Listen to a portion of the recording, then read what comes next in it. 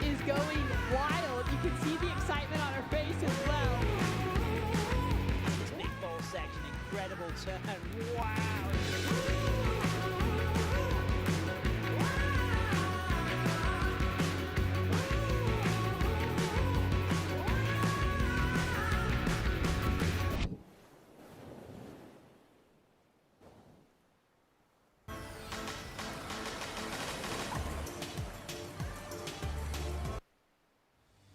And welcome, good morning, bienvenidos, bon dia. We're here at Huntington Beach, California for the 2024 ISA World Parasurfing Championship. Day number 5 of action. We've seen over 1,000 waves ridden, 85 heats, and now we're to the pointy end of the competition. Today we've got 16 heats, 12 of them are semifinals, and 4 finals will be crowning champions today. Anthony Vela here with Roy Tuscany. Roy, we got a fun day ahead of us. Yes, we do. We have the first round of our semifinals, Heat 1 of Men's Prone 1 getting ready here. These guys are going to be getting out in water with about 5 minutes before this competition starts. These are the guys that that ended our day yesterday, actually. You know, seeing some big scores from Casey Proud, who was on screen in the red jersey. He'll be surfing in Heat 1.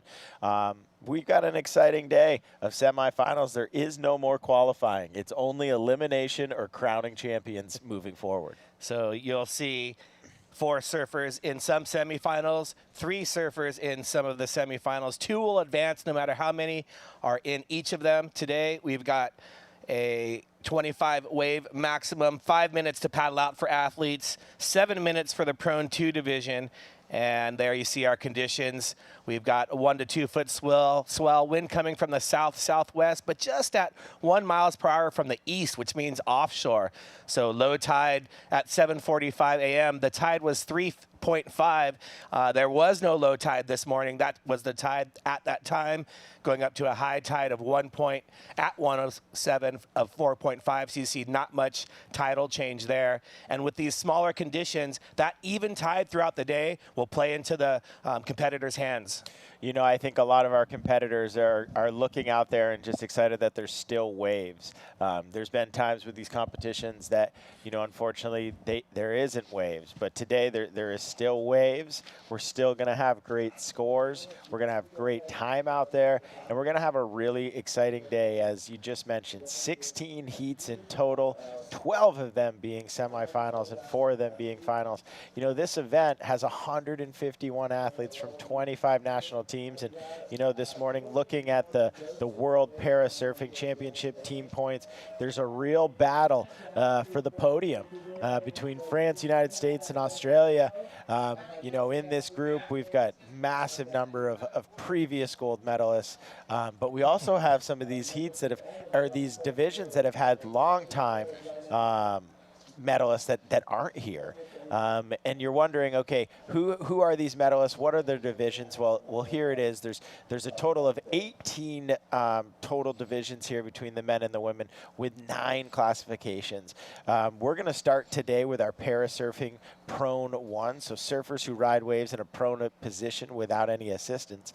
The sister to that one is Prone 2, which adds in 2 more members of the team, with the surfer with a pusher and a catcher. The pusher being the individual who puts that surfer on the wave, and then a catcher who grabs them when they get off.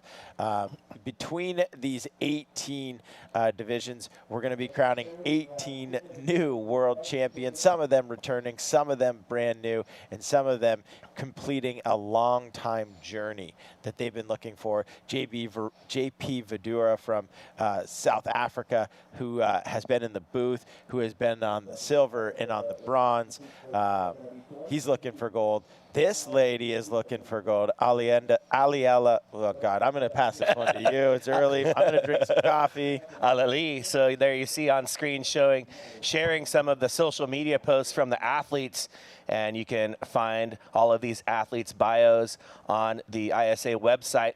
That is ISAsurf.org. You can check the hashtag ISAsurfing and scroll through it. Some amazing images and videos and reels. And, of course, follow Surf City USA at Surf City USA. This event presented by Visit Huntington Beach. And we want to thank Huntington Beach for hosting its 9th ISA World Championship event.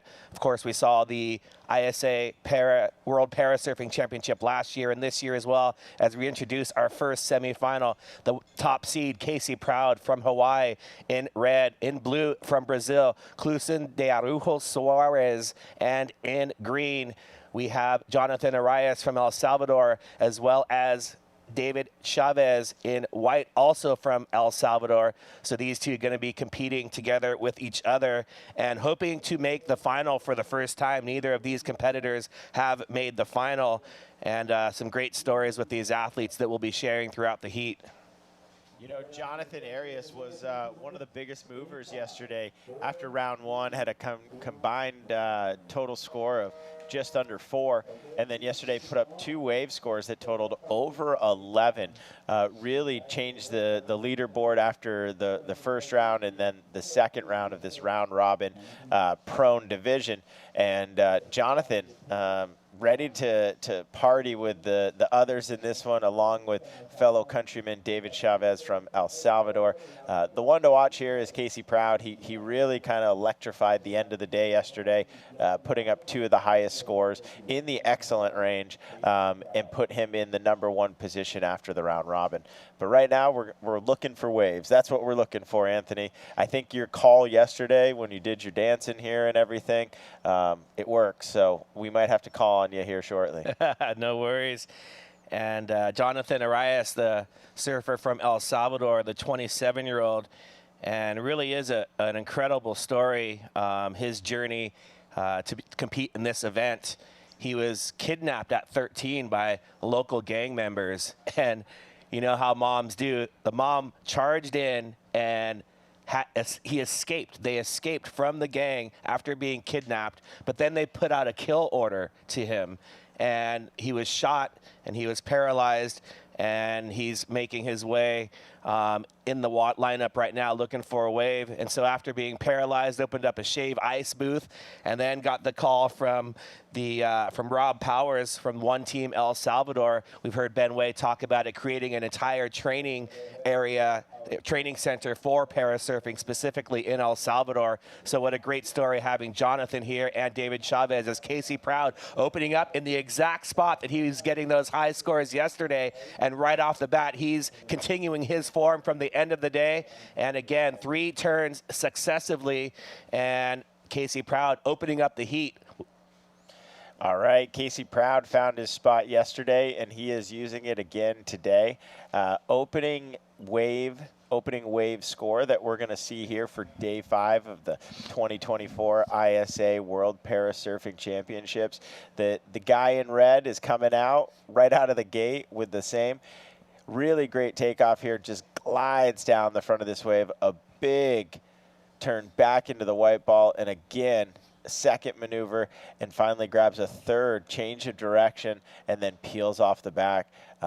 I don't see it being an 8 because it's 7 in the morning, but it's going to be a setting mark for the day ahead for our judges. But I could be wrong too. I just call it, but I am just calling that it is 7 a.m. in the morning, and we're all still just getting ourselves going here. Just like our surfer there from El Salvador. What an incredible story you just shared of his journey here, and he's going to try to go on this one going right. And you can see that lead arm out in front, grabbing the handle. angling, banking off the whitewater, changes direction one more time. That's Jonathan Arias from El Salvador, the 27-year-old, and he ducks out of that wave. You can see the twin fin as Klusen up and riding from Brazil. Lost him through the pier, but we'll get a shot from our replay. And up again, Casey Proud from Hawaii dropped a 4.83 on his first wave. He's trying to back that up, looking for an off the top, and he gets it. Free falls back down, and that score is going to better his 4.83, and he is setting the tone here in the first semifinal. What a great wave there. Really getting creative with what the ocean is providing.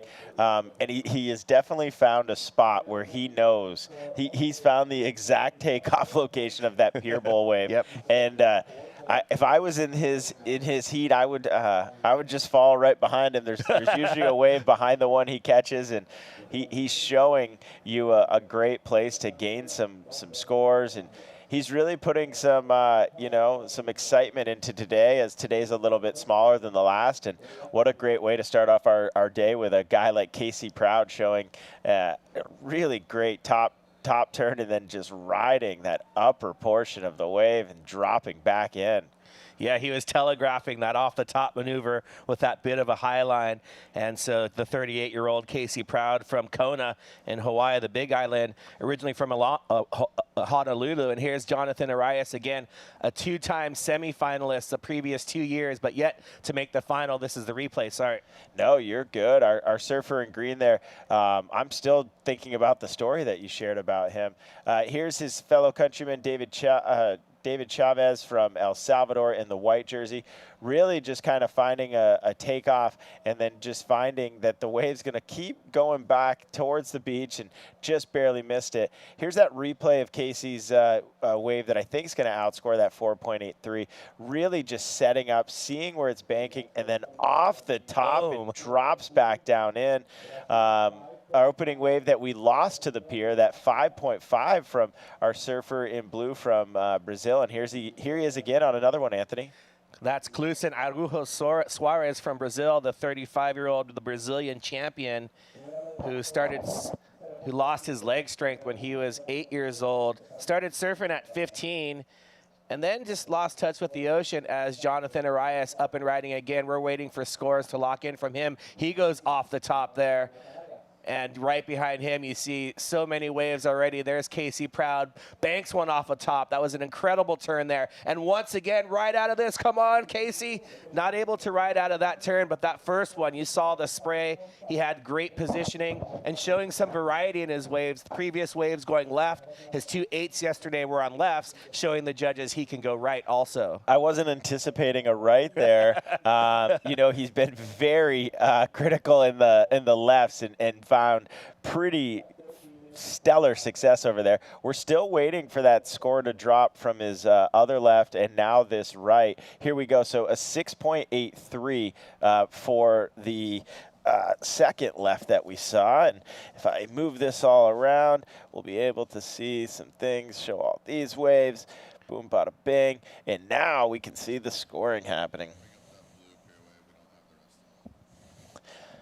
Wow, and there you see Casey Proud with that. I believe that was the second left. Yep. And he still has the right to be scored. So his second left was that 6.83, improving on his 4.83. So that's his score line for now. But he has one more score to drop, and I think it's going to be better than the 4.83 from that first critical turn.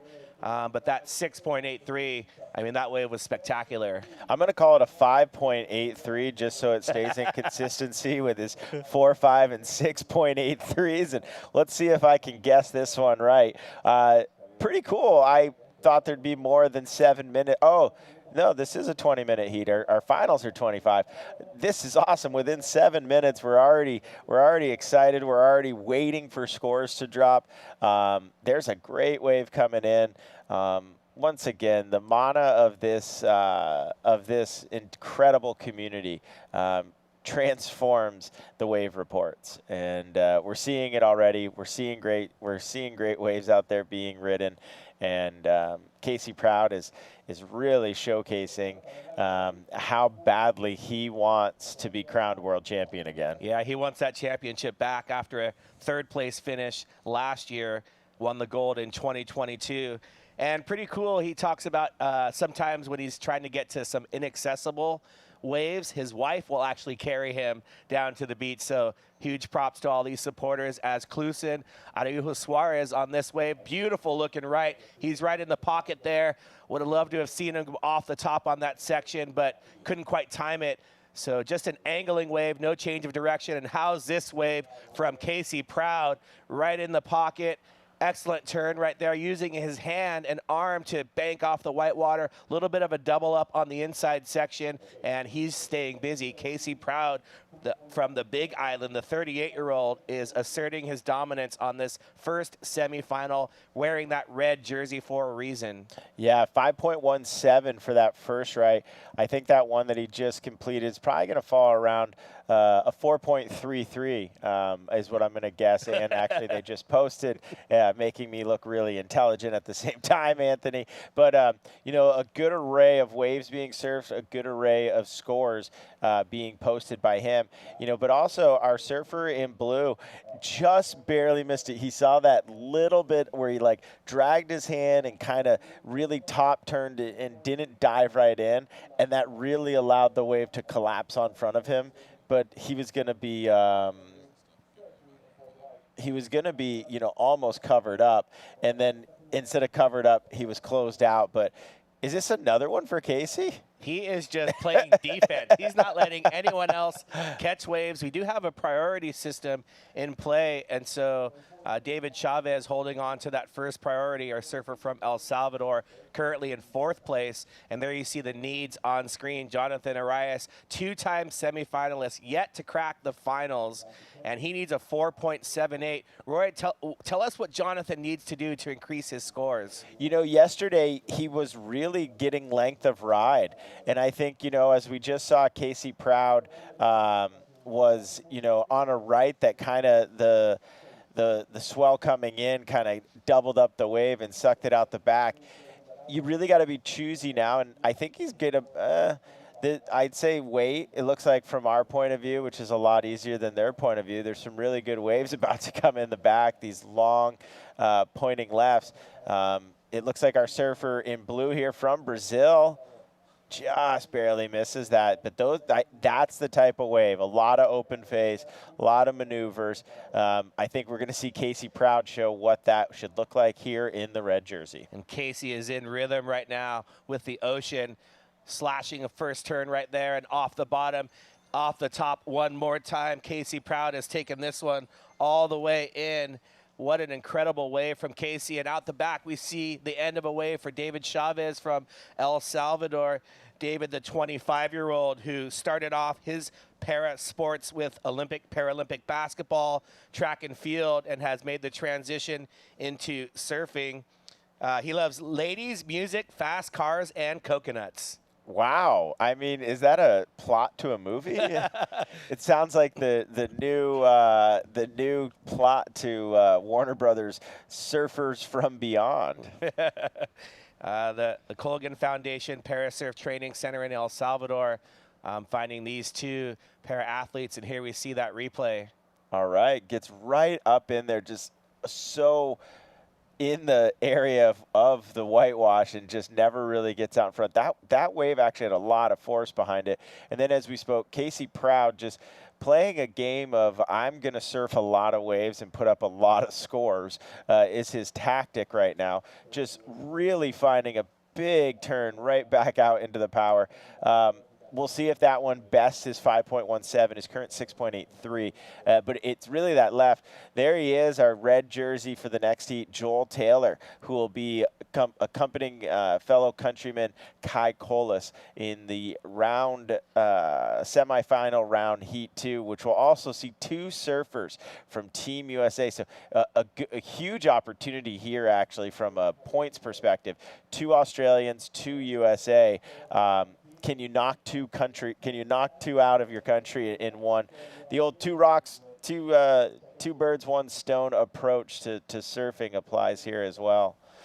That's a great point that you bring up there. The team strategy, and hopefully you want to advance both of your surfers, but it's also to knock out the other team surfers as well. Yeah, you know, it was really cool. One of my board members for High Fives was traveling in El Salvador, actually, and came across the Parasurfing facility that's there. It's a beautiful building, all accessible. Actually, Team USA, who's has El Salvador roots, Jose Martinez has gone and actually trained there. He said the food, the care, the stoke is just phenomenal. So I imagine El Salvador, as that facility progresses, is going to be finding, creating, and curating some more champions to be like we're seeing out of Chavez and Arias here. Because it's something that not every country has. Agree with you 100%. And El Salvador really putting support and finances into the surfing community, hosting several ISA World Championships, but also in the training of their own athletes as well. And the results are showing here as Jonathan and David both making it into the semifinals. Jonathan Arias trying to crack his way into the finals, but we see Casey Proud from Hawaii. His 6th wave was his second best wave, 6.77. So he is just clocking so many scores, 6.83, 6.77. You see Klusen, he needs an 8.1. That's to move into first, but he's currently in advancement position. He's going to want to better his 2.37 to make it more difficult for Jonathan Arias, who needs a 4.78, and he's having a look right now. That's Jonathan from El Salvador on the inside rail. He's got a good-looking wave, just a little behind it. Can he get out in front of it? And banks off the whitewater. That would have been an excellent score had he hit that section, having been in front of that whitewater, but maybe 1 or 2 more paddles, more strokes to get into that wave a little bit easier. And here we see way further south is David Chavez. And he's got a great-looking wave, side slipping down, and that outside rail catches, and he goes over. So 2 waves from the 2 El Salvadorian surfers with under 5 minutes remaining.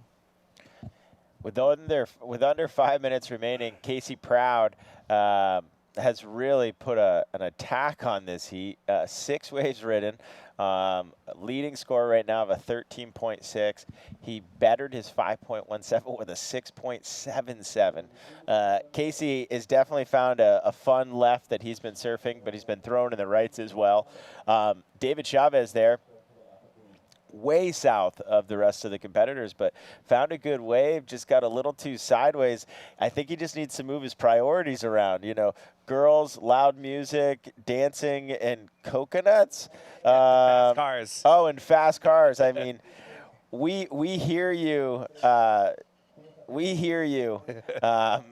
Fast and the Furious, but let's try Surfing the Furious here.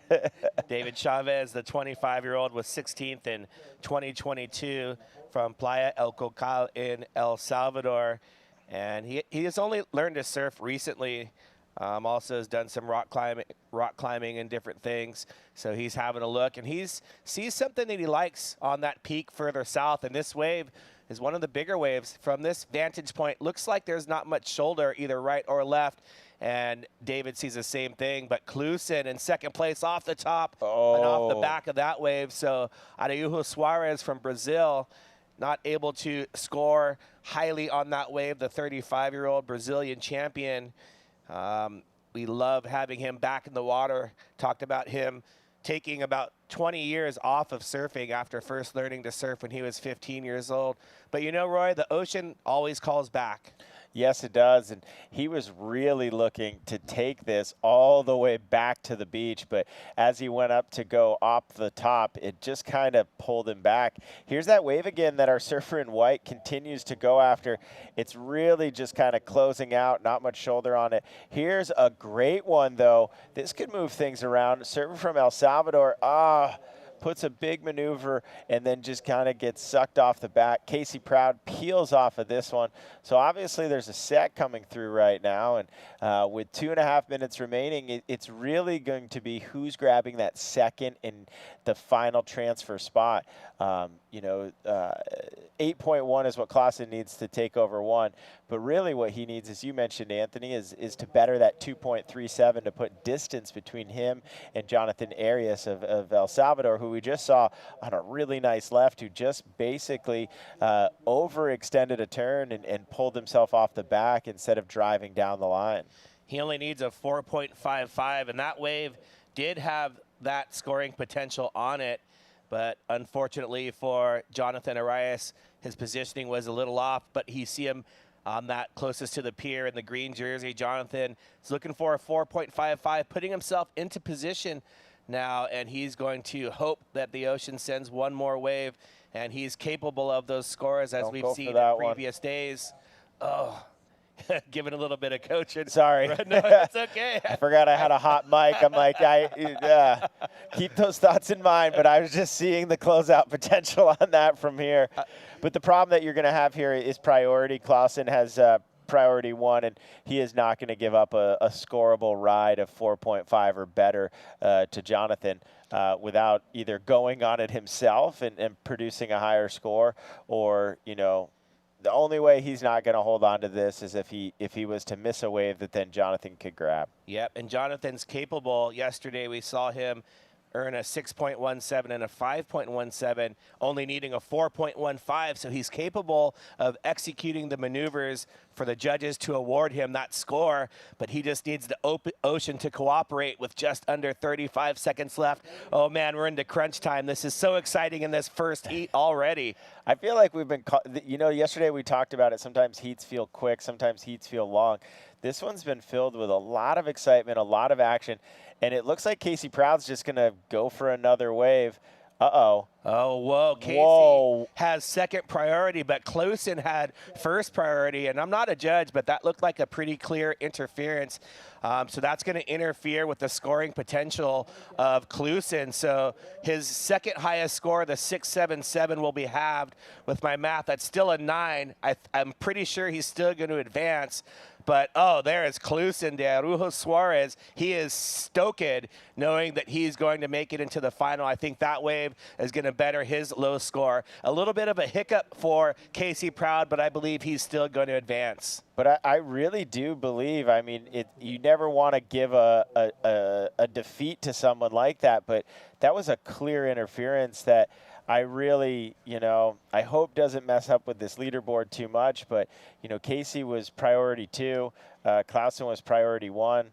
Here we go on the replay. Unfortunately, I'm not going to be calling a judge here myself, but they're both going. And I really think he did peel off. But you saw him look up at the priority board also, I think, and Clausen threw up his hands as well. So I think Casey maybe didn't know, and then as he was dropping in, you saw him look up, and then he pulled off. And so a great replay from our guys in the booth there. And right here, this is the best part. Clausen coming in, de Araujo Suarez. He may get the heat win. We're still waiting for the score to lock in there. Wow, action from the first wave until the last exchange. I remember 2 years ago, the last time Mark Mono Stewart won the ISA in 2021, Sponge Williams had it all wrapped up, was sitting with P2 priority and didn't even need to catch a wave, and unfortunately did the same thing. But we're awaiting this. No, they did. Look at that. They gave him, oh my God, they gave him a full priority infraction. So he only gets one score on that one, but still able to advance. Casey Proud, Clausen Araujo Suarez in first place in that first semifinal. And we'll be back with the second semi right after this.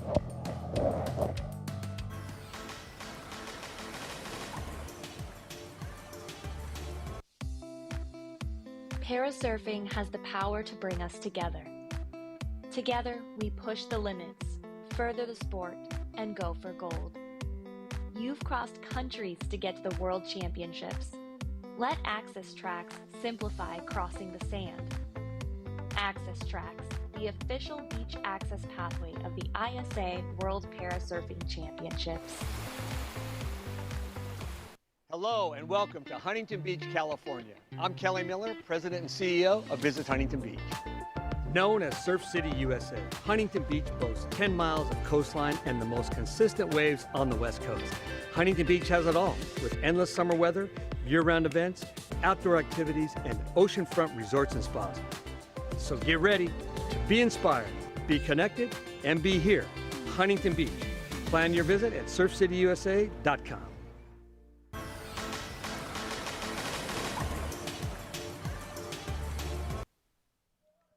And welcome back to the exciting action. We are here in heat number 2, semifinal number 2 of the men's Prone 1 division, the 2024 ISA World Parasurfing Championship. We have from Australia, our surfer in red, Joel Taylor, and his fellow countryman, Kai Colas, wearing blue. Jacob Pacheco from the United States in green, and Parker Olnick from the United States, his first time competing at an ISA World Parasurfing Championship. He'll be wearing the white jersey in this second semifinal. And Park, go ahead, sorry. Oh, sorry. I jumped right in on you. And our surfer in white jumped right into this competition, catching a wave right out of the gate. You know, there's a big rivalry here. One, you've got 2 Australian surfers versus 2 U.S. surfers, you know, for the overall team points. But then also earlier this year in the AASP, Kai Colas and Joel Taylor tied for the world title. And it ended up going back to the highest wave ridden at the U.S. Open, which gave Kai the title and defending it as a back-to-back world champion. So currently, you know, Kai is the AASP world champ, but the current ISA world champ is Joel Taylor. They definitely have a rivalry amongst their selves, but also, you know, they are 2 incredible teammates that the Australian team has to have them in hunt for a team title as well. So a lot of action going on out there between some country points, some individual titles and awards, some first-time competitors in this semifinals. This is going to be exciting. If anything from the last heat, this is only going to build on the momentum of the last heat, where we saw Casey Proud almost throw away. Oh my goodness, a championship. Yeah, that would have been not good had he not stayed busy during his heat and got so many waves. So he was able to have that priority interference, which eliminated his second scoring wave. So Casey Proud moved into second place, and Clusen able to advance in first place. Parker Olnick, the youngster, the 20-year-old from San Diego, studies at San Diego State University, currently leading with 1 scoring wave of a 1.17. He's joined in the water by his teammate, Jacob Pacheco, the 34-year-old. And the Australians, we have a veteran, Joel Taylor, at 44 years old, and the newcomer, Kai Colas, at 17. But the newcomer, Kai Colas, is no stranger to winning, and so this is just a fantastic heat. You know, and we talked about it in the last heat, too, about an individual taking a 20-year break from being in the water. Well, Joel Taylor, prior to getting hurt, was the boogie board world champion, took over 20 years off and has returned to the water and has really started to showcase how much of his skill set didn't go away. It's like riding a bike, and here's that surfer in blue from Australia on a beautiful left, Anthony. Yeah, Kai Colas opening up with a great score. He had a lot of speed on that wave right in the pocket, and that wave had a little more size than some of the other waves that we've seen. So in my opinion, that is as good as we saw Casey Proud's wave from the previous heat. So that's going to be somewhere over the 5 range. And you see right here, just a behind the peak takeoff, which enabled him to get so much speed into that first turn, redirects it perfectly back into the whitewater, and again off the whitewater, falls behind the wave on that last turn. But I think he did some damage out the back, and the judges are going to love those turns with a lot of speed, showing speed, power, and flow. Kai Colas from Palm Beach, Australia. His favorite wave is the Mentawai Islands, which, if you've been there, it's everybody's favorite wave because a lot of perfect point breaks around there. But the Sydney Northern Beaches, Palm Beach, one of those northern beaches in that area, and lots of different types of waves as well. And of course, when the surf gets bigger on those Sydney northern beaches, you've got the bommies that break. There's reefs kind of out a lot on many of those breaks. And so right now, we are going to go down to our man on the sand, Ben Way, and he's got the winner of that last heat, Clausen Airujo Suarez from Brazil. Thanks a lot, guys. Winner of that first semifinal of our Prone Division, representing Brazil, Clausen Suarez. Parabéns, congratulations. Muito obrigado. Eu quero agradecer primeiramente a Deus por ter mudado minha vida e hoje fazer parte de uma final de um mundial representando o meu Brasil. Estou muito feliz em passar para a final e é isso aí. He thanks God for being here, and he's very happy to represent Brazil on the ISA into the finals. So my first question is going to be that today is an elimination round. Up until now, it was just getting points to make sure that he secured a semifinal. And how was his feeling? How was his focus in the morning, knowing that this was a much more serious round? Esse foi round eliminatório nas semifinais, né? Ele está te perguntando como é que você sentiu de manhã sabendo que é round que poderia te tirar da final. Eu fiquei um pouco preocupado, mas eu confiei no meu surf, eu treinei bastante para estar aqui. E é isso aí, agradecer a meus patrocinadores por ter me apoiado, ter acreditado no meu trabalho. E é graças a eles, a gente está aqui representando nosso país e estou muito feliz em participar da final mais uma vez. He was a little bit anxious and worried, but he was sure that he trained the whole year for this event and should just go out in the water to get this space on the final. And lastly, he was training, but he was training in warm water, whereas home is Paraíba is hot water all year long in the north of Brazil. How is he feeling in these cold California conditions? Você treina lá na Paraíba, água quente, né? Aquela aguinha tropical. Como é que está sendo aqui nessa água gelada? Como é que se sente? É um pouco desafiador participar de um evento desse e ainda mais com água gelada, que é totalmente do meu hábito natural, né? Não tem nada a ver com a minha praia lá. Mas é isso aí, a gente gosta da diversidade, dos desafios e vamos para cima e é isso aí. Well, he felt a little bit challenged because of the cold water, but he's prepared for that, and he liked all the challenge situation. Is where he goes big. Fala para ele que eu queria ser entrevistado por ele, tava. And he just is thankful to being interviewed by you because he was willing for that. Oh, man, muito obrigado. E finalmente, por favor, dê uma mensagem por todo no Brasil. E aí, galera, vamos que vamos. O Brasil tá na final e é isso aí. Vamos levar uma medalha pro Brasil. Obrigado. Tamo junto. Tamo junto. Back to you guys. Estamos junto. We are together. And his highlight wasn't necessarily winning the heat to make the final. It was winning the heat to be able to be interviewed by the legend Ben Way. And up and riding, we've got a legend, Joel Taylor, dropping down on that one, scooting a little further back on his board to reposition himself, gaining speed, heading towards the pier. Another bank off the whitewater, and he's going to look to ride this one all the way to the inside section, pulls out of that one. The 44-year-old from Lennox Head, Australia, cobblestone point break there. What a beautiful wave in Lennox Head. And he's having to look back maybe at his team and spotters. And as we've talked about, he was a champion bodyboarder and injuring himself back in 2001 surfing Pipeline. Oh, Pacheco getting fully covered up there while we were marveling over Joel's left. That was absolutely unexpected, I think, to see that wave also happen at the same time when Joel caught such a beautiful left. Here it is from above, fully underneath the barrel in the tube and pops right out. Wow, two great waves on that one being surfed.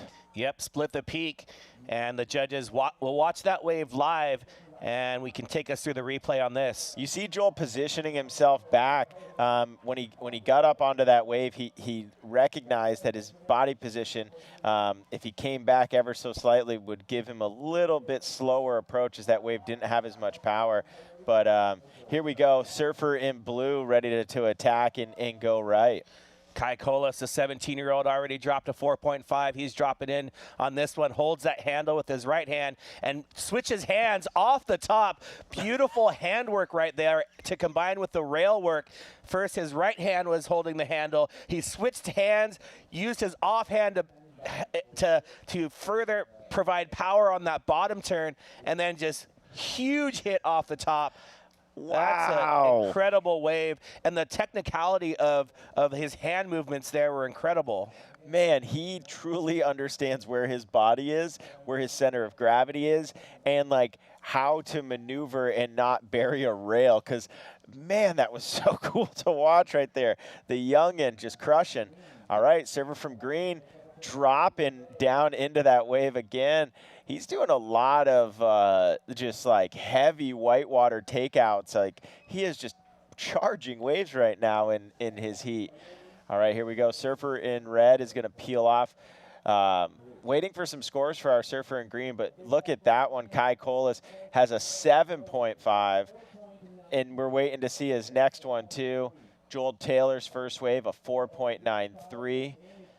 Scores are starting to come in, and the board are starting to show up. Yep, you talked about Jacob Pacheco charging here today. One of his favorite accomplishments is charging Steamer Lane in Santa Cruz. And if you've ever been there, that wave, when it gets big, it's pretty heavy. And I'm just figuring out how he even got out there, because even to get out to the wave at Steamer Lane, you've got to either paddle from the beach a couple miles, or there's a couple of different stairs to walk down, and you walk off of rocks in order to get out there, especially when it's bigger. Just getting out is tough, or you can also jump off the cliff. Maybe that's what he did. Well, there's a guy by the name of Rob Jarvis. Rob Jarvis has the greatest hair in the world, but he's also one of the greatest watermen ever, and he's been living in Santa Cruz for a long time. Look at this one. Here's that upper view from the drone, and then watching Kai completely change his body position and utilizing that handle, but going left hand to right hand, and then just doing big maneuvers. Look at him as he's paddling in. Grabs first with the right hand here, charging down the line. He's got that Australian surfer flow hair just crushing in the wind. And he comes down after making a big old top turn. And look at him. He grabs the handle now with the left, drags the right arm, and just says, slap-a-roo, high five to you, and just takes this wave to the face and just posterizes that maneuver right there. Oh, it's so good. We're going to watch it again, Anthony. I'm going to let you call it. Yeah, and you can see that, boom, right there. And his outstretched arm looked like, the wings of a pelican. He had him perfectly positioned and just scooped a whole gallon of water in order to drive that board off the top. And what a beautiful wave. That's the highest score of this division that we've seen so far today, 7.5 for Kai Kolas. Kai from Palm Beach, Australia, and he's got command of this heat, and he's up and riding again. You can see him looking right, looking left, and that wave not having much to offer. Does a little backwards side slip, and that was a rock and roll fakie there. Joel Taylor, needs a 1.3. He only has one single scoring wave in this heat. Joel Taylor off the top, rides out of that one. He's going for the spinner, and there it is. 360. He was calling it. Our man in the booth, Sam, was talking to him yesterday, and Joel Taylor, he wants to do that on the open face, though. So the judges are going to award that. But if he does that maneuver on the open face, perhaps never been done in this event. Jacob Pacheco currently in second place from the United States.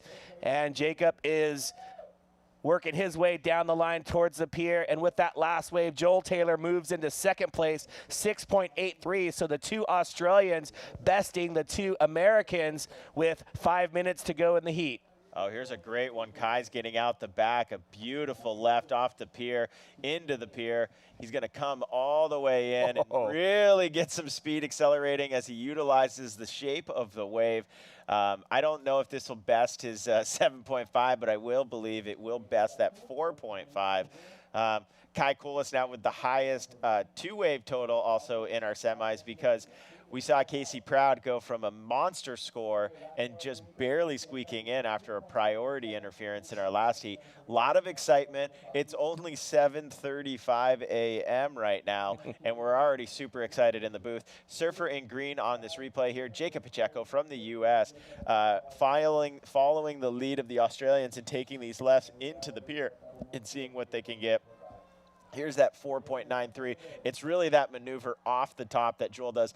And then for Sam Bleakley, he throws in the spin-o-rama. Sam just stood up an extra inch taller than he already is. And our guy in blue, who has really dominated this heat, the youngin from Australia, just graduated high school last Friday and is now here about looking to take on a world championship alongside himself and some other great surfers.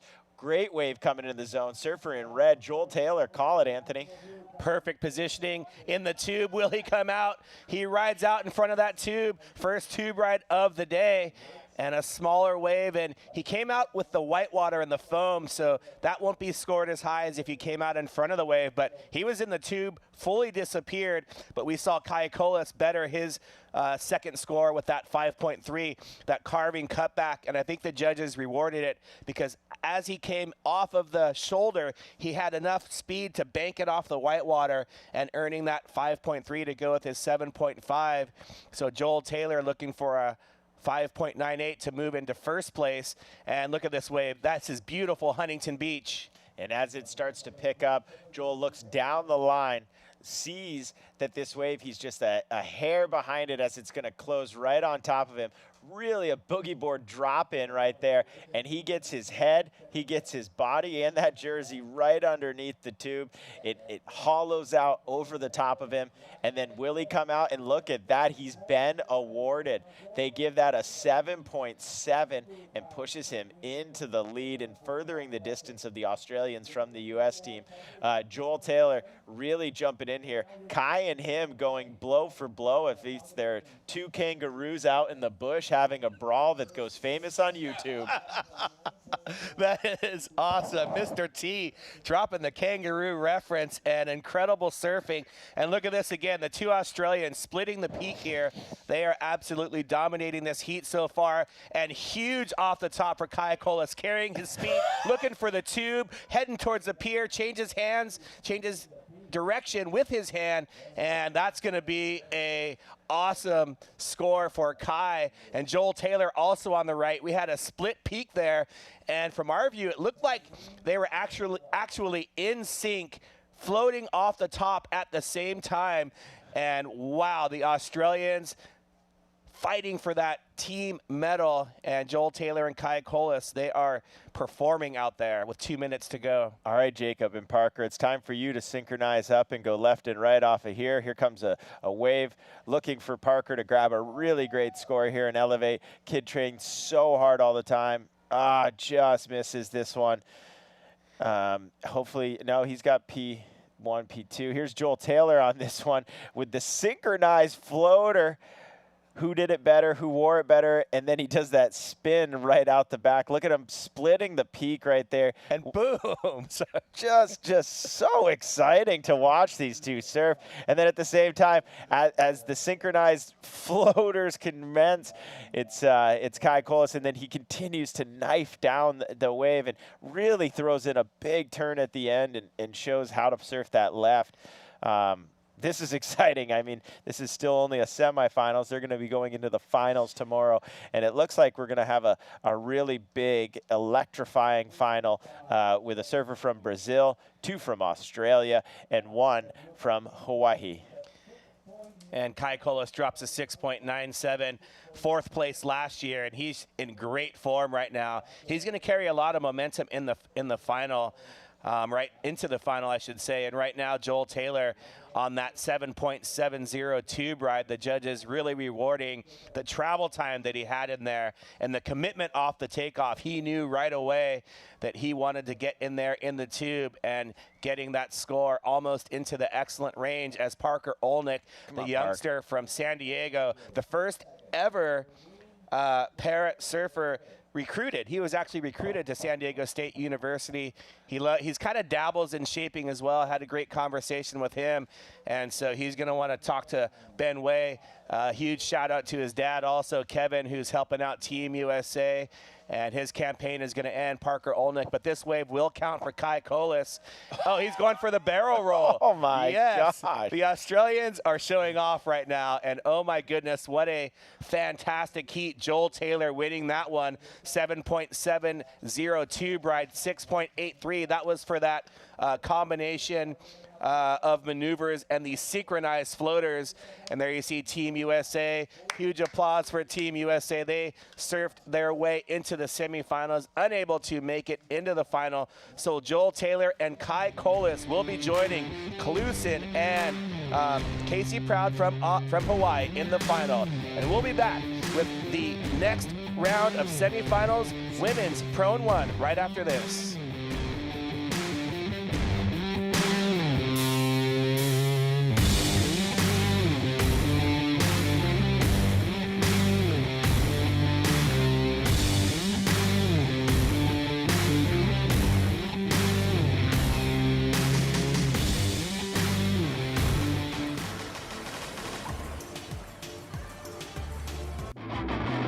We are Team USA. Welcome to this year's opening ceremony 2024. Let's go! Welcome everybody to this beautiful get together again of the parasurfers of the world under the ISA. These are going to be amazing days of surfing in Surf City, USA, Huntington Beach. What a wonderful place full of history for the ISA, for World Championships, for US National Championships, for legends that's been surfing in Huntington Beach for decades and decades and decades. It's part of the history of surfing in the United States. So enjoy these days, enjoy your friends, your colleagues, your fellow competitors from around the world. Thank you very much. Muchas gracias to everybody from the bottom of my heart. Thank you. Thank you once again, and I would now like to declare the ISA Parasurfing Championship open.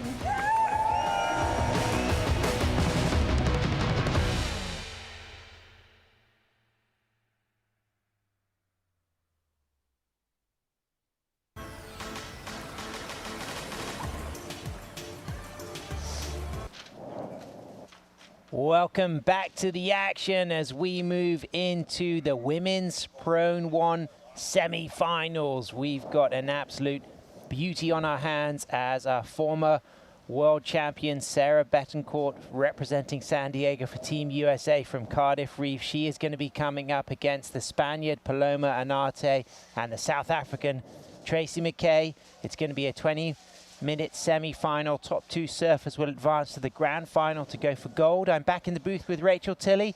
Rachel, we've had a great couple of semi-finals already. It's crunch time.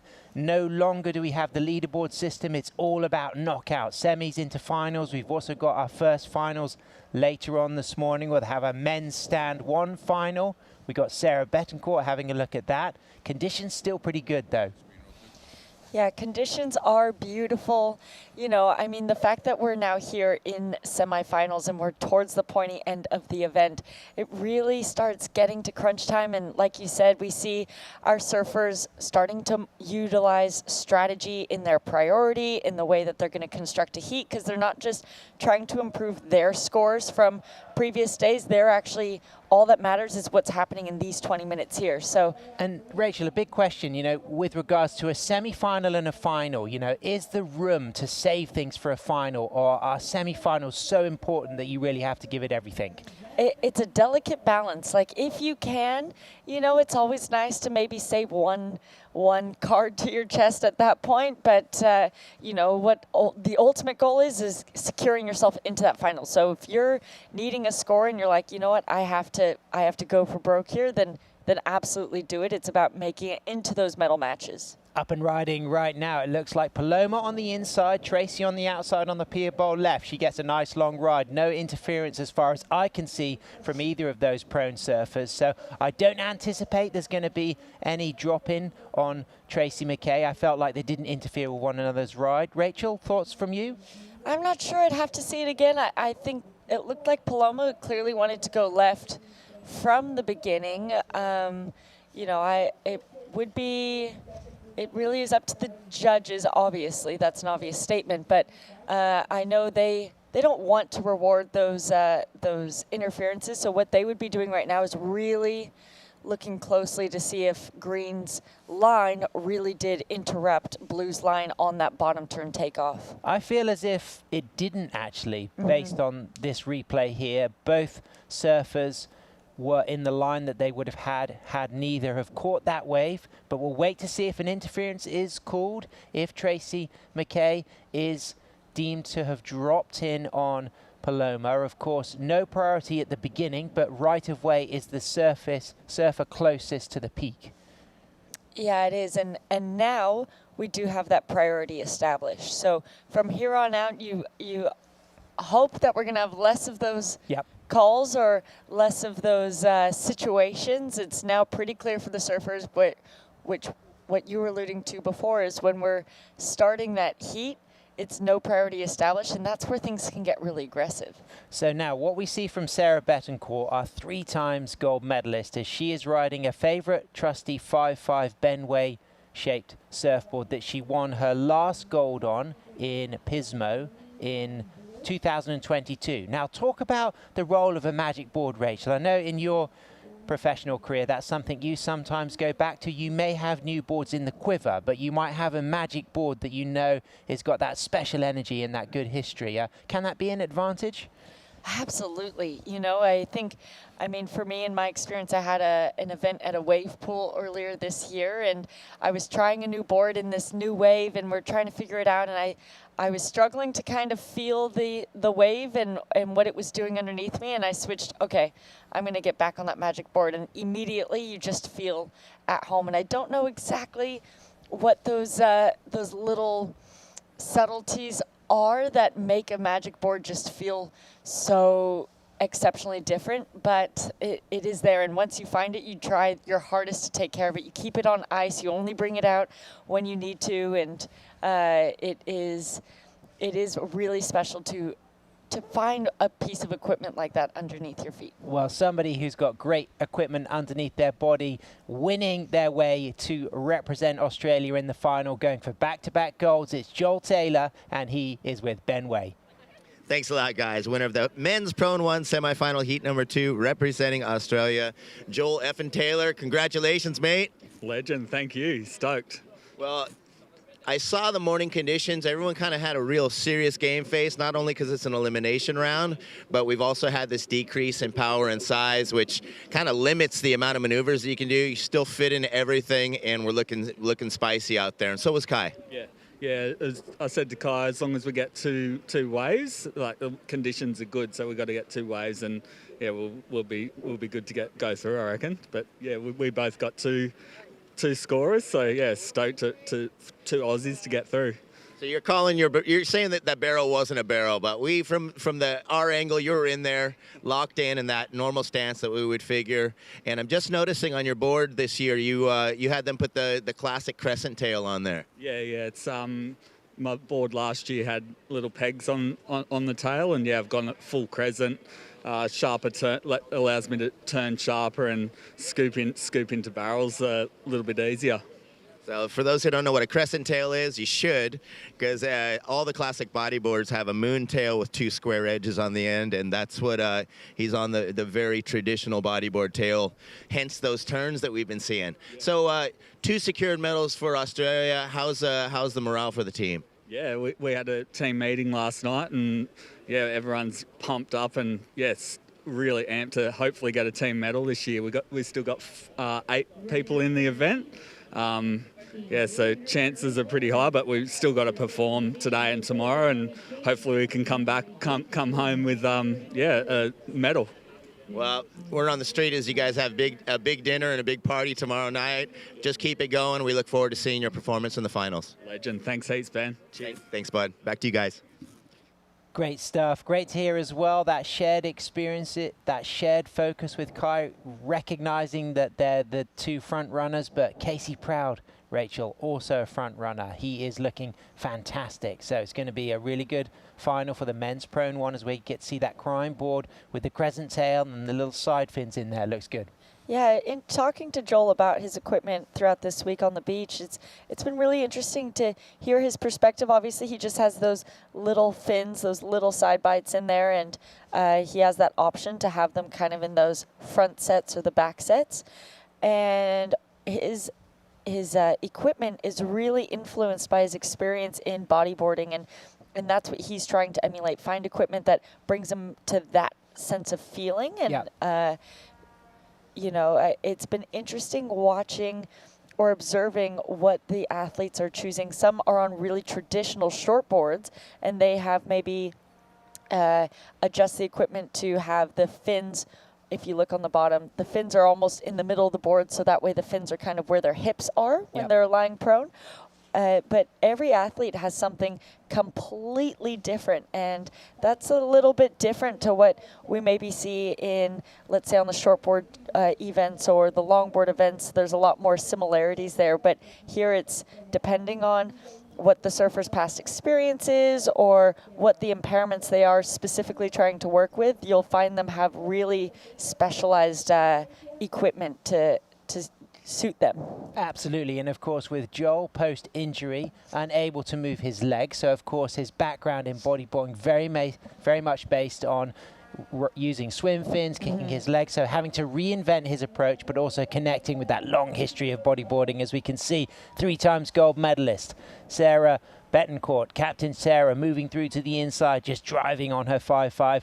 Ben Way, little pump through for that last section there. So she stayed busy, but the news on the street, Rachel, is Tracy McKay did get an interference on that first exchange. So it was a non-priority interference. So am I correct in that she will just halve her backup score? Yeah, I believe so. So there are those 2 different types of interferences. A priority interference, if let's say Paloma in second priority were now to drop in on Tracy, she would get a priority 2 or interference 2, and that would take away her complete second highest scoring wave. So let's take a look at this replay of Sarah. You know, she's just trying to get something on the board. I think she has paddled for quite a few waves, made a few priority mistakes and not catching them, and she's just wanting to like get her skin in the game and get her situation account opened, and she opens that up with a 3.83, so that does send her straight to the lead.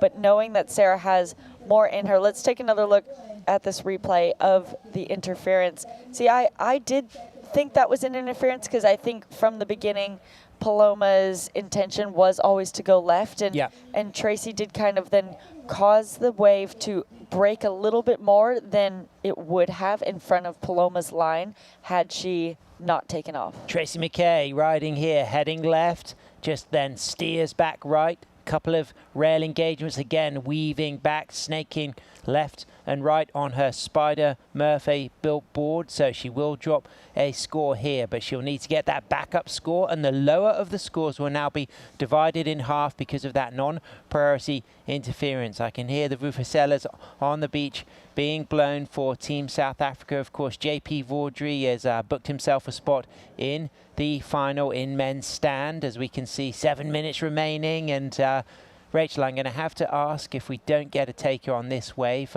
your description of the watercolor today on the blue spectrum. There is a lot of green in there today, though, so I'm not quite sure if you've brushed up on your green tones.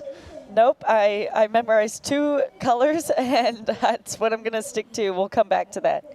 Sarah Betancourt, Captain Sarah, nice deep section there, charges back out onto the face on the pier bowl left, drops back in, cuts back, hooks it, stays in the pocket, really nice work, shoots the pier through the pylons and then just slows down, puts the body down, jams it into the sand and paddles back out between the pylons. So she's going to drop a second score. She's kicked off with that 3.83. The judges really rewarding her approach, as we can see Paloma there with a late drop. She just readjusts her body alignment there, goes to the tail, slides back forward further to just keep that weight more over the nose into the pier bowl section, very close to the pier there. And I'm just hoping that that board didn't get a little knock on the barnacles. We did see a big injury for Australian Chris Astle earlier in the event, so big shout out to Chris if you're tuning in. He did actually have to travel back home. He did sustain a minor head injury and some cuts, and And just goes to show how dangerous it is shooting the pier. And Yeah. why David Nuiva wore a helmet in 1966 to do it. Which was Yeah. mandatory because the sponsors of the event were promoting the use of the helmet. So let's enjoy this replay here from Sarah. Yeah, this wave never really quite opened up in front of her. She was racing it really hard, gets a little hit there, and then as we get more towards that pier bowl, opens up for her to get a redirection before she cuts out prior to the pylons.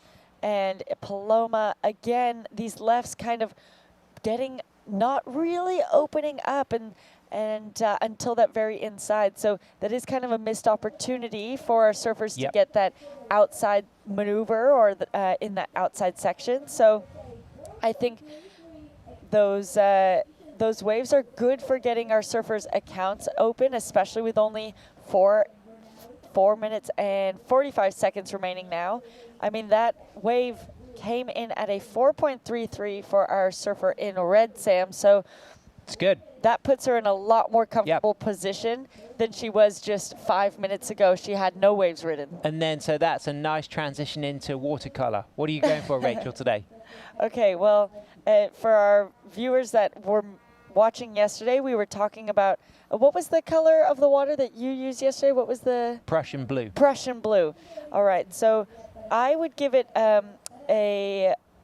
it's a mixture of ultramarine and azure. Nice, great, love it. Great stuff, Rachel. As we see a little lull there. So the situation is Sarah Betancourt, 3 times world champion in 2020, 2021, 2022. She took a break last year from the ISA World Parasurfing Championship, but she's back going for that 4th world title. That would be absolutely incredible. Coming up in heat number 2, we have our Dutch surfer, Julne Molman from the Netherlands. We have Laura Foti from, actually representing Team England, but based in Australia. And we also have Suzanne Edwards, of course, a copper medalist, moving back to 2018. She was a bronze medalist that year at the ISA World Parasurfing Championships. She's going to be coming up in that heat number 2. So it feels like there's a good opportunity for Sarah to get that 4th world title. And she's on a really nice wave with a nice late takeoff. Comes hard off the bottom, readjusts that line, hits that lip. You could see in order just to take that takeoff, Rachel, she really had to shift her weight to the tail and then went straight into that hard turn, engaged the rail, locked the fins, but was quite far back on the board to really drive out of that off the lip. And I think we're seeing her execute a really great strategy here now, and I'm sure one that she worked with Courtney Conalug on prior to paddling out, in that she has 2 scores now that have her in that leading position. Once you have that, it's like the base of the job done, and now it's about replacing that second score, that 3.83, and that's where you can start going for it a little bit more and getting risky. And it's okay if you fall because you already have the base work done. Yeah, and I've seen some really nice coaching sessions in the afternoons led by Courtney Conalog with the USA team out on the pier bowl rights and lefts. It's been great energy. I must emphasize the spirit, the positivity that Courtney brings to a session is absolutely incredible. Really, really appreciate her cheering, her hooting, her sharing. And as a local here at Huntington, she's one of those locals that you really aspire to behave like at your own spot. She really does welcome people who have good attitude. And her role with the US team has been brilliant. Live action, Paloma from Spain. She takes a fall. She won't really probably replace that backup 1.5. But as it stands, looking at our team stats, as we kick things off this morning, France were in the lead, USA in 2nd, Australia in 3rd, and Spain in 4th. As we see Paloma on the inside, I heard some hoots from the Spanish team there. It might have been a good ride for her, Rachel. Yeah, and you can see her like I'm not sure the word that I'm looking for right now, but jump off her board there to miss the pylons on the inside. I think she'll be feeling with that. She's trying to secure that 2nd place position, make it harder for Tracy to get that score. Wow. She takes it off on the inside. That was a good ride. Yeah, it was, absolutely. Takes it all the way to the inside here, gets that nice cut back along the way. So brilliant. Love it. I love the acceleration and the lock. And Rachel, looking back over the team wins, Team France took gold last year. USA took silver. Brazil took bronze and Team England took copper.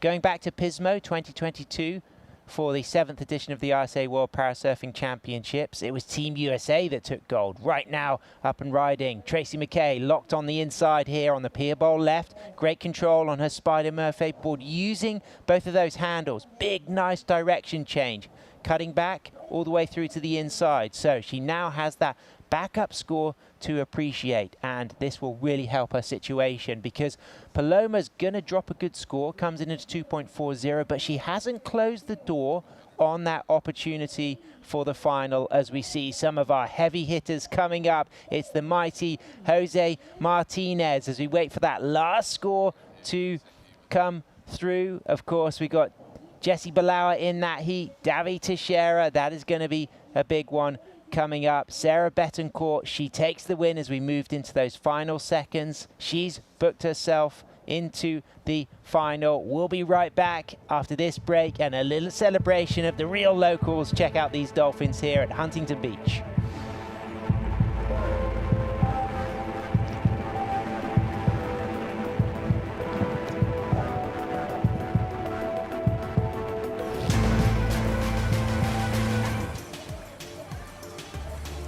Hello and welcome to Huntington Beach, California. I'm Kelly Miller, President and CEO of Visit Huntington Beach.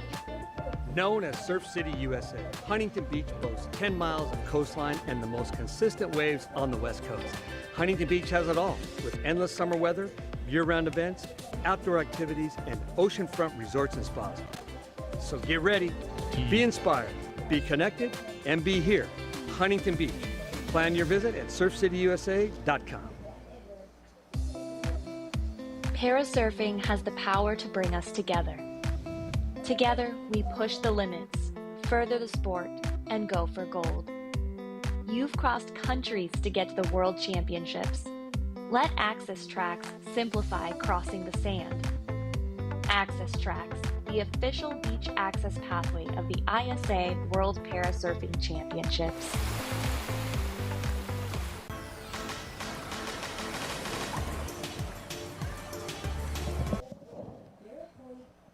Welcome back to the Dolphin Show. They're the real locals. They're having a good time out there. The conditions have absolutely been incredible. We're on the penultimate day of action. It's our 5th day here. Of course, we will be crowning some of our gold medalists later this morning. We'll be crowning our stand 1 men's, our stand 1 women's, our men's sit, our women's sit. We've also got knockout semifinals, and we're going to be crowning our rest of our gold medalists tomorrow. As we can see, our surfer representing the Netherlands, Jolne Molman, with a really nice late takeoff there and controlling that radical late takeoff, and then just really engaging in that front nose section with a fantastic technique, bringing a lot of her prowess from Paralympic swimming now to parasurfing, representing the Netherlands in style. Rachel Tilley, I think that's a really strong start for our Dutch surfer.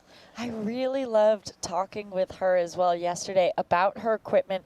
She is basically on a miniature longboard, in my opinion. It basically looks like a Donald Takayama in the pink, or even the longboard that I ride myself. A really wide, full nose and a really pulled-in pintail. It's a really interesting shape. It's kind of one of the only ones that I'm seeing of that style. Exactly. And she has a really great use of really engaging with that nose with her hands. Her technique is really holding onto all parts of that nose to help drive and initiate the turns. Yeah, I love to see that. And so did the judges, a 4.17 to open up her account. Great late takeoff there. Good, strong driving maneuver. Great energy from Jolne there from the Netherlands, the 24-year-old, her first time representing her country in parasurfing at the ISA event. She won a gold in the adaptive surf event in Spain earlier this summer. So she comes off the back of a fantastic season competing. 16 minutes remaining. She's looking to book herself a spot in the final alongside Sarah Betancourt and Paloma Anate. Tracy McKay, unfortunately, eliminated. She kicked off with that non-priority interference at the start. Of course, Tracy was a finalist 2 years ago. She got a bronze medal when Sarah Betancourt last won in 2022. But our winners of the women's prone last year, it was Emma Dieters who took gold. Tracy McKay also took a bronze last year as well. Paloma Anate took a copper, so Paloma's going to be pleased to be in the final again. But Emma Dieters has shifted categories. She's now surfing in the kneel. She is in the women's kneel final, so that would be incredible because Emma has moved between prone 2 to prone 1 to kneel, and she's finaled across all of those divisions over the last few years. And that really is spectacular performance from one of the great para-athletes coming out of Australia. Incredible to see, and I think it's worth noting, you know, talking to Dr. Mo all week, these athletes have to re-undergo classification every single year. And in this classification, they'll test their mobility, and they'll have all their doctor's notes and everything of what their specific impairment entails. And therefore, or from that, they get, I guess, their option of whether they could go in prone 2 or into kneel. And the athletes then have to hold that classification for 1 whole year. And somebody who's looking to get her 4th ISA world title and 4th gold medal is Captain Sarah Betancourt from San Diego for Team USA. She's with Ben Way. Thanks a lot, guys. Winner of the women's prone 1 semifinal heat 1, Captain Sarah Betancourt for Team USA. Congratulations. Thank you so much. It was really fun out there. A little tricky, a little soft, a little smaller than what we're used to. So I was a little puppy dog at first, trying to just get into a wave. And then I found my rhythm. It was good. Now, you look great out there. It's funny because I know you before a heat, and I know when you're not before a heat. And I was like, okay, we'll keep the conversation light. You had your game face on. You know it's an elimination round, so I could tell you were really in focus. Not to mention just a little bit lacking conditions today. I know you like that punchy stuff. I know you like that speed, but did a great job making me proud on this equipment that you got the gold medal in Pismo on. Yeah, it was a little tricky out there, especially finding where to be because it is small, and I do like those big gnarly waves. Like I want to just rip. In fact, one of them, I made a huge bottom turn and tried to get vertical, and I just couldn't. I went too high. I couldn't pull it back. But I love this board. This is the first board you made for me. Actually, you gave it to me. I rode it at Pismo, and I loved it so much. Yeah, I just rode it the entire time. So I'm loving it. It's so cool. I was so excited to see you on the second board. This wasn't even made for you. This was made for an able-bodied surfer. You ended up just ripping the heck out of it. But the second one that we really tuned to you, I was really happy to finally see you on it. What's the difference between the 2 boards, and how do you decide which one you're going to use? So this is my all-around magic board. It can catch pretty much any wave, any condition. I really use it for anything from small all the way up to about 4 feet or so. The other one you made just for me, mwah, it's like, it's golden, it's magic, but it needs punch. It needs size and power for me to get in the wave, but once I'm on that wave, it really holds the rail so I can drive and have tons of speed and do these gnarly, awesome turns. So yeah, that one I was hoping to ride for the rest of the contest, but the waves are too small for it. So you're back here after a year off of competition. We missed you last year, but you're here back securing a medal for Team USA. Over the year, were you just kind of building that hunger for competition? Because I know you're a pretty competitive, spicy character. Yeah, I actually had 2 different injuries after the 2022 Worlds. So I had a brain injury and a shoulder injury. So it was pretty much a year and a half of rehab, really focused on taking care of myself, avoiding surgeries, and regaining as much function as possible, which I did. And not only that, but I gained the tools that I need to continue to take care of myself so I can continue to go hard.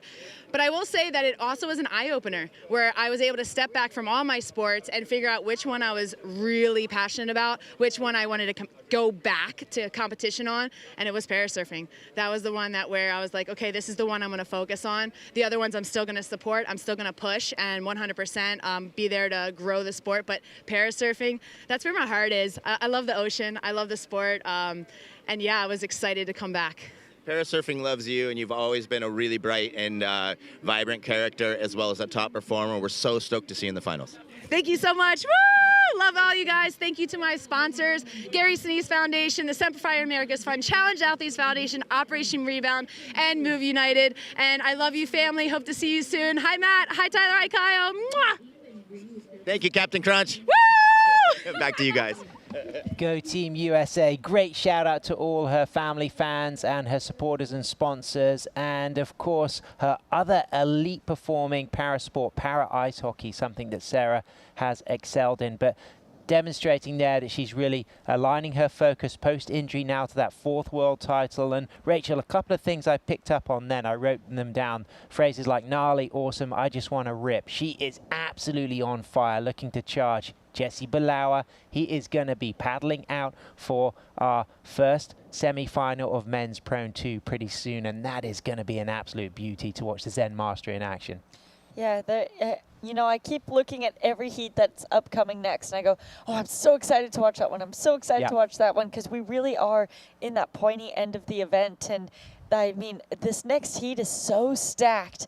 And from the performances that we've been seeing all week, and excellent scores dropped by all of these surfers now at this point, it's really the best of the best going against each other to try and secure that opportunity to take a medal home for themselves, for their country, and that's what they're here for. So I'm feeling the anxious excitement. Late takeoff there for Suzanne Edwards, bronze medalist from 2018 from Braunton in Devon in the southwest of the UK. She works as an accessibility lead at Airbnb. She's going to drop a score there. She's got her fellow surfer in blue for Team England, Laura Foti, originally from Suffolk, now based in Gerringong, Wherry Beach, where she is married to Michael Foti, and both of them are radical, keen, committed sit skiers, and they met through the sit skiing culture. That's where they got to know each other. They have their daughter Veda traveling with them here. They've been on the road this year competing on the AASP tour, of course, the Association of Adaptive Surfing Professionals. The tour just rounded up in Oceanside, California. They had events in Byron Bay, Queens, Waikiki, Boca Barranca in Costa Rica. Am I correct in saying you haven't been to Costa Rica yet? No, I have not. You'd love to longboard Boca Barranca. Yeah, I'd beautiful long wave. Not as fast as Pavones, not as beautiful as Area, but wow, I mean, that is a special place. But let's have a little summary of the action. What's happening, Rachel? It's a slow scoring heat for second and third, but the window's right open for Suzanne and Laurie. Yeah, well, I mean, like you said, slow start for this heat, so that 4.17 from Yone is going to feel really good. Unfortunately, both those surfers going down on that takeoff. You know, these morning heats, we've gotten really used to it being a high tide throughout the past few mornings, but as each day that high tide goes further and further later in the day, so it is still kind of that low tide feeling. It's clean, which is nice, but still kind of dumpy and small. So the surfers are having to position themselves basically right in the perfect moment to catch the waves on their small boards, but not go over. And we're going to see Yone taking a angled takeoff to make that drop. Nice approach there. Beautiful line. She drops in, angles off towards the pier, then hooks it back to go right. So a really good backup score now for Jona Molman from the Netherlands. She's already got a 4.17, and it starts to feel now it's a battle for second, but second would qualify for the final. Suzanne Edwards on the inside. She's got a 0.5 and a 0.37, so she really needs to offer a little rail engagement here, a little opportunity for a cutback, a change of direction. She locks onto the inside. She's getting close to shooting the pier there right through to the very shallows as she just ends right on the inside, and we can see her teammate Laurie Foti out back. Laurie not able to catch that ride. So at the moment, you feel like the momentum is with Jona Molman for the Netherlands. She's looking very solid, backing up that 4.17 with a 2.83. And we really now need to see a significant score for either Suzanne or Laurie. And Suzanne now has the edge with a 2.50. So she's in second.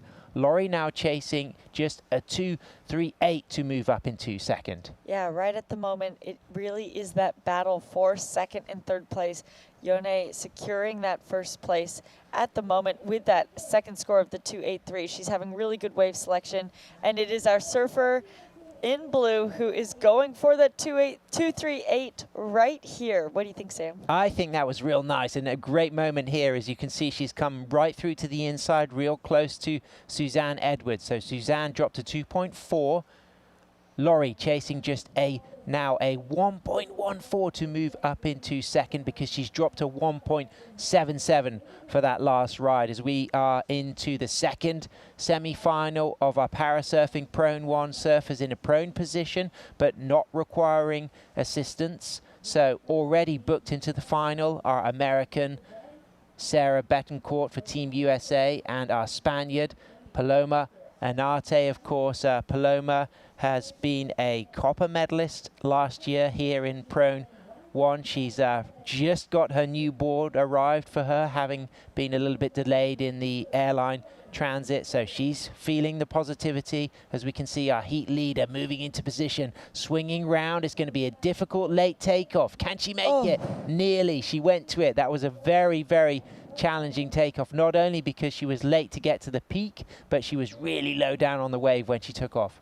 Yeah, you could see that her intention was to swing left and try and get that outside right rail up out of the water, but it just all happened too fast. And that's kind of something that does happen in these low tide conditions, as we see a picture of all of our water safety volunteers there. Yeah, a big shout out to all of that team. They've been absolutely incredible. And of course, Amp Surf, of course, big kind of driving force of all of this work. So big shout out to that team. You've been doing a great job. As we can see, Suzanne Edwards moving through to the inside there, locked in trim right through. So you get the feeling from her position that she may well have got a decent left, because she was sitting out back before that moment. So this could be an important opportunity for Suzanne to solidify her chance of getting in that grand final and going for a medal. Live action is going to be a late takeoff for Jona there for Team Netherlands. She's just hooked onto that front nose there. Look at that great technique. Unique in the way that she just has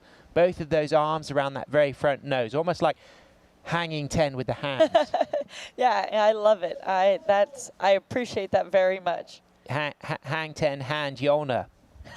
On fire, and at the moment it's paying off, because that opening 417 is absolutely been by far the strongest score of this second semi-final, and I think she's pretty safe to get a spot in that grand final.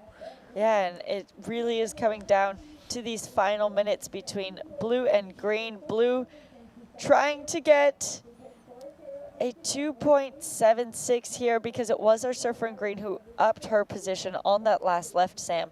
She got a 2.13, and so upped that requirement, but it is still absolutely within reach. This is a really tight race, but that was a really smart strategy of Suzanne to turn around and get that one. She was paddling back out and saw this left coming towards her, and it turned that requirement from a 1.14 to a 2.76, you know? Yeah. Nearly doubled that requirement for our surfer in blue. And that's always, those things can really make a difference. Absolutely. I was having a nice discussion with Parker Olenek yesterday, and he was talking about his studying, his interest in sustainability and accessibility for parasurfers at wave parks, and policies and legislation about that. And I said, you must talk to Suzanne Edwards, because she works as accessibility lead at Airbnb. So her experience in her career in the legislation element of accessibility with properties could really kind of help his interest in really starting to help implement high-end accessibility policies for adaptive surfers, with the emerging role of surf basins and wave parks and surf lakes around the world. Exciting career opportunities at the moment. You'll know. Out there with a good lead, Rachel, a 417 and a 283. Suzanne, like you just said, backs up her 2.4 with a 2.13. She's got a nice opportunity here to improve on those scores. Really late takeoff, nearly makes that drop. She takes a nosedive. She's going to wipe out. She'll be close to the peak, though, so she'll have to swim under this wave. She'll be back out for more as we move into our dying 2 minutes here, so there's not much time left. Laurie has got a whitewater takeoff here. Can she just drive down? She can. So she's chasing a 2.76. It was a late takeoff. I don't think it's going to allow the open face surfing that she really needs to get that score, Rachel. Yeah, and you could see her lower body kind of fell off the back of the wave there, of her board there, and she really muscled using her upper body to kind of pull all her weight back under her chest. So that was well executed, but it does only come in as a 1.7, so doesn't change her situation. She's still needing a 2.76. A minute and a half to go. We'll see if she can make it back out there to whip around on one more. Absolutely. So coming up next as we move forward through the semi-finals, we have our first men's prone 2 semi-final. We got Jesse Bilauer coming up in that. That's going to be pretty exciting. We've also got Jose Martinez, an absolute legend, and he's been ripping as Jose Martinez, very, very fired up. And we also have Davi Teixeira, and then moving into that heat number 2, we have Cliff Gralton for Australia, Freddie Maramon for Colombia, and Tomoki Fujiwara for Japan. So some big names, stay tuned. But right now, with 40 seconds remaining, a really nice takeoff once again for Yolne. She is doing her trademark hang hands on the nose of her rounded nose board, and then just pumping and driving and switching planing edges to just attack that last foam section. And I feel like that's going to replace her 2.83 and really solidify that spot in the grand final to meet up with Sarah Betancourt and Paloma Onyate. But who's going to be in second? As it stands right now, it's Suzanne Edwards. No scores to come through for Laurie, so Suzanne has guaranteed a medal for Team England in that final, having won a bronze back in 2018.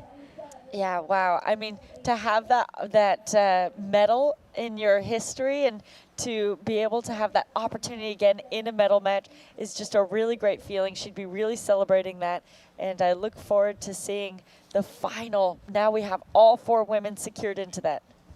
Well, we're going to switch teams now. The A team are coming in. Stay with us. Men's prone 2.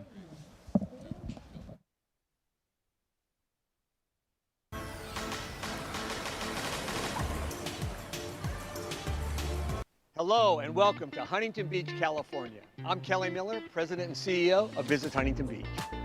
Known as Surf City, USA, Huntington Beach boasts 10 miles of coastline and the most consistent waves on the West Coast. Huntington Beach has it all, with endless summer weather, year-round events, outdoor activities, and oceanfront resorts and spas. So get ready to be inspired, be connected, and be here, Huntington Beach. Plan your visit at surfcityusa.com. Parasurfing has the power to bring us together. Together, we push the limits, further the sport, and go for gold. You've crossed countries to get to the World Championships.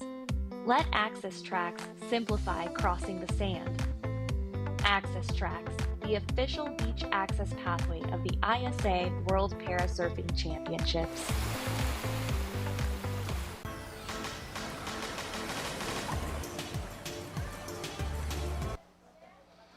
And welcome to Huntington Beach, California. We are in our first of 2 semifinals for the men prone 2 division.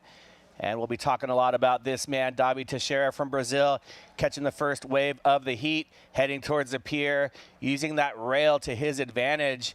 And Davi opening up right there. And you see Jose Martinez from the United States. Jose, beautiful cutback. And he has a lot of speed carrying it into the pier. He's looking right, he's looking left. And you can see he has those 2 different handles on his board. And he's got the eye of the tiger right now, catching this one all the way into the shore. And his team is going to be stoked on that one. Introducing the heat, we've got Davi Teixeira from Brazil in blue. Jesse Bilauer from the United States. Davi Teixeira in red, Jesse Bilauer from the United States in blue, and Jose Martinez from the United States in green. Anthony Vela here with Roy Tuscany. Mr. T. Roy, it's already, I don't know how we're going to contain ourselves. You know, we got to get super excited this morning with the Prone 1 men's division. Now here, men's Prone 2 division. We've seen a lot of excitement already today in an action-packed morning, and it's not even 9 a.m. yet. It's not even 8:30. It's 8:26, my favorite time of the day, my birthday. birthday. But we are going to see what I think is going to happen throughout this whole heat of 20 minutes. David's going to post a score. Then Jose is going to post a score. Then Jesse's going to post a score. They're going to go back and forth, cat and mouse style of scoring. All three of these surfers are world class. All three of these surfers have won a world championship in ISA or AASP. And every single time they get out in the ocean, they do things like this, like our surfer in red here from Brazil. David really on that opening wave.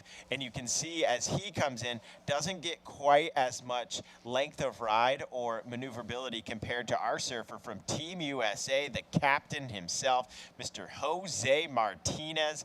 I was out on the beach chatting with him before his heat during our little break and swap of announcers in here, and Jose is 100% determined to represent the United States in the finals, and he is fired up. 6.67 for Jose on that opening ride. David with a 5.17, and as I said, cat and mouse the whole time. You do this, I'll do this better.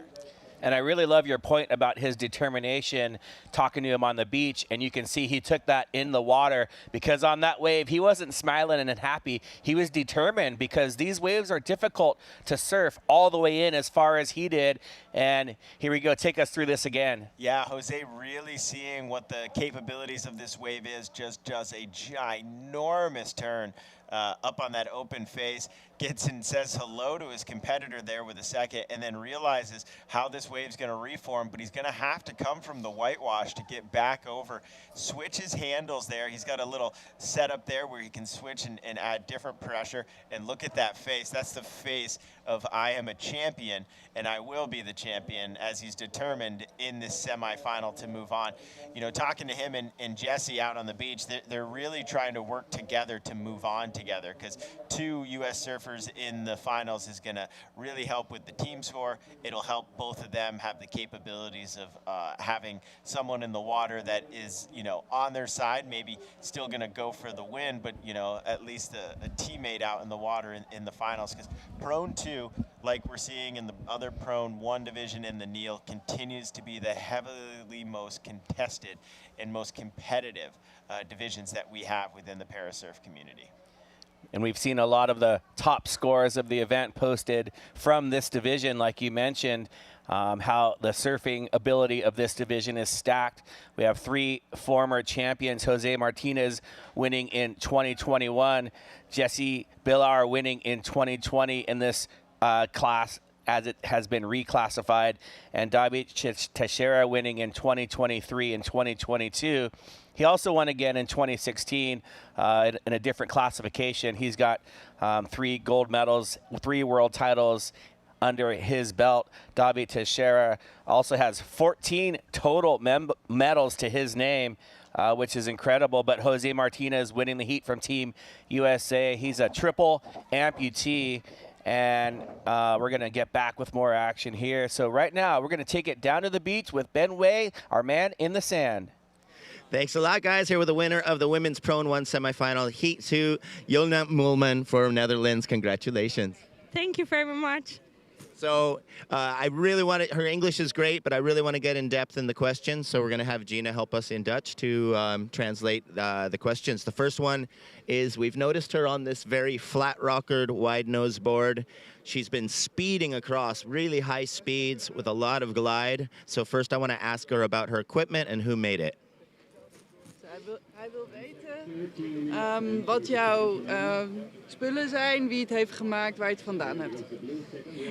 My board is on Spain with MB Surf House, and this is my sponsor, and she made it for me on board, and then we go to the competition. Well, it looks great. One thing I noticed is that she has the kind of V shape in the wax.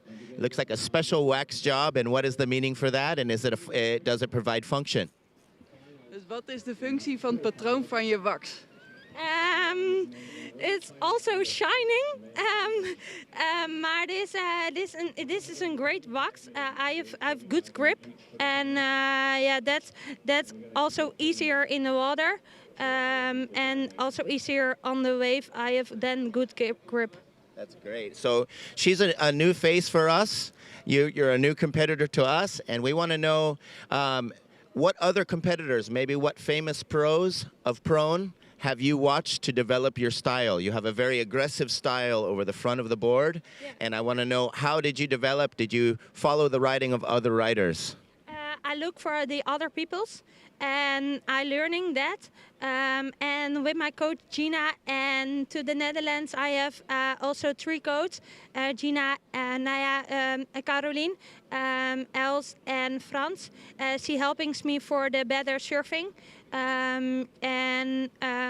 in the Netherlands, I have the regional team, and then go to training there. Yeah, and that is also training, and then you are better. Well, we're exciting to see you take Netherlands into the finals. Would you like to say a message in Dutch to everybody at home? I will every people with my sponsor. I thank you very much.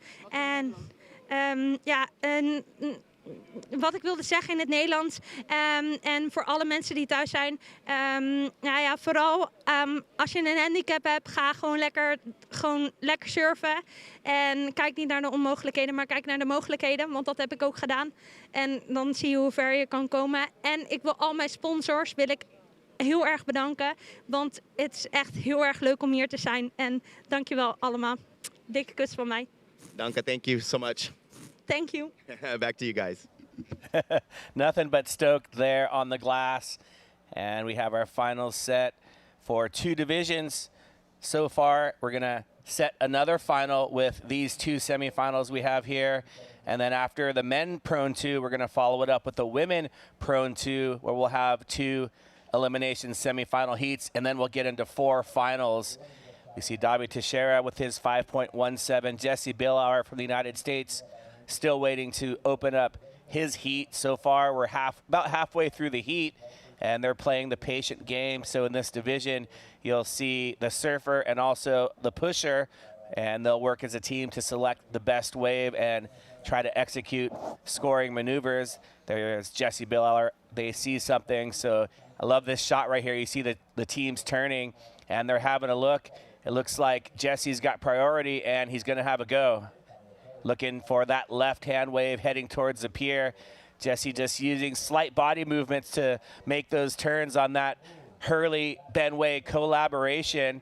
Jesse's got 2 fins, 2 world titles, 2 7-year-old twins, and he's going for his 3rd world title here. You see him banking off the whitewater right there. Great change of direction, heading all the way towards the pier and then angling back right. And so he is going to enter his first scoring wave.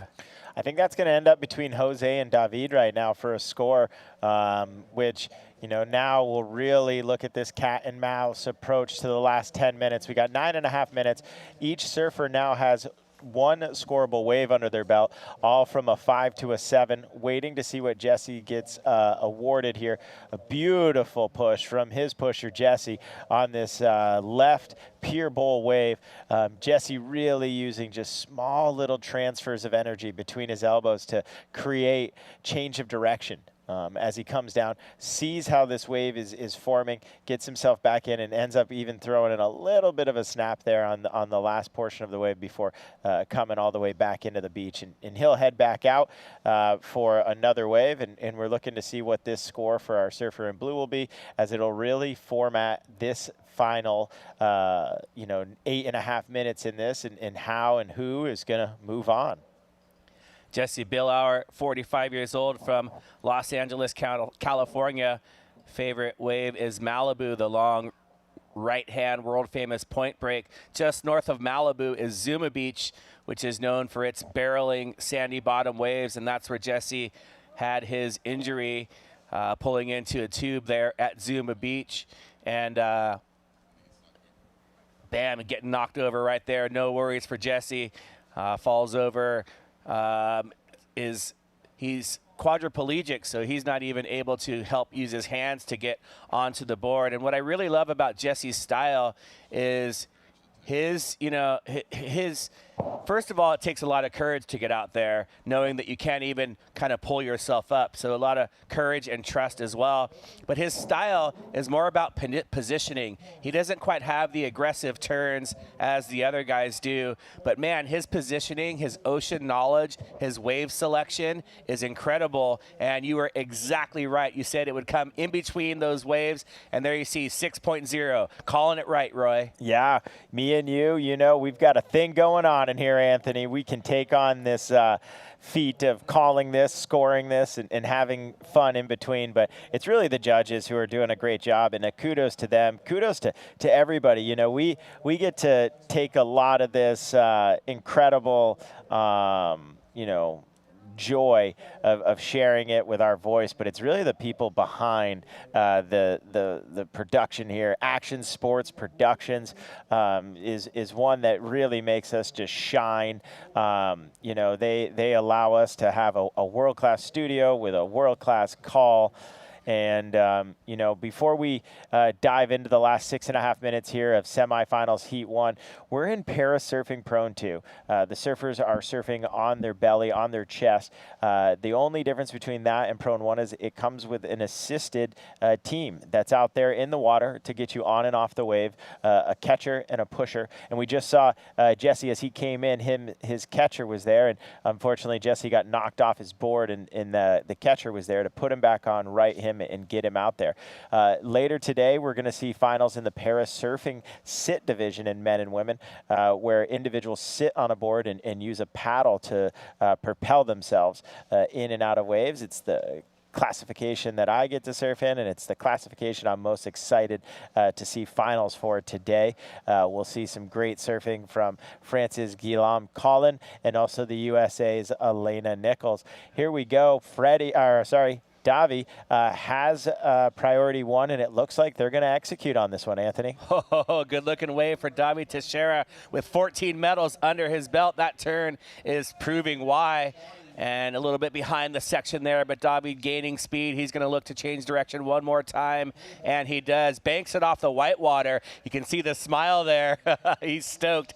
And look at him just leaning forward, trying to make the connection all the way in. Tongue out, guns out, and he is stoked. Slapping the water right there and backing it up. There's Jose Martinez from the United States, the current heat leader, with perfect positioning, carving all the way back in, right in the pocket there. The triple amputee. He's got one arm to work with and uses that arm perfectly, whether it's holding the handle or to carve with the wave. And what a excellent exchange there, both from Davi Teixeira and also from Jose Martinez. Davi was in 3rd place with that 5.117.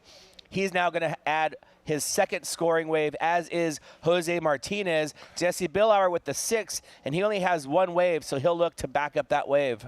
8.33 for that ride from the surfer from Brazil, Davi Teixeira. That is the highest wave score of the day now. No surprise from the surfer after day 1 that had the highest, not just highest, but 3 highest wave scores. Him and Jose are going to go back and forth here. Jose with a 5.6 to better his to pair with his 6.67.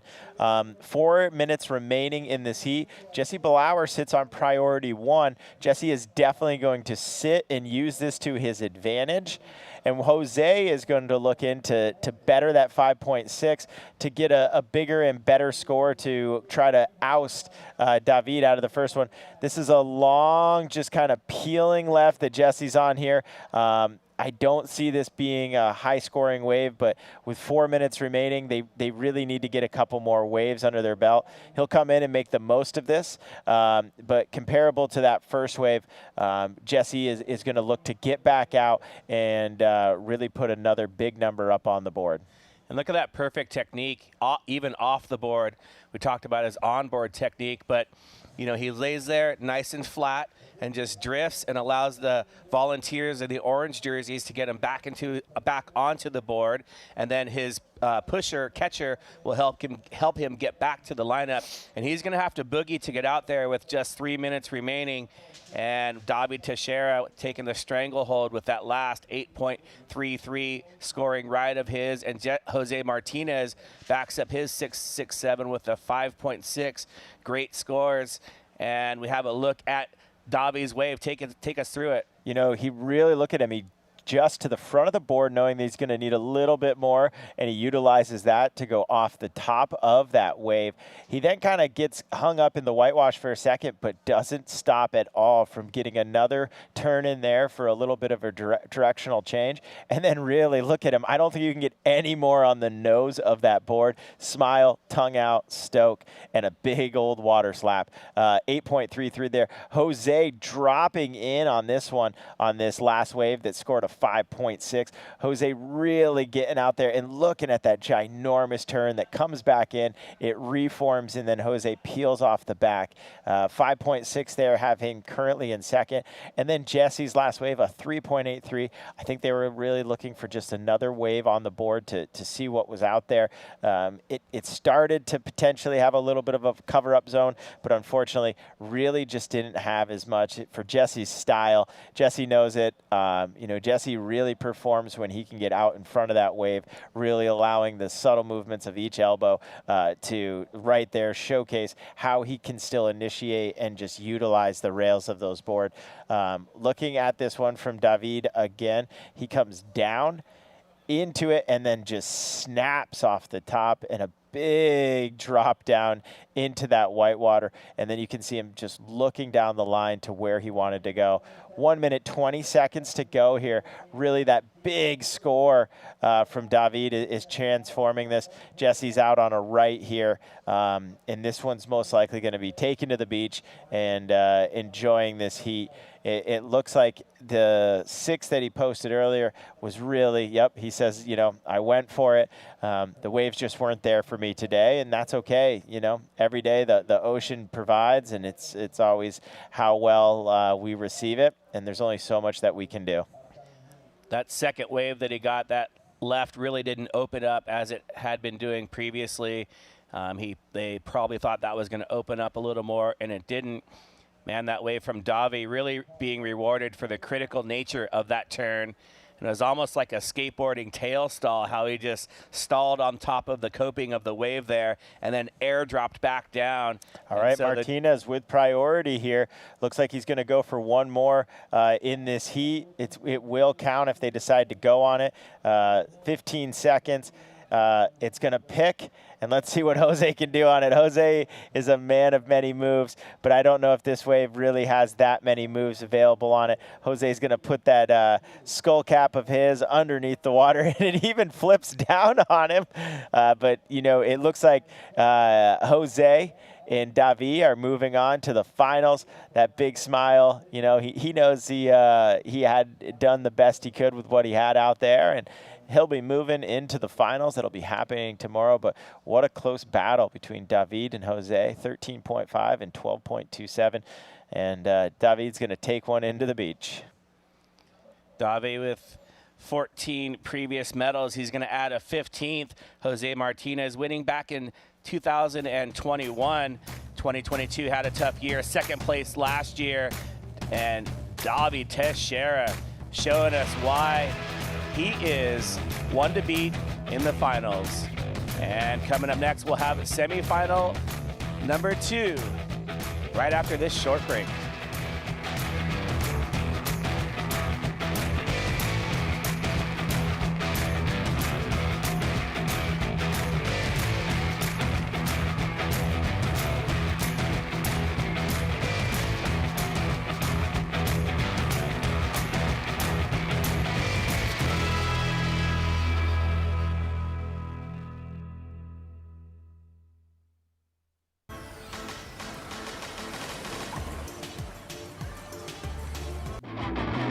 We are Team USA. Welcome to this year's opening ceremony 2024. Let's go!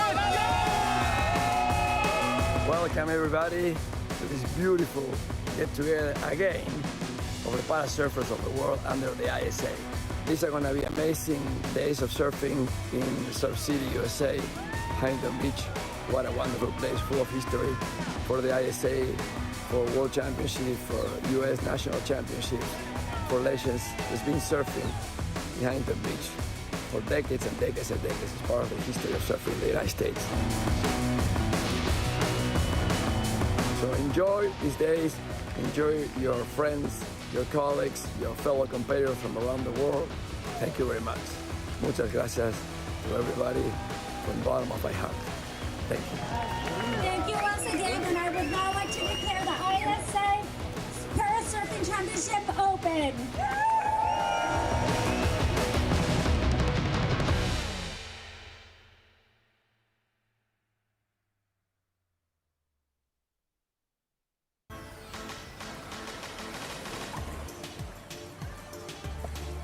And we are back, heat number 2 at the ISA World Parasurfing Championship. We have Tomoki Fujiwara from Japan in green, up and riding on a nice looking right-hander, and he banks it off the top, carving his way back into the power source near the whitewater there, trying to make the connection with the double up, gets over the hump there, gains speed again, hitting the whitewater one more time, and he's stoked on that. That was incredible, the shifting of weight in order to ride over one wave and make the connection to the double up all the way to the sand. Great opener from Tomoki Fujiwara from Japan. And introducing this heat, we have Cliff Gralton from Australia in red, Freddie Marimon from Colombia in blue, and Tomoki Fujiwara, who we saw on that opening ride with a 5.33. Now you see the lineup right there right now. Fujiwara, the oldest competitor in this heat at 50 years old, was third place in 2023 and 2022. So he's going to be looking to make it back into the final one more time. And we see the classification criteria there in Parasurfing Prone 2.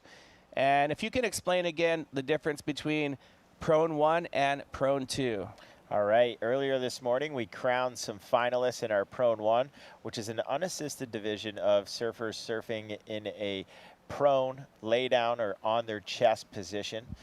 They do not need assistance in and out of the water.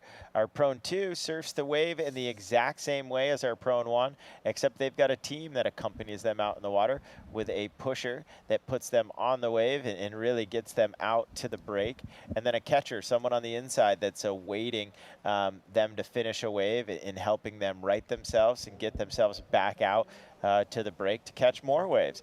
It's really an incredible feat of communication that happens between the team and the surfer, and you get to see some incredible waves getting surfed. Anthony, we are going to send it on down to the glass to our man Ben Way with last heat winner David Teixeira from Brazil. Thanks so much, guys. We're here with the winner of the men's Prone 2 semifinal heat number 1, David Teixeira, representing Brazil. Parabéns, Lindão. Tamo junto. Tá ligado, monstrão. Vambora, pra cima deles. So as I was watching the waves in that heat, we had smaller conditions, very beautiful green water. And I remembered our parasurfing session in Ka8 in Baja de Tijuca. The waves look very similar to a small day maybe at Macumba or Baja de Tijuca. Do you think the training on waves with less power helps you to find the energy for those maneuvers in what would normally be slower conditions? Yeah, for sure. A great surfer has to train in all the conditions of the waves. So, like, in the smaller, in the biggest, in the, like, bad, good, every condition we have to train.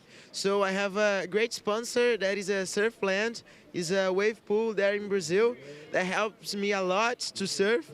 Like, in the better conditions, I took a lot of barrels, I send airs, and that's helped me a lot to get great in other maneuvers, you know?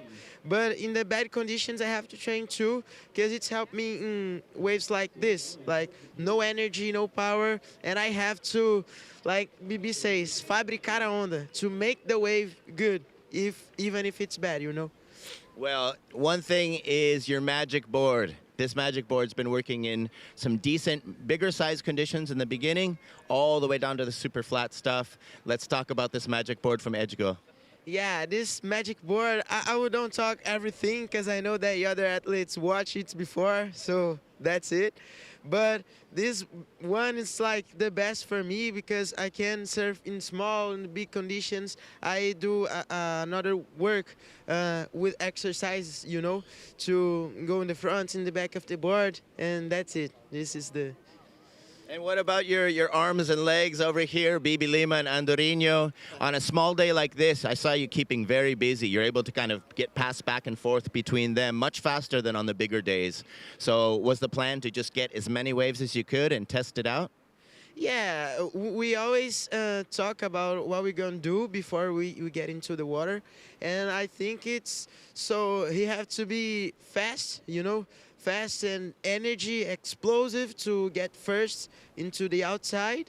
And he has to be talking with me to choose the better waves and the better strategy to make inside.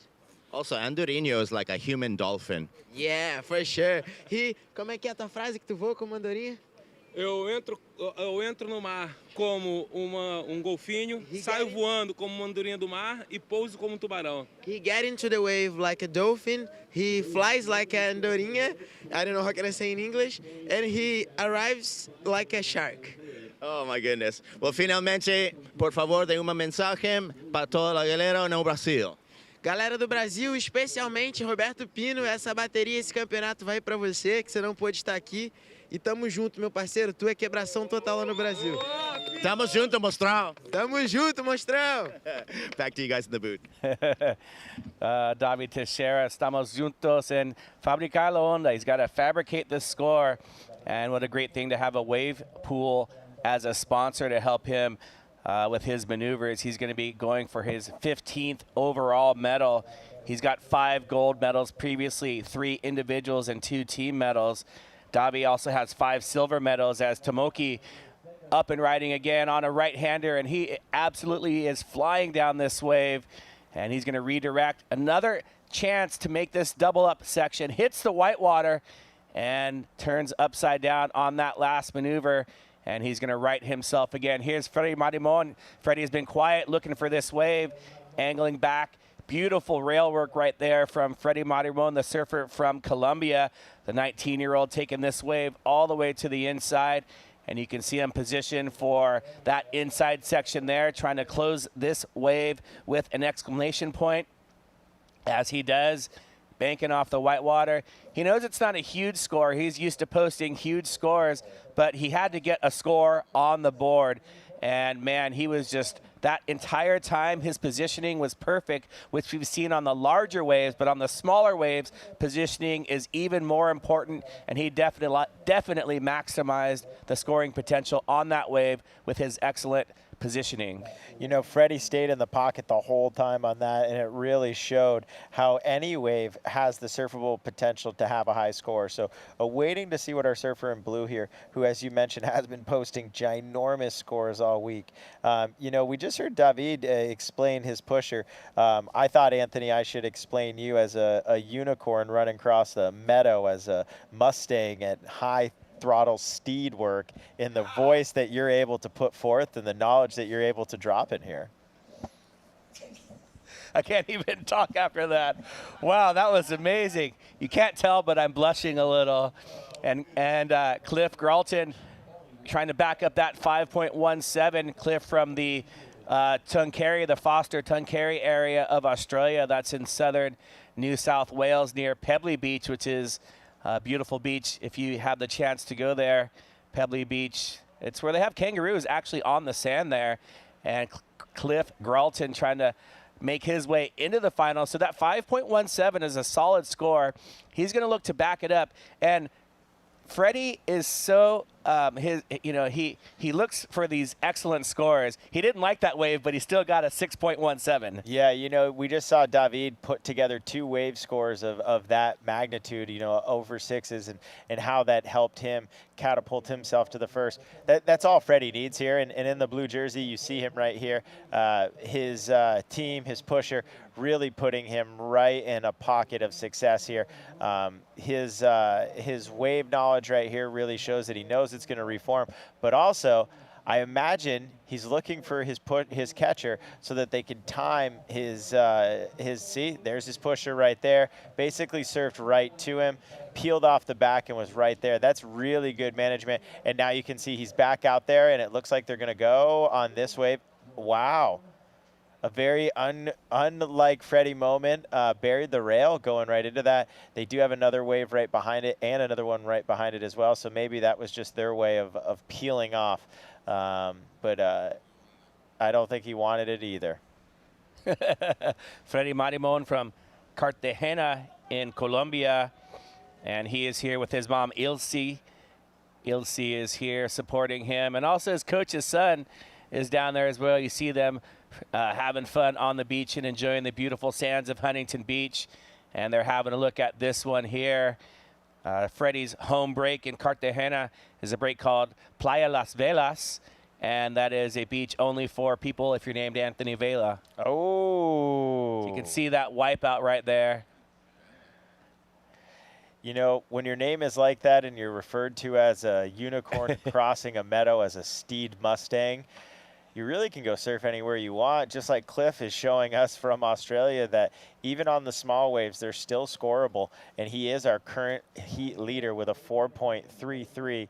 And hopefully the day doesn't transcend us into seeing rainbows and off we go, going to the far end looking for the pot of gold that could exist at the end of that said rainbow.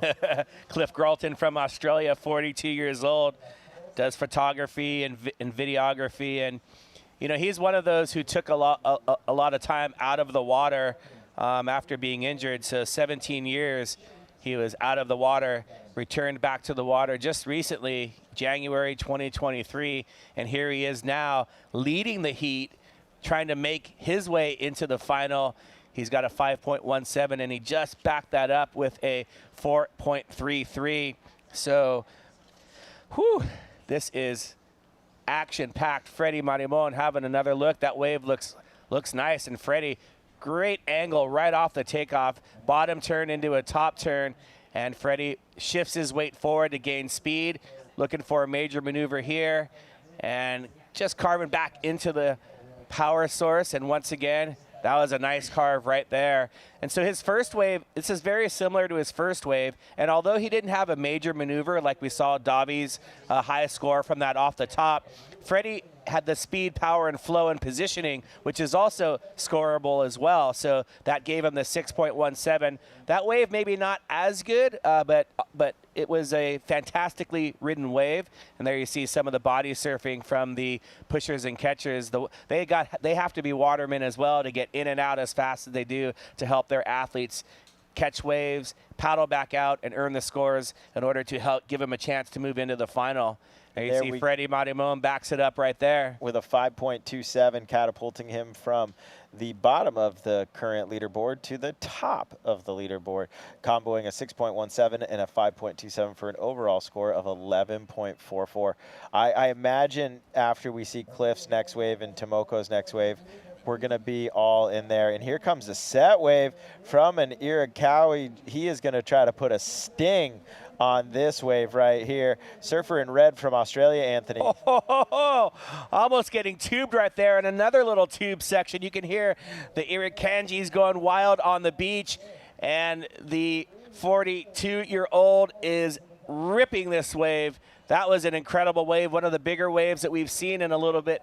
And Cliff Gralton, you can see the stoke of the volunteers there. So everybody gets stoked. Aussie, Aussie, Aussie. Oi, oi, oi.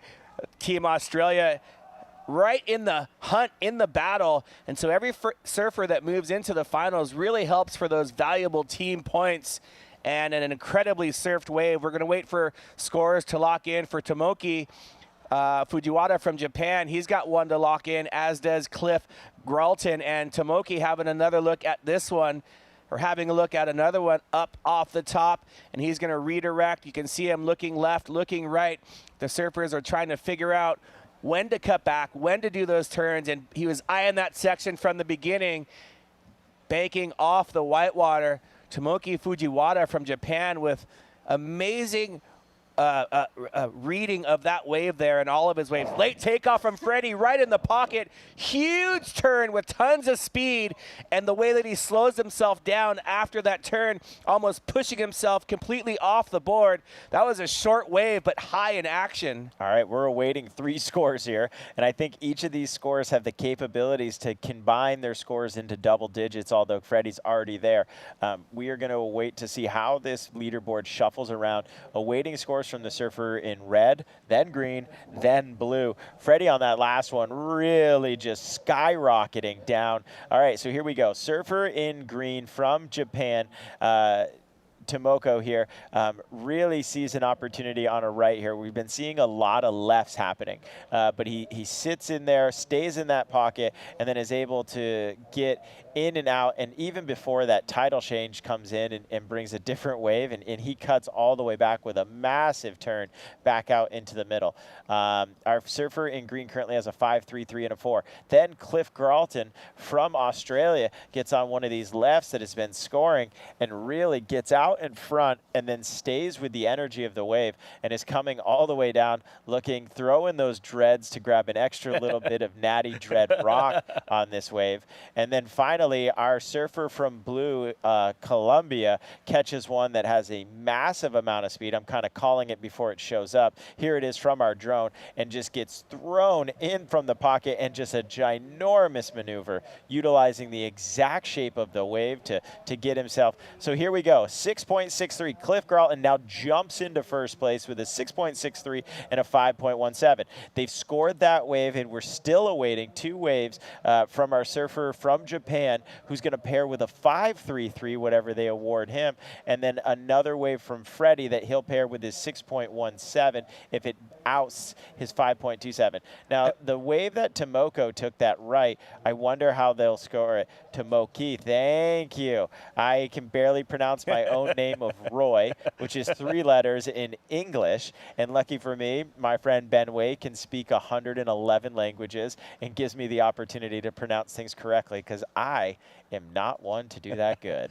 I feel like that wave from Freddie Marimon has to go into the excellent range. The more we saw that takeoff, he was so late on that, and it showed so much commitment and degree of difficulty, and he carried so much speed off the bottom and just carved right off the top, and just a short single maneuver. But in my opinion, that was equally or better than David Teixeira's wave that was the highest score in the previous heat. So currently, Cliff Gralton in good position to move into the finals, joining Jose Martinez from the USA and David Teixeira from the Brazil. Those were the first and second place finishers from heat number 1 in this division. And the judges having a couple looks at that one. So in the judges' tower, each surfer has their own camera. It's not a webcast camera. They have their own cameras so that the judges have the abilities to review any wave that they want.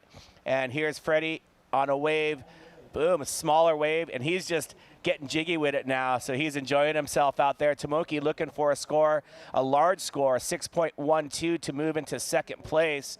And he's got to do something amazing here, and he banks off the top there. And Tomoki looking for that 6.48, and I'm not sure he's going to get it on that one with just 44 seconds left. Unless you're getting covered up on the rights, the lefts are scoring at least 2 points higher today. They have more energy. We see that as Freddie Marimon gets awarded a 6.73 for that high banking turn that he came down late off the wave and into. 30 seconds remaining in the semifinals. It looks like it's going to be a Australian, Colombian, Brazilian, and USA men's prone 2 final. Here's Cliff Gralton on a closing wave with 15 seconds remaining. He is going right just to test it out, but his success of big scores, the 6.63 and the 5.17, have truly come from those lefts. He is going to be cheered on by his fellow Aussie mates, and what an exciting men's prone 2, leading us now into women's prone 2, and we're going to be changing up the booth with the man with the voice from England, Sam, and one of the raddest longboarders I've ever seen, Rachel Tilley. And so we've got our final set. Jose Martinez, David Teixeira, Cliff Gralton, and this man, Freddie Marimon.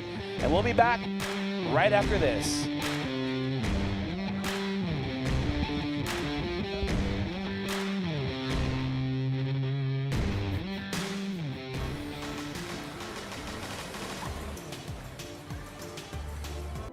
This message is for all surfers in the world. The oceans need us today more than ever. This Sands of the World ceremony is our way of uniting the world in peace through surfing. Now let's begin the Sands of the World ceremony. It's the ISA symbol, and it symbolizes what we know, peace in the world through surfing. It's a meaningful ceremony in which you bring sand from your beach, you pour it there with your teammates. This ceremony stays with them for the rest of their life. When it came to Tahiti, Tahiti embraced the opening ceremony with the Sands of the World. And the beautiful box that we have today, it's staying in the Hupo. To be a surfer is not only to go surfing.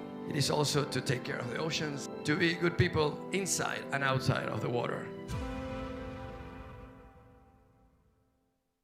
Hello and welcome to Huntington Beach, California. I'm Kelly Miller, President and CEO of Visit Huntington Beach.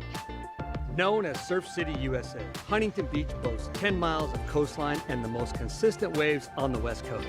Huntington Beach has it all, with endless summer weather, year-round events, outdoor activities, and oceanfront resorts and spas.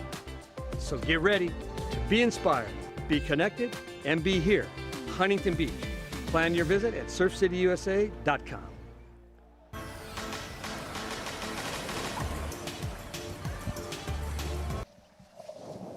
Welcome back to the action. It's semi-final number 1 now for Prone 2 with the women's. We have the brilliant Jocelyn Newmiller up and riding for the Irukandjis, Team Australia off the bottom. Nice little carving downturn off the top into the pier bowl section as she goes into a smooth roundhouse back into the pocket and then cuts back, leans forward, accelerates, and then slips back to the tail, and then accelerates again by climbing forward as she just drives that right through to the inside. And Jocelyn Newmiller taking a really fast start. She's going to drop a good score. Up and riding right now, it looks like our Argentinian Georgina Melatini up and riding. Top turn, unable to drive out of that top turn, while Hannah Dines for Team England on a long, fast right-hander engages that rail, just gets flipped over. She'll come unstuck. A good score is going to come through for Australia. A couple of backup scores already for England and Argentina. There is the list. Red, Jocelyn, Australia. Blue, Hannah, England. Green, Georgina, Argentina. I'm Sam Bleakley. Joined in the booth again by Rachel Tilley. We've got a bit of a cycle, Rachel, focusing on the women's divisions. We've seen some great stuff, and we've got a good one coming up. Of course, we're now in knockout stage. We're booking spots for the grand finals, and we've also got our first finals coming up soon. But what about this for Jocelyn? A great opening wave for her, coming in with a lot of speed right off the bat. And this wave just stays clean and open for her the whole time as she digs that rail in, wraps it back around. I really like this bottom turn from her. Really great placement, extends in front of the wave, brings it back up. Now you see, because of her speed, she doesn't go all the way to the top of the wave. She reads that really well. Had she gone up to the top of the wave, she would have gone out the back. So really great momentum there. Then she was able to bring it back around here. And this wave, you know, earlier in the day, Sam, we were seeing these lefts in our surfers in the Prone 1 division were also trying to focus on these lefts, and the lower tide was kind of really closing these waves out. And so as we're seeing that tide fill in, it's staying nice, clean, and open, and that was a beautiful ride for our surfer in red, and she opens with a 7.17. Yeah, straight in there. Great analysis, Rachel. I really appreciated you tearing that ride apart and just demonstrating through good words and your own felt experiences as an elite competitor about the way she just drove that through in the pocket and having a quick start. I mean, how special is it to have a quick start? So important as we see her going on wave number 2. Straight into a beautiful carving downturn there with a nice opening line backed up by a second roundhouse cutback, and then just into the foam as she just looks into the pier bowl and knows that she's already done a couple of strong maneuvers out back as Jocelyn Newmiller powers through to the inside in a nice float projection to kick things off. And she's going to back up that 7-1-7 with a very significant score, and it comes in at a 9-3-3. So Jocelyn Newmiller on fire. Wow. Hannah Dines up and riding on the pier bowl left at steep, fast section. Just great adjustment there as she just shifted back over the fins to the tail, but that wave just flipping her board. She'll take her fall. She's got a 1-2-7 for that ride we've just seen, backed up with that opening score for Hannah Dines of a 2.0. Georgina Melatini for Argentina has a 1-3-3, and Jocelyn Newmiller, absolutely electric, seismic, off the bottom, off the top, covering a lot of ground, using all of the wave face. And that is a significant part of Jocelyn's repertoire, Rachel, is the fact she's really able, through her technique, to drive those turns and really go from the bottom of the wave to the top. Well, and that surfing really meets that criteria. That's why she is getting these excellent scores. I didn't even get the chance to say it before she dropped an excellent score, but her qualifying into the semifinals, she got multiple excellent scores and came into this semifinal really strong. So I was getting really excited to see what we were going to expect from her and see if she could go excellent again before I could even say that she dropped a 9.33. Georgina for Team Argentina with a really nice line there. She took a nice float, dropped down into it, and then carved back to the open face, and now she's getting some rail adjustment done right through to the inside. So we're going to get a very strong score now for our Argentinian. It could well put her up into second. She's only chasing a 1.95. I like that for Team Argentina. I think that's going to be significant, and it's going to put the pressure now on Hannah. It'll now come down to smart wave selection for Team England. Hannah Dines just wants to get herself one of those waves where she can really stay in the pocket and do those beautiful subtle maneuvers she's so good at, as we can appreciate this replay from Argentina. Yeah, it gets hung up there, but ends up being able to drive back down, catches back up to that speed of the wave as she got back in front of it from that initial maneuver. And she's doing a really good job at staying in the power of this wave. You can see a few times she's almost gotten hung up, but she's driven through it and been able to complete it all the way around right onto the sand. So the judges will reward that. She's only looking to improve upon a 1.33.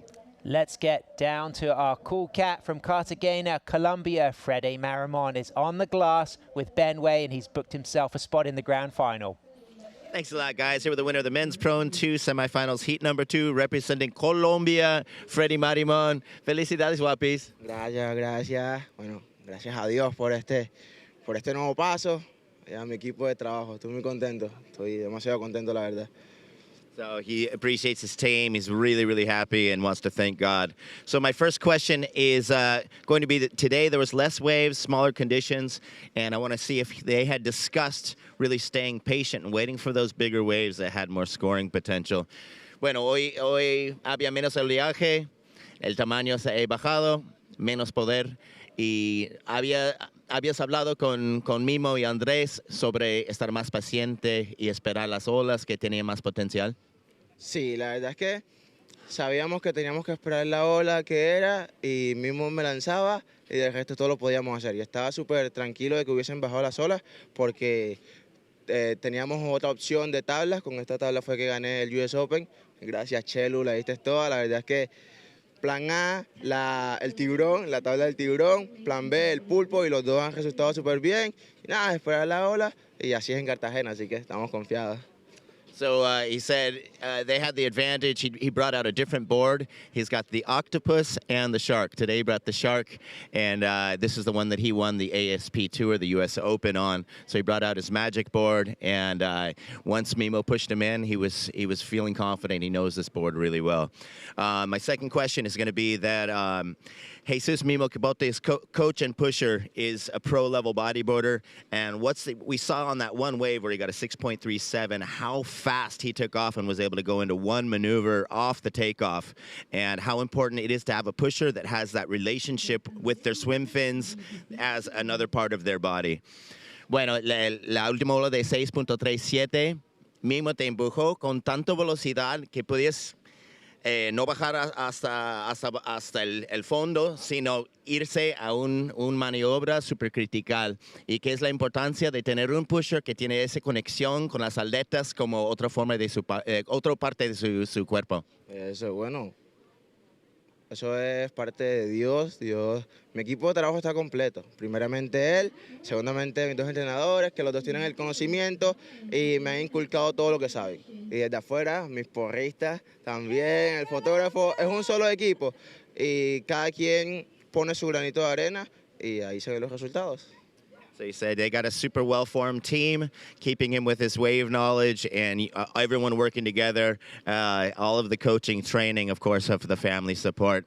¿Y qué tal? Mandamos un saludo a tu mamá que está ahí. Dale, a mi madre bella, y también quiero decir que estoy muy contento porque mañana voy a correr una final de un mundial. Ya fueron muchos años los cuales entrenamos, pero no dábamos el 100% de cada uno. Y este año nos dedicamos a nosotros y lo logramos. Y aquí nos damos cuenta que si queremos hacer las cosas, las podemos hacer confiando en Dios. También un saludo a toda Cartagena. Ya le tenemos un regalito en estos días de la independencia de Cartagena. Ya le tenemos un regalito. Dumé, gracias por el apoyo. Aquí estamos demostrándote que sí podemos. Y vamos a pedir el favor de un beso de tu mamá. Ilse, vente por acá, dale un beso. We're going to have his mom come and give him a lucky kiss on the interview. Les queremos mucho. Back to you guys in the booth. Great stuff, family vibes. Cartagena represented for Team Colombia, but representing Team England with her pusher Ariel. It is a fantastic ride for Hannah Dines, looking extremely strong on that nice left, just really locking in the pocket and then connecting out through to the bowl section, and a beautiful combination of linking cutbacks through the inside with the foam. She's chasing a score of a 2.84 now to move up into second, because she's just dropped a 3.67 for that last ride you have seen. And this is our surfer in second, up and riding. It's Georgina from Argentina locking into a cutback there after a nice line on that pier bowl left. So she will potentially replace her backup 1.33 and add to that really significant score of a 5.17, as we can see a beautiful velvet, clean, smooth set. One of the biggest sets of the morning. Jocelyn Newmiller going into position. She's turning her team there. Of course, we have Matt Walsh, Vance Gordon, Jake Tomlinson, and Jocelyn Newmiller up and riding for the Irukandjis. Drops it into the bottom, hooks it onto the top, climbs and aggressively but elegantly drives through these sections as she just deals with that chandelier of foam and then just smoothly comes riding out to the bowl in a little cut back on that right-hander, throwing some spray and locking back into position as she comes right through to the shallows with what will surely be an incredible backup wave to add to that 9.33, Rachel.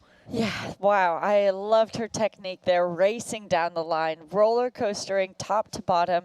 The judges will really like that. Now, something that Jocelyn experienced in her last heat was her shoulder popped out 4 times during her heat, and that was when she posted multiple excellent scores. So you can see that she's calling it for this heat. She knows she got it. I wonder if there's more stuff like that that she might be dealing with. Well, she has also got a 9.33 and but what I see as an excellent range backup. So I think so too. Yeah, also an option just to come out, but could be to do with the shoulder. But Rachel, this is an incredible celebration of the brilliance of this multiple world champion across para canoe and parasurfing. Yeah, it keeps her body nice up and close towards the nose at the beginning, moves it right back, so now she gets that looseness off the tail and goes for that first hit. Really beautiful. It's the second hit that I really like. She's adjusting herself in the pocket there, keeps that speed. Look at how much speed she has, and here it is, lifting that right shoulder up for her to get all the way up to the top of the lip and back down. I mean, staying in the pocket of the wave this entire wave, Sam. Yeah. Her timing, her reading of the wave, she didn't get too far in front. She had to have everything technically perfect in order to stay right there and not get swallowed up behind. So really, really well executed. Look at how fast she's going there. Yeah, she was glued like a gum tree bark to that pocket all the way. Just amazing, the fact that she did all those maneuvers right under the 8 ball. I really appreciate that. I think it's going to replace that 717. Do you think it could go as high as that 933? I expect it to go maybe high 8s, but we'll leave that to the judges. I do think it will replace that 7.17. Well, here we go again on the replay. And the way she was just really in the pocket the whole time, right under the hook, under the lip. Incredible degree of difficulty and always being active, engaging that inside rail. Yeah, that's exactly right. I mean, I'd love to see her board and her equipment there, because she knows exactly how to utilize it. You can see for her, she has that right arm tucked under that front handle, and you can see her really utilizing that to lift her up, throwing that right shoulder up, and so she can drive to the top of the wave and then back down. Para-canoe world champion across 200 meters in 2016 and 2017, and it goes higher than the 933. It's a 9.50. She's coming out of the heat early because she is absolutely smoked it. I mean, what more can you ask for? 2 scores well up into the 9s, a near perfect performance, and she's just now going to put things on ice for that grand final to go for gold. And mind you, she's throwing away a 7.17 as well. Looking for that spot in the final as well. Our Argentinian off the bottom, off the top, and then rides out of that second maneuver into a nice little reform with a great cut back there. So she's got 3 significant maneuvers performed on that ride. May well replace that 3.63. She's carrying a strong score of a 517. So now our attention is on Hannah Dine. She's got a 367. She's in first priority, and she's chasing a score of a 514. Her pusher from Costa Rica, Ariel, of course, the rest of Team England operating as the catcher team. As we can see, Sarah Almagro, our reigning gold medalist, she is going to be surfing in the next heat. It's the second semi-final. She's going to be wanting to give Jocelyn Neumiller a run for her money. And we also have Beatrice Duran from France, Allez le Bleu, as the French say. And Quinn Waitley, of course, Queen Quinn. She is an absolute stalwart of the parasurf scene, brings incredible energy to the community. She's going to be representing Team USA in that second heat. Yeah, I'm looking forward to seeing that second heat, and I think I will be switching out in turn for our surfer from the USA, Liv Stone, and she'll be able to provide a lot of really interesting insight. Normally competing in the Stand 1 division, she is a multiple-time gold medalist, and so I am looking forward to hearing everything she has to say and commentate through this upcoming heat. Yeah.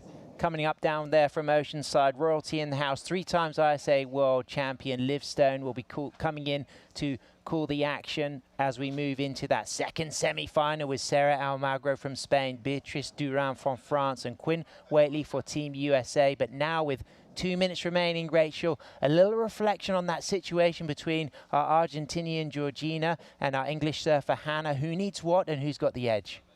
Well, I'd say it with this amount of time remaining, Georgina definitely has the edge.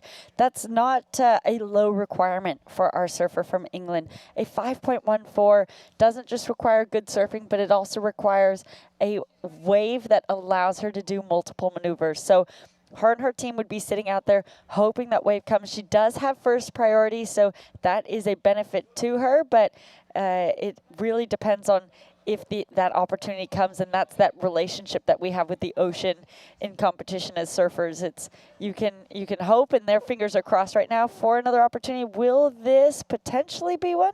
Could well be a little middles left there, but it looks to be our surfer Georgina on that wave. Is Hannah able to catch that wave? She's not, so Georgina is looking to replace that 3-6-7, leaving Hannah Dines out back, looking to score a 5-1-4. I really like this from our Argentinian. Beautiful control, great adjustment of the body positioning of the board, moving back to the fins for the turns, and then sliding herself forward to initiate the turns. A lot of fantastic passion and a great performance. Is this going to be enough to seal the deal in the final, Rachel?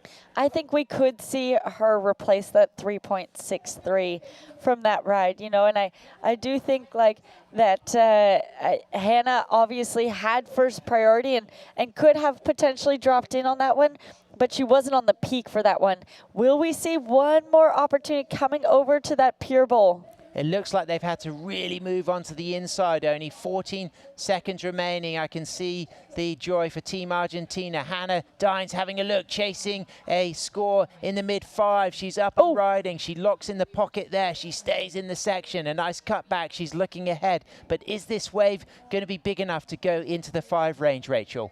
She now needs a 6.23 because our surfer Georgina did get a 4.73 on that last wave. So that's where we do need to see it be that relationship between a great performance and a great wave to allow those opportunities. I don't think that will be the one. So great performance thus far from our surfer from England. Well, congratulations, Jocelyn Newmiller and Georgina Mellatini for Argentina and Australia, respectively. Stay with us. We've got special guests, 3 times ISA World Parasurfing Champion Liv Stone, coming in the booth to help call the action. We'll be right back.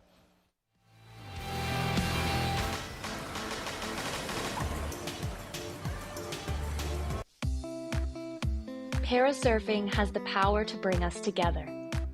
Together, we push the limits, further the sport, and go for gold. You've crossed countries to get to the World Championships. Let Access Tracks simplify crossing the sand. Access Tracks, the official beach access pathway of the ISA World Parasurfing Championships. Hello and welcome to Huntington Beach, California. I'm Kelly Miller, President and CEO of Visit Huntington Beach. Known as Surf City, USA, Huntington Beach boasts 10 miles of coastline and the most consistent waves on the West Coast. Huntington Beach has it all, with endless summer weather, year-round events, outdoor activities, and oceanfront resorts and spas. So get ready to be inspired, be connected, and be here, Huntington Beach. Plan your visit at surfcityusa.com. The beach is going wild. You can see the excitement on her face as well. This big ball section, incredible turn. Wow.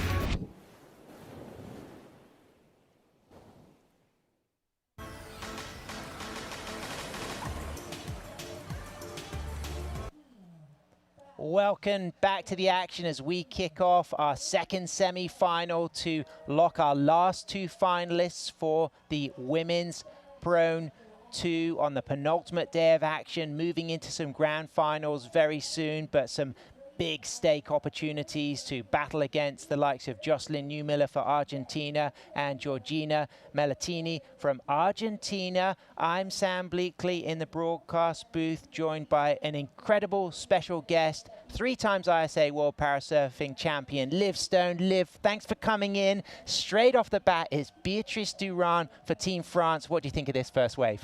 Yeah, no, that was a great left. Those lefts seems to be really opening up today, and she made the most of it. And to get like the first wave in like 30 seconds. So it was a great start for her. Yeah, and to have a fast start, I mean, that is a really important thing. Yeah, for sure. Sometimes I know coaches say that like when you win the first interaction, they tend to win the heat.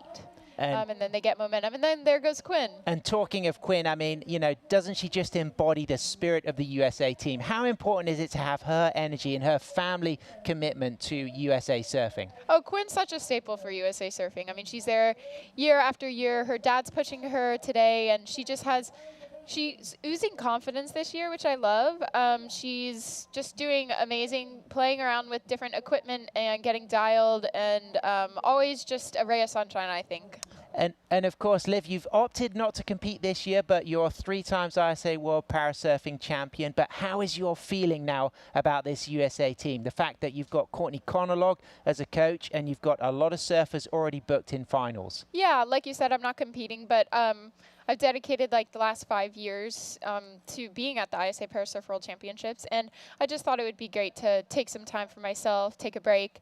And USA Surfing has really turned a corner. I feel like there's new management, Becky, CEO, and now Courtney as the coach. So it's like, yeah, now I'm not competing, and the team's like doing amazing. So, but yeah, I'm on the board of USA Surfing now, so I can still advocate for the sport and still be involved. It is a little strange being down here, not like putting on a jersey and paddling out, but I love supporting the team. And is that firing the fuel to get back into competition soon, having seen some of the electricity, the adrenaline, the opportunities? It makes me want to put the jersey back on, but I also have to think about like my mental health first and some different things that I've been focusing on the past year. I'm not saying like I'm done completely, for sure. Like I can't ever say that. Maybe I'll be back, I'm not sure, but just taking it year by year and seeing how it goes. Well, it's such an honor to have you bringing your energy into the booth. I mean, I know that you do so much for parasports globally. And what do you think has been some of the standouts you've seen this week? Have you seen some new names that you have really been impressed with? Gosh, so I've been watching the broadcast at home every day, and I've just been so stoked to see everyone ripping. I thought Ala Lee was a standout. I mean, from last year to this year, she's just been absolutely ripping. I know she's not for Team USA, but I love watching her surf. Sure. And then in terms of Team USA, I think Forrest has really stepped up. He's going to be in the finals.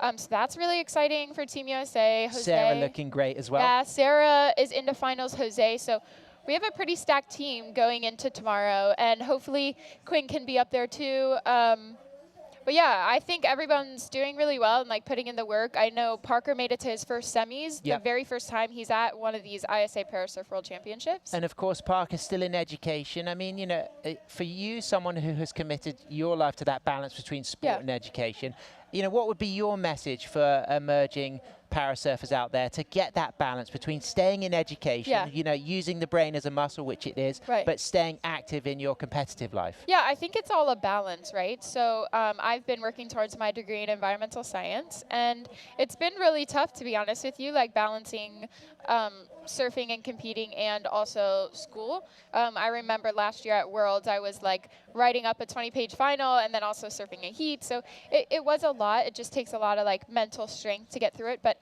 for me, like I always value education. I think that it's worth it. And to get that degree moving into the future is always going to be worth it. So I just encourage, if you are working towards your degree, to stick with it.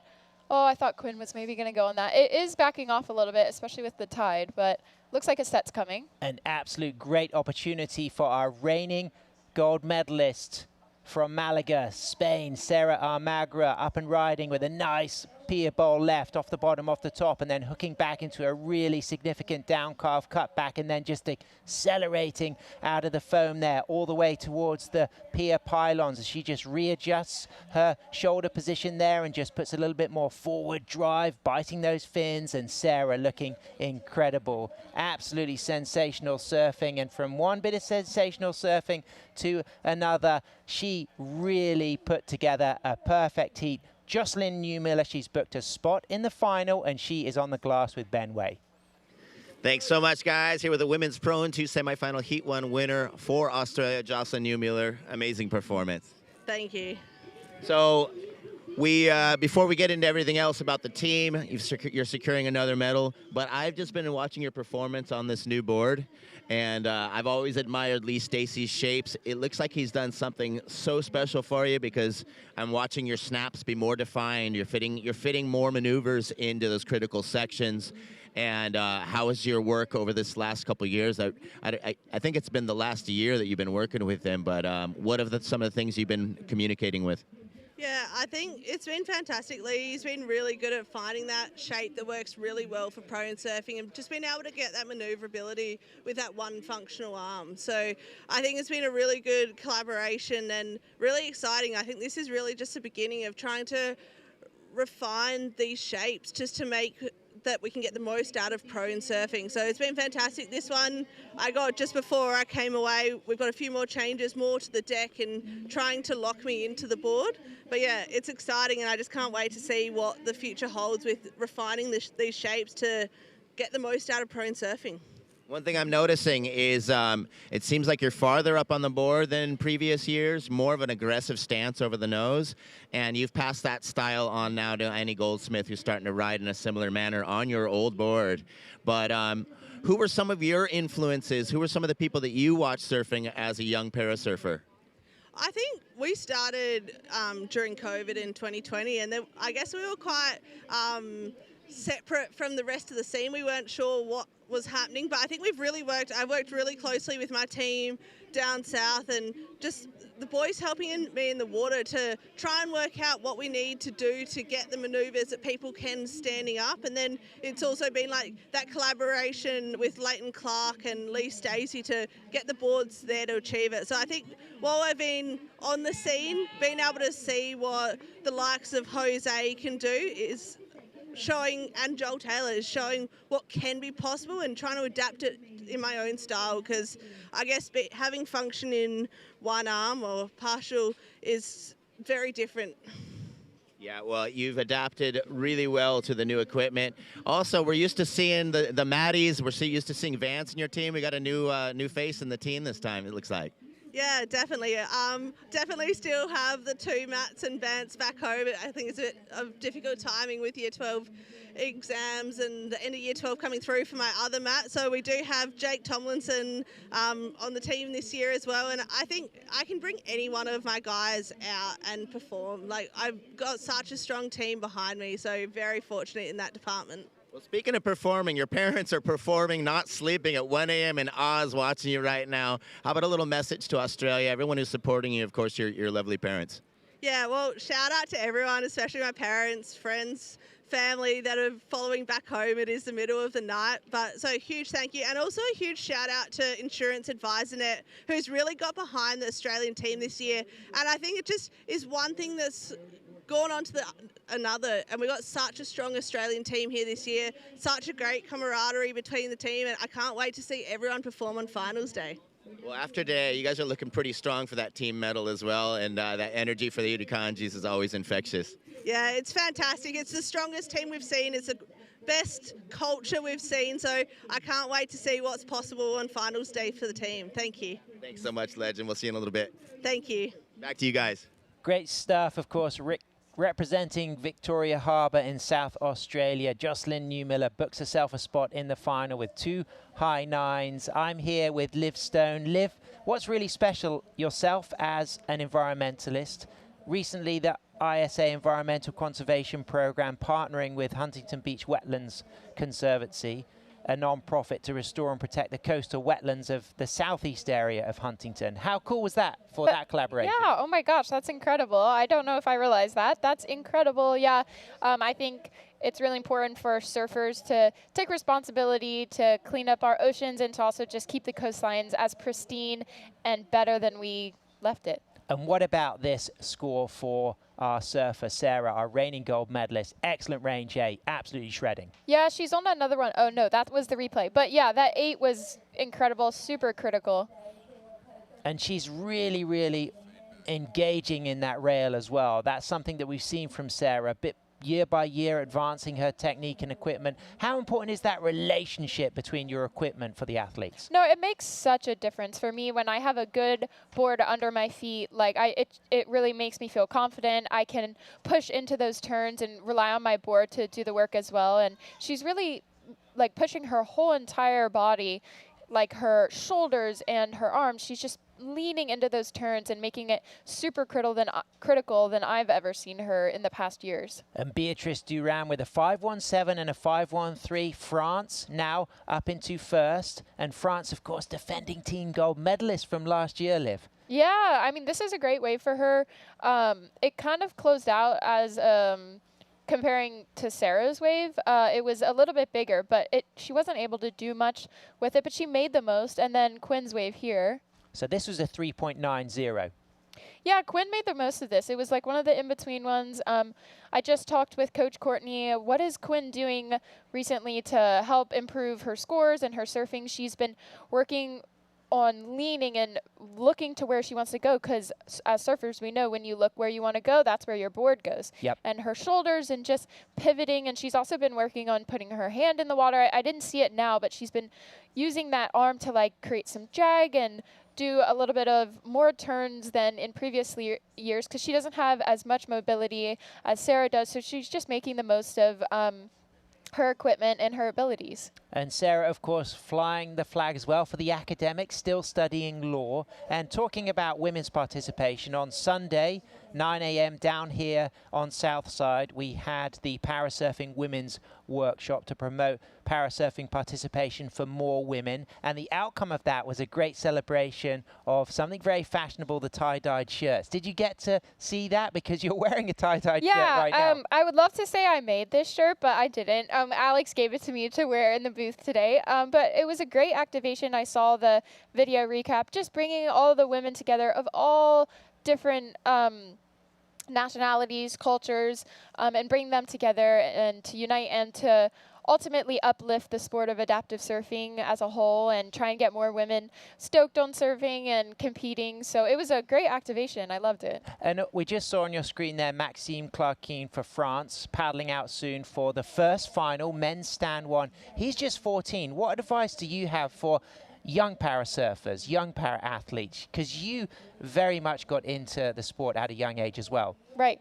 Yeah, I want to mention he is absolutely ripping. Like, I think it was his first year last year, or maybe the first year last year. Yeah. And he was really nervous, and he did really well. But this year, I saw him on that left just absolutely ripping. So super proud of him. That is incredible, and he's just sticking with it. He's one of those people where he got involved at a young age and just caught the bug of surfing and came back and really worked on his equipment and performance and started to absolutely shred. I love that left he got the other day. And yeah, for advice, I would just say when you're just starting out with surfing, just getting into parasurfing, and you have this hunch of, oh, I would love to compete, just keep working at it. And surfing is something that you have to consistently do. Get out in the water every day, work at it, and you'll see the results day in and day out. And yeah, I would just say stick with it. It's an absolutely rewarding sport, and I've loved being down here involved with the community, cheering on everyone. It's a bit nice, like no pressure.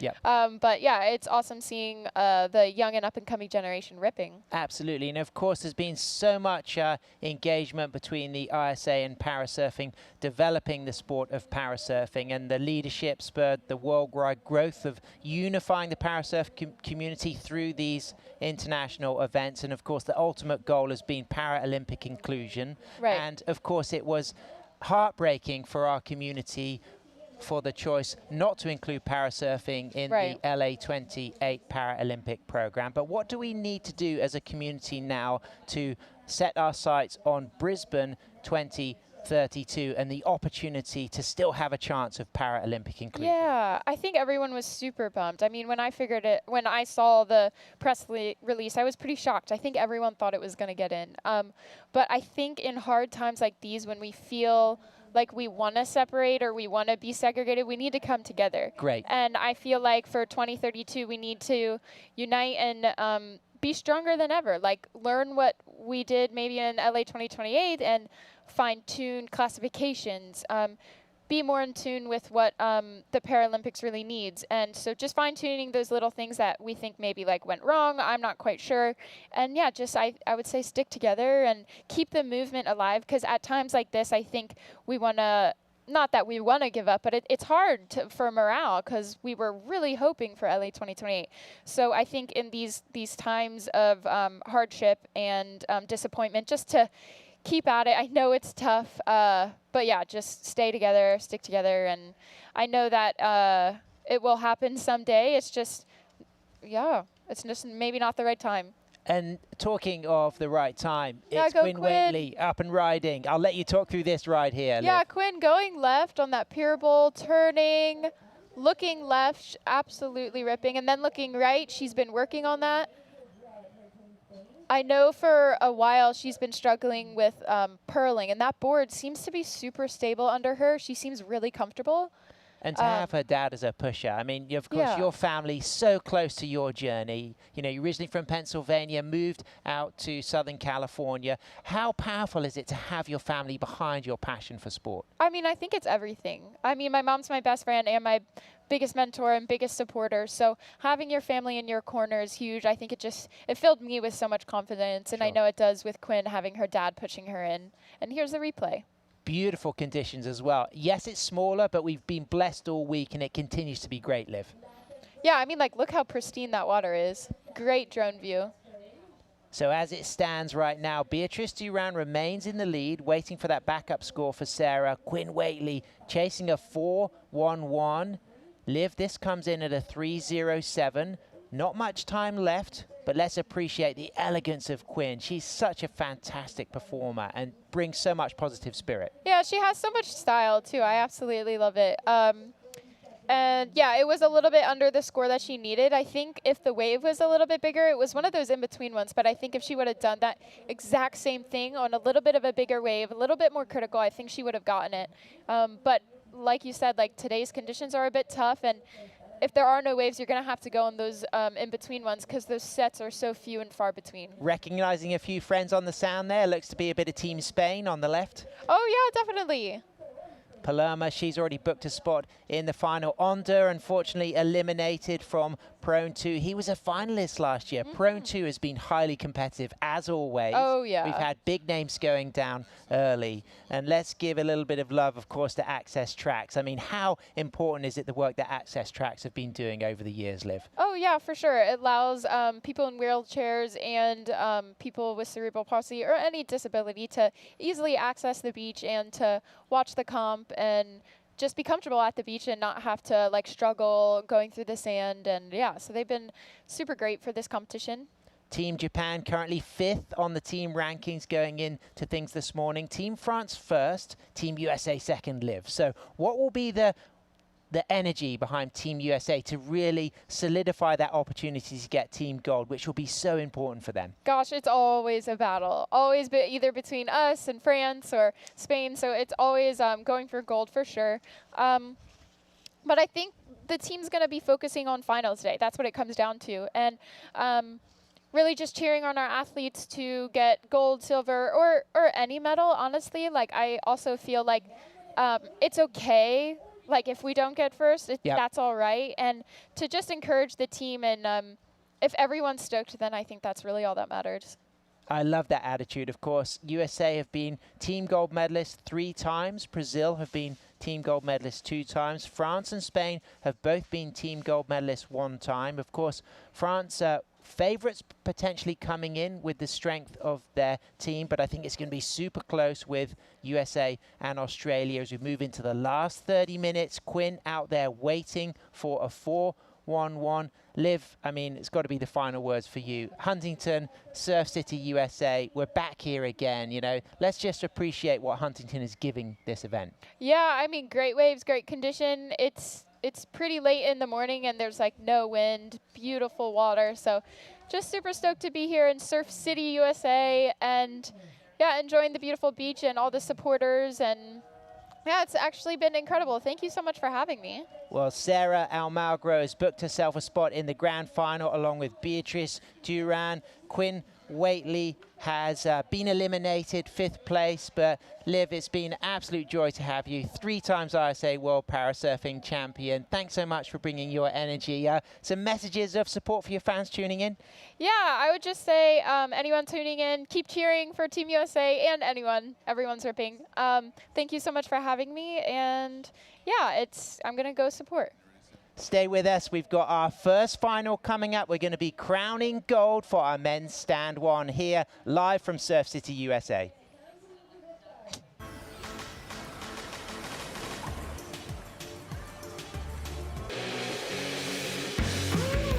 The crowd on the beach is going wild. You can see the excitement on her face as well. This big ball section, incredible turn. Wow.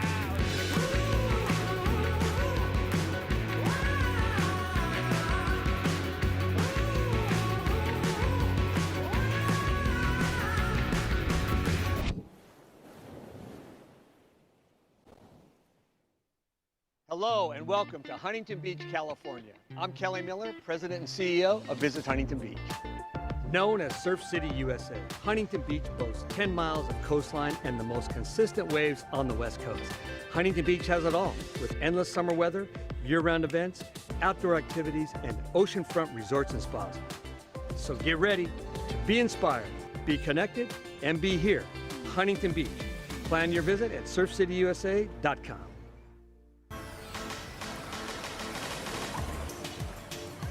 Let's go. Have some fun.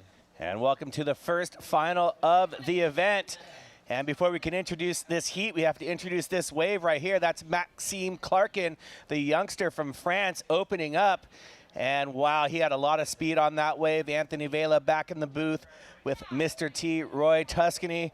Roy, we're talking all things Parasurfing, and oh my goodness, look at this flurry of waves to open up. So we've got a 25-minute final. So these heats are going to be 5 minutes longer than the opening rounds. There's Camilo Abdullah from Portugal on his backhand, up and over on the top there. And one more wave in live action. We've got Shingo Kato from Japan, and he's up on his forehand trying to make the section. This is a huge set. And there he is trying to make his first turn, and I think pulled out right there to maintain priority, paddling back out because he was not able to open up with any turns. Man, this 1 to 2 foot forecast, I might be off by here at about 10 a.m. this morning.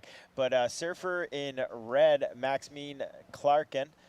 That was quick. Good news is we have this other board up here.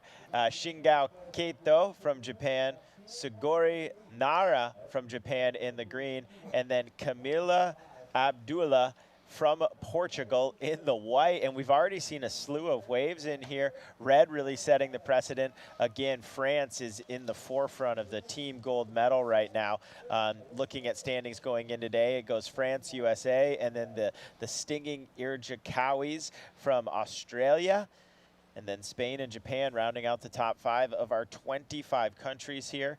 We're going to be looking at a bunch of waves here, and we are going to be going back and forth with this incredible announcing team.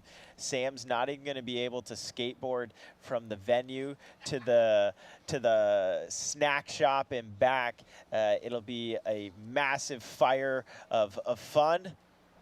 And speaking of fun, Anthony, we're going to go down to Benway on the sand with some fun. Thanks a lot, guys. Here with the winner of the Women's Pro 2 semifinal heat number 2. Just barely getting that second wave, Sarah Magro for Team Spain. It was a very tough heat. Then suddenly the sea went flat and I only scored 1 wave of an 8. I know that I was in the finals, but it was almost there. So suddenly a wave appeared and we took it. I fall, but I took the leader. Well, you had an 8.0, great start. We knew there was less waves out there, and I'm sure you had a plan of just hanging on and waiting for the good ones. Yeah, but time really ran out on you guys, and you were needing a 2.30 barely in the last 15 seconds of the heat. We're able to find something to get just 0.03 points over what you needed to put you up in the lead. Unbelievable, but had to be very stressful. Very stressful. I was a bit worried because I don't like the white jersey. I don't like it. So we tried to wait, to come down, and to see if the wave appeared, and suddenly it appeared. You look nice in red. Yes, I. So I noticed an old friend here. You brought the Thunder back out. You brought your magic board from last year. What was the change in decision? Because of the conditions were lower. There wasn't wind as the last heat. So we changed, as I feel very comfortable with Thunder. So I was speaking with your momager, Sylvia, earlier. And how important is it to be traveling and competing on the other side of the world and having that family support? For me, it's fundamental because I have a kidney transplant and my health is very weakness. So if anything happens, there's my mom to help me out with everything. So I really need her. She's very supportive. Sylvia, can you come in and give her a hug? We're bringing in the momager. All right, well, we're super excited. You got to be really, really excited to be securing a medal for Team Spain. Vamos a mandar un mensaje en español. Sí, muchísimas gracias a toda la gente que me está viendo desde España y bueno, sobre todo muchísimo ánimo y muchísimo apoyo a la gente que ha sufrido la dana, las víctimas, los familiares y todo mi apoyo desde aquí. Un besazo. Muchísimas gracias. Back to you guys. Sarah Almagro sending love and thanks for all those people supporting her and, you know, giving hope. And that's what this event is about, is just showing how much the ocean can bring us back from, you know, wherever we've been. The ocean's always there when you need it. It may not be the conditions you want all the time, but there is some healing power in the ocean, and it's been sending waves all week long for competitors during the event and also for staff members before and after the event. Yeah, I heard Sam won the staff surf-off the other day. The team from Action Sports Productions came in and awarded Sam the heat win. So it's good to know that the announcer booth is strong with surfing potential and surfing success here. Surfer in blue here from Japan, Anthony. Shingo Kato with a very elegant cutback right there and snapping back into the whitewater, showing some power, pulling out of that one. Shingo Kato with a 1.5 on her previous short ride, and introducing the heat. We have in red Maxime Clarkin from France, and in blue Shingo Kato, who just caught that wave from Japan, as we take a look at the replay. All right, surfer in blue here, getting a really nice turn and then pump right back in. Really just surfing this as almost repetitive, perfect maneuvers. Surfer in white here, Camilo from Portugal, currently with a 6.33, and that wave right there is going to best his 0.87. Our surfer in red from France, Maxime Clarkin, 6.1, and he's going to be upping that after. Does he get up for like JJ? Nope, not like the John lift from the back of the heels. But we're going to have a little bit of motion on this leaderboard here. Currently awaiting some scores for our surfer in red and then our surfer in blue. Shingo Kato from Japan, 47 years old. He was second place last year, and he's looking to better that this year, and he can only better it with a gold medal. And there you see on the screen, Parasurfing stand 1. Surfers who ride the waves in a standing position with some sort of upper body impairment. And we have other stand divisions that will be coming up later. The next, after the women's stand 1 final, we'll see the men's sit and women's sit, and the visually impaired 1 and 2 divisions semifinals to finish out the day. And we'll see the rest of the stand division finalists tomorrow. And look at this wave right here for Shingo Kato from Japan. And he's having a look, not able to get into that one, just locking in a 6.63 from that last wave. Camilo Abdullah with a 6.33 and split the peak right here. And Maxime, the youngster, going left and carving right back. Look at him right in the pocket, bangs one off the top right out of that one. Oh, you can see I wanted it as much as you. The young 14-year-old. As Suguru Nara, he's, a little longboard style right there. Sneaky. Rachel Tilley, inspirational moves being thrown down in here. Surfer from Japan doing a little do-si-do up on that. And the team from Japan is fired up to be cheering their teammates on. 2 members of the Japan Parasurf team in this heat. Currently, Shingao is leading with a 6.63 and a 1.5. Waiting to see that score from Maxime Clark, the 14-year-old, who just missed it by just that much. If he did, Anthony would have jumped up and high-fived the wires with inside this tent. But here we go, our surfer from Japan really finding a beautiful right here. They split the peak, and then here we go, a little do-si-do at the end of this, a little longboard technique, a little step-over, crossover, as Ben steps and crosses over into a new outfit that he's going to wow the folks on the beach during the glass on.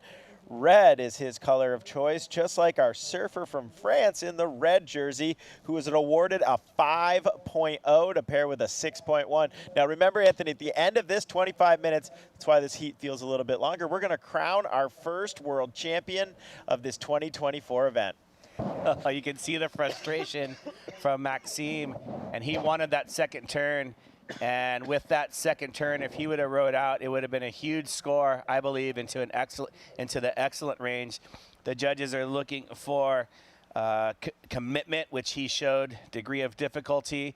I think the major thing is the combination of maneuvers, and he had a great combo there and linked maneuvers one right after the other. And if he was able to ride out of that, he would have had a huge score. A 5, and that backs up his 6.10. So the youngster going up against the veterans, we have 3 surfers in their 40s and one at just 14 years old from Angers in France. He was born in France to 2 Kiwi parents. There you see the next heat. We'll see Catalina Castro from Chile in red, Chikako Takao from Japan in blue, and Anne-Marie Paquet from Canada in green. And that will be the next final coming up in the women stand 1 division. And I love watching the preparation of athletes as we're preparing possibly for an exchange here, and Camilo Abdullah, the veteran, has priority, and I believe that was an attempt to catch the wave. So the priority judge is going to change the priority position, which you'll see on the left side of the screen. Those colors with the numbers on the left side of the board, you see Camilo Abdullah going from first priority to third priority because the judges deeming that he surfed that wave. And so right now we're coming into the booth. Anthony Vela here with the 2. Oh, wait a minute. Gunnar, come back. Gunnar, get back in here. Your paycheck is going to be docked if you don't get back in here. You've got some important calls to do here. Oh, there you are. Say now hi. You're back on the live screen. Gunnar, how did you make it on TV? Did you bring me anything else other than this, or is this it? Come this way a little bit. That's wait, it? One more question. Okay. What do you think of the surfing from Team USA so far? Good. How's Mama going to do?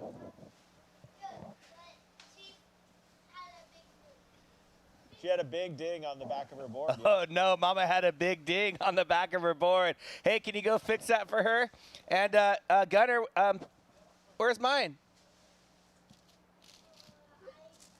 Okay, no worries, no worries. He forgot to bring mine. We saw Gunnar yesterday doing some skateboarding tricks right here in the booth. And look at that beautiful shot. 10 miles of pristine coastline, Huntington Beach, California, Surf City, USA. Of course, this event presented by Surf City, USA, presented by Visit Huntington Beach. And this heat right now, we're a little over halfway through. And Maxime Clarkin primed for the gold right now. Camilo Abdullah last year was 3rd place. He won back in 2022. 2021, he was 4th place. So he's looking to regain his championship form. And so far, he needs a 4.77 in order to move into, I believe that's, yeah, that's 1st place. So all of those needs are for 1st place. There's a lot of 6s and 3s there, so I got confused for a moment. So you'll see the scores on the right-hand side. Those are what each surfer needs to get the gold medal, because that's what they're each going for in this final. You know, there isn't a lot to Camilo to have to need to increase into that silver medal, obviously, but Shingao from Japan, oh, he is ready to add to this 6.63. This is going to be a bigger score than that 1.5. 2 critical maneuvers as that left came in. Yep, he knows it. He's going to be doing that incredibly sped up, accelerated paddle back out as he is fired up. 10 minutes roughly remaining in this heat right here, which is usually the halfway point. They've gotten an extra 5 minutes in this heat to capture more waves and get a more legit final. And we are excited to see who is going to come out on top here. All 4 surfers, all posting great surfs and great maneuvers. And I really believe Camilo from Portugal just really needs a second wave to increase. There we go, 8.17, Anthony. Shingo Kato showing his form right there. And that wave going into the excellent range. We've had a number of excellent scores throughout the event and here today as well. We've had a total of 24 excellent scores from previous days' competition. That one going to be logged in as well. So 8.17 for a combination of major maneuvers. And man, he carried a lot of speed through that first turn, putting the board right on rail, which the judges love to see. It's that rail-to-rail combination work, which allows you to carry speed, and Shingo Kato showing that. Again, we're talking about the ages of the athletes. The youngster, the 14-year-old, only started surfing in 2018. He was fourth 2 years ago. We're talking about Maxime Clarkin from Anglais, France, and here's the replay. Here we go. Surfer from Japan awarded an 8.17. Two big snaps up at the top, and then a third little directional change at the end. Really great wave. For the lefts that have come in today, that is where we've seen these big scoring waves, except for that right that Jocelyn got on that 9.5. How many of these excellent waves? We've had 24 so far. How many does Jocelyn Neumuller have? I feel like she's got to have at least 5, or you know, 20% of these excellent scored waves have been conquered by Jocelyn Neumuller. She has been on fire, battling through her shoulder popping in and out while surfing. You saw in the last heat, after 2 incredible rides and throwing away a 7.17, she decided to take health over time and put herself for additional rest getting into the final that she'll be a part of tomorrow in the women's Prone 2 division. But she is on fire with scores in the excellent range of over 20% of the excellent waves ridden. And in this heat right here, Suguru Nara has been, he's in the combination situation, so he needs a combination of 2 scores in order to move into first place. Suguru Nara from Chiba, Japan. Similar style beach break there. Some great waves in Chiba. And he's going to position himself right underneath the pack there, sitting with 3rd priority. And that's where you want to be with 7 minutes to go. Maxime Clarkin with the heat lead, in 2nd place with 1st priority is where you want to be, having that 1st priority, giving you the first option to select any wave that comes. And we saw priority interference earlier today from Casey Proud from Hawaii, but he was still able to advance through to the finals.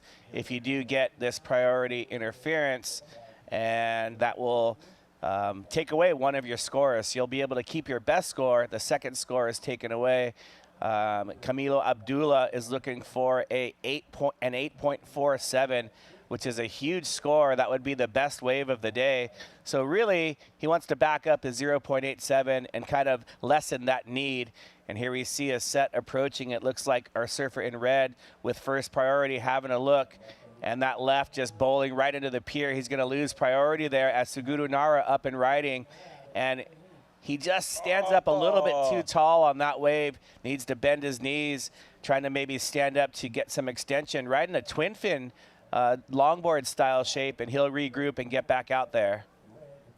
He really had a spot there as he was positioned really well and took the wave from our surfer in red there. A little shift around in the priority board now. You can see them kind of moving around out in the back here. Our surfer from Portugal is in the priority position with 6 minutes left. Yeah, an 8.47 is a large score to catapult yourself from 3rd to 1st, but really has a great opportunity to move from 3rd to 2nd with just bettering of that 0.87 that he's currently adding together for that bronze medal current position. But a lot of time left, a lot of waves to be served, and a great opportunity to get yourself up on the leaderboard for your country, as this will be our first crowning of a world champion. Now, as we start to crown these world champions, we want to make sure you're all aware of the 9 different divisions that exist. Parasurfing Stand 1, which we are in now, are surfers who ride waves in a standing position with an upper body impairment. We then have Stand 2 and Stand 3. The difference being Stand 2 is with a lower body impairment below the knee, while Stand 3 is above the knee. You see a different way of getting their legs on. It's more of a really big gate swing for the Stand 3 than it is for the Stand 2. Our surfing, kneel, and upright, very heavily competitive division this year with the finals tomorrow are for surfers who ride waves in a kneeling or upright position. While we're about to see after this standing one for the men and the women, we'll see our sit division, where surfers who ride waves in a seated position. Parasurfing 1 and 2 was the highlight of this morning, where prone 1 is surfers that surf in a prone position, laying on their belly without any assistant, where prone 2 is surfing in that same exact style, but using a team approach. 3 surfers on a team, 1 catcher, 1 pusher, and 1 surfer to get them in and out. And then finally, our visually impaired, which we use the standard visually impaired rating of the ISBA, and we have Vision 1, or VI1 and VI2, and we'll see some of them later today as well. 4 minutes remain before we crown our first champion. Anthony, with 4 minutes left, who are you going to put your money on? Well, right now, in second priority is the heat leader, Shingo Kato, and he's going to try to better a 6.63. So having that second priority comes in handy because third place, Camila Abdullah, with first priority, needs a huge score. And so Shingo Kato is going to want to hold off Maxime Clarkin, as we see a little bit of a paddle here. And our surfer in white, Camilo, up and riding on his backhand with an excellent turn off the top and just a little bit behind that wave. And so that second maneuver is not going to be the combination that he was hoping for in order to get that 8.47. He will better the 0.87, and that leaves Shingo Kato having a look. And Suguru Nada, Suguru looking at the right. He's been liking the rights. As you see Maxime Clarkin with that second priority paddling a little further south, and a little bit of an exchange there. That will shake things up a little bit, but I don't think that's going to do too much damage because didn't have that combination that Shingo Kato had. But I'd like to ask you about just, here we go. And that is Suguru Naru on his first left in this heat. He's watched the other competitors get scores there, falls off his board, tries to jump back on, and is going to have to paddle back out. There we see the women's division. The women in this division, they're going to be coming up and fighting for gold in the next heat coming up after the last 2 minutes plus in this heat. I'm now going to say that I'm going to put it on blue. He's sitting with priority 1. He's got a pretty comfortable lead over second place, where an 8.7 needs to be surfed to better Maxime into the lead here. And with them sitting next to each other, the number of waves coming in the zone. But look at that. Wait a second here. Look at this. 8.17. Maybe I shouldn't put my money so quickly on blue. Well, that turn, it was right in the pocket, and it was done with so much speed and flair that, it was actually a really creative turn for the small area that he had to use, and the judges really liking the way that turn wasn't your typical snap off the top. And here's a replay. Here he goes, really big, and then just throws a bucket of water off that top turn there and really gets out in front of this wave and then throws in one more before the back. He did accelerate his paddling out, and here he goes. He's hoping that in this last minute, this wave right here is going to give him above a 6.63. I think he just got a little too excited. Even though he did snap a turn there, that's not going to compel or catapult him past with a needed 6.63. But wow, we really moved things around on the board here. Still going to wait to see our surfer in red with a minute left. He's still got that threat there. He has the capabilities of putting out an 8.7. We just saw an 8.17 scored. So, with 45 seconds remaining in this heat and our first world champion about to be crowned, let's see if things get shuffled up or if Japan's going to go home with the first gold medal in the individual category of men's stand 1. Now remember, stand 1 is surfers who surf in an upright position with an upper body impairment. We just had the 3-time world champ in this division, Liv Stone, in here. And now we're going to be bringing Rachel back in with Sam for the women's stand 1 division that's about to come up here. 8 seconds remain. Is there going to be a wave for red? I don't think so. Oh, it's going to come in, but it's going to be about 5 seconds left. How about that? Japan with the first gold medal awarded in a category. Men's stand one final. We've got a new champion. Last year's second place finisher. This year he is Ichiban #1 Shingo Kato from Japan, 47 years old, winning a world title. This is what I love about sport. He is so stoked. That is youthful exuberance right there. And it doesn't matter how old or young you are, when you give it your all in training and put your efforts out there, and it's just so awesome to see. Congratulations to Shingo Kato winning Japan's first ever gold medal in this division. And look at that stoke right there. Congratulations. To Japan, and what an amazing heat. Camilo Abdullah has done his best to fight for that title as well. Third place last year was Camilo's first place in 2022. He was trying to regain his title. He got fourth in 2021, so now he's got the whole spectrum of medals: gold, silver this year, bronze last year, and a copper medal back in 2021. And there is the traditional chariot of the winner off the water onto the podium. Typically, traditionally, when you win a contest, you do not touch the sand, and Team Japan is stoked. What a great one there. Sport is so cool. Excited to hear the interview that Ben Way is going to have with our first crowned gold medalist here in men's stand one, the first champion we've awarded. 17 more of these to go between today and tomorrow. And the team of Sam and Rachel are going to come in here, and they're going to call the women's stand one. And we've got a pretty heavy field of competitors there, but, you know, 47 years of absolute young stoke here in our champion from Japan. And also remember that we had the two divisions that were merged together. So we're going to have 17 gold medals given out in this year's event because of an injury. There is one competitor in the women's stand two. So the women's stand two and stand three are combined, and we're calling it women's stand three. So one gold medal awarded.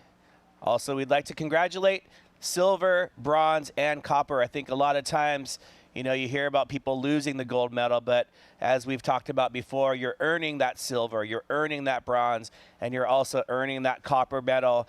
And that stoke is permeating throughout the beach.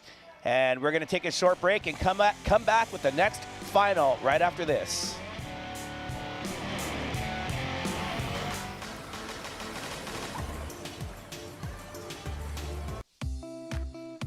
Parasurfing has the power to bring us together. Together, we push the limits, further the sport, and go for gold. You've crossed countries to get to the World Championships. Let Access Tracks simplify crossing the sand. Access Tracks, the official beach access pathway of the ISA World Parasurfing Championships. Hello and welcome to Huntington Beach, California. I'm Kelly Miller, President and CEO of Visit Huntington Beach.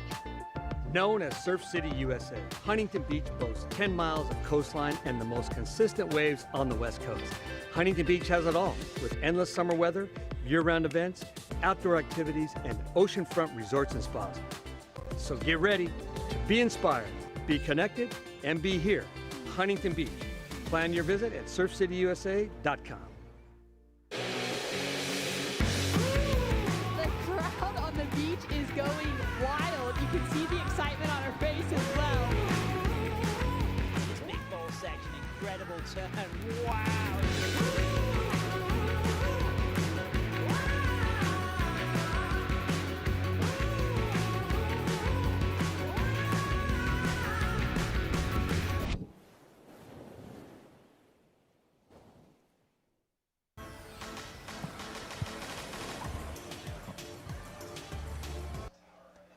Welcome back to the action as we kick off our second final of the day. It's our women's stand one final featuring Catalina Castro from Chile and Chikako Takoa for Japan and Anne-Marie Paquet for Canada. I'm Sam Bleakley, joined in the booth again by Rachel Tilley. Rachel, 25-minute final. We've just seen our first gold medalist crowned. It's Team Japan. It's Shingo Kato. He got silver last year. He's built on that, and he's got gold, and that is going to be a great confidence booster for his teammate Chikako going for gold as well for Team Japan. Yeah, absolutely. I mean, this is what all these surfers have been working up towards to get to this medal match, and we have Red up and riding. Catalina Castro for Team Chile. Really nice driving bottom turn. Nice off the lip for a second touch of the lip on the inside there. So a great opening maneuver with control, backed up by that second re-entry. She rode out of that first turn with a lot of speed and drive. She just got a little bit slowed down on that second turn, but I think it'll get well rewarded by the judges as our surfer in the red singlet, our #1 seed going in to the final. Catalina, she got the highest scores in the qualifying round. She's surfing for Chile. She's surfing against Team Japan and Team Canada. And with that, let's go down to the glass to hear from our first gold medalist. It's our 2024 Stand 1 ISA World Parasurfing Champion, Shingo Kato from Japan. Thanks so much, guys. We're here with the world champion of our Stand 1 division representing Team Japan, Shingo Kato. Congratulations. おめでとうございます。おめでとうございます。Well, 今日、結構朝から、So, sorry, I just went right in Japanese. My first question is going to be, from the morning, it seems like some of our highest scoring rides were on those lefts. So I'm going to ask him if he thought that he felt he had a little bit advantage coming at this in a frontside approach as a goofy footer. まあ、朝からも結構、ジェシーとか、フレディ、みんなも一番ハイテンスのライディング、グーフィーの方だった。今日はもうグーフィーフットでもうちょっとアドバンテージがありましたと思いますか？はい、グーフィーしか狙ってなくてフロントサイドで乗れるんでアドバンテージあったかもしれないですね。そればっか狙ってました。Yeah, he said he didn't see much option on the backside, so he just went all front side, went all for lefts, and that worked out really well.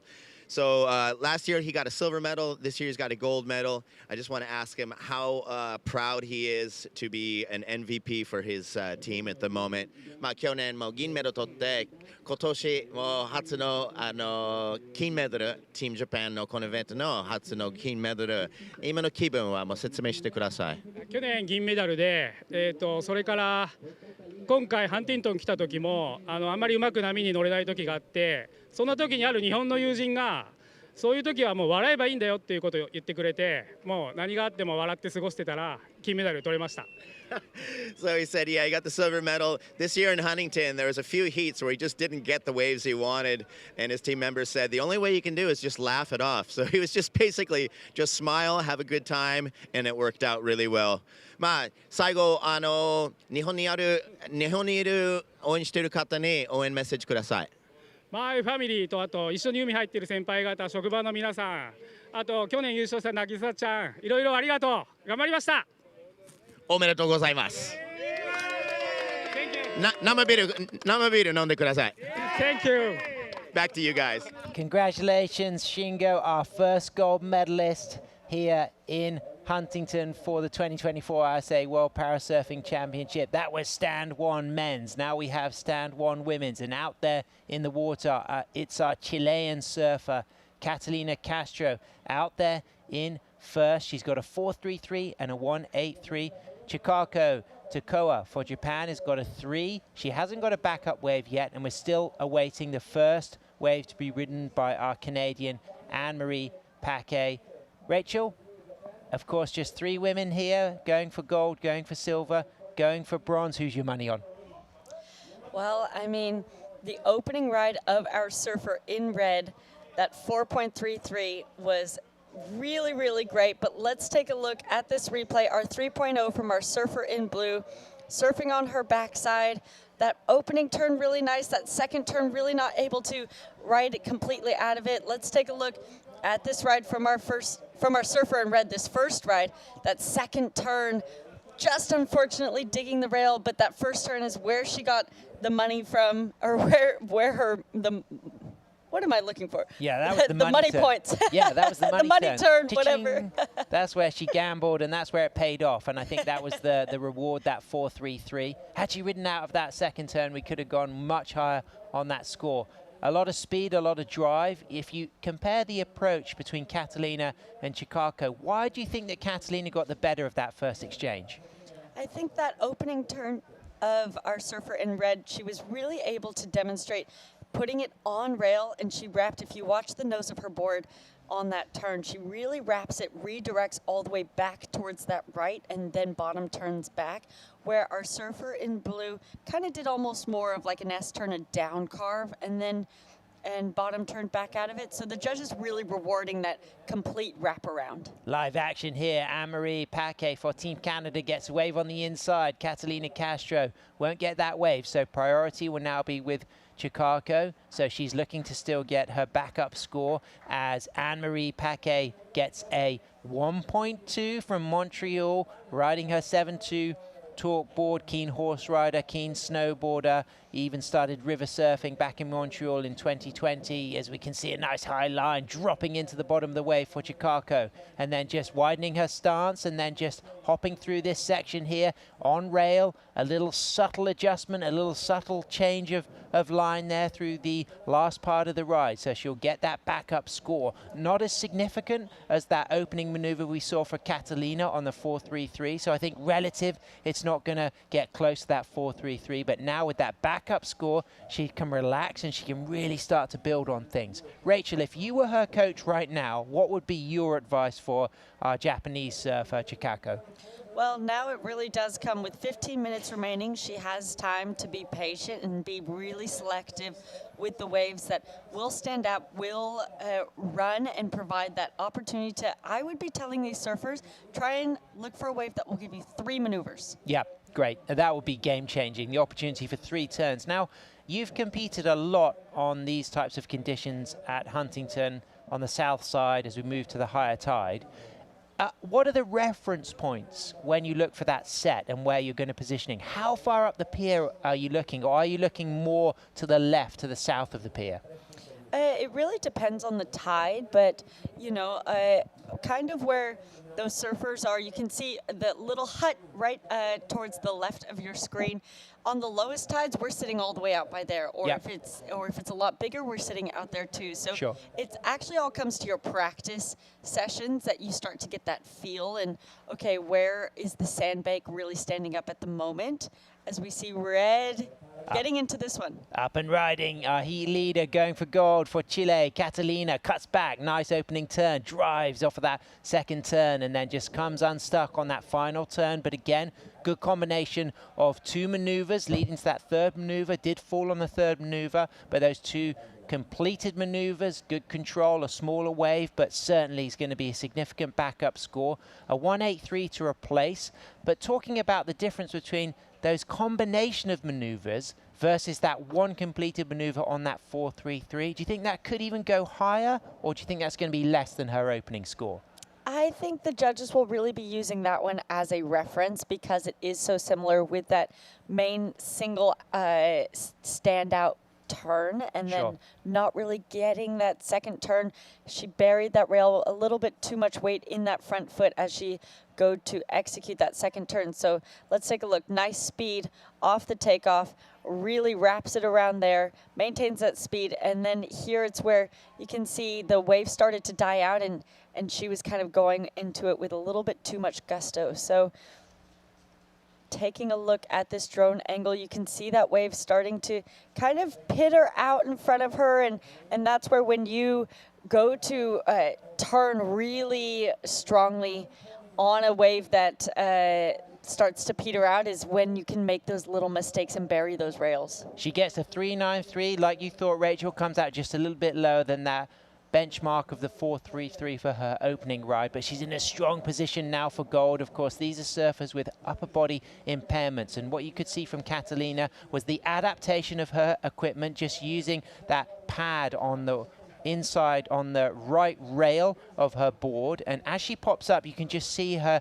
leaning into that to just develop the stability to then make the takeoff. Of course, in contrast to our surfers in stand 2 and stand 3 who will have lower body impairments, either above or below the knee, these surfers with those upper body impairments, and we just had the honor of having one of the legends of stand 1 in the booth Liv Stone, 3 times ISA World Parasurfing champion. That was really special to hear from Liv. You were on the sidelines watching. Great inspiration. She really is an absolute icon, a role model. And if you don't follow her on social media, I recommend it, because not only her love of education in environmental science, sport, but a number of things, her lifestyle and her cooking, her recipes that she shares on social media. I pick up on those. I'm a terrible cook, but I'm inspired by her recipes.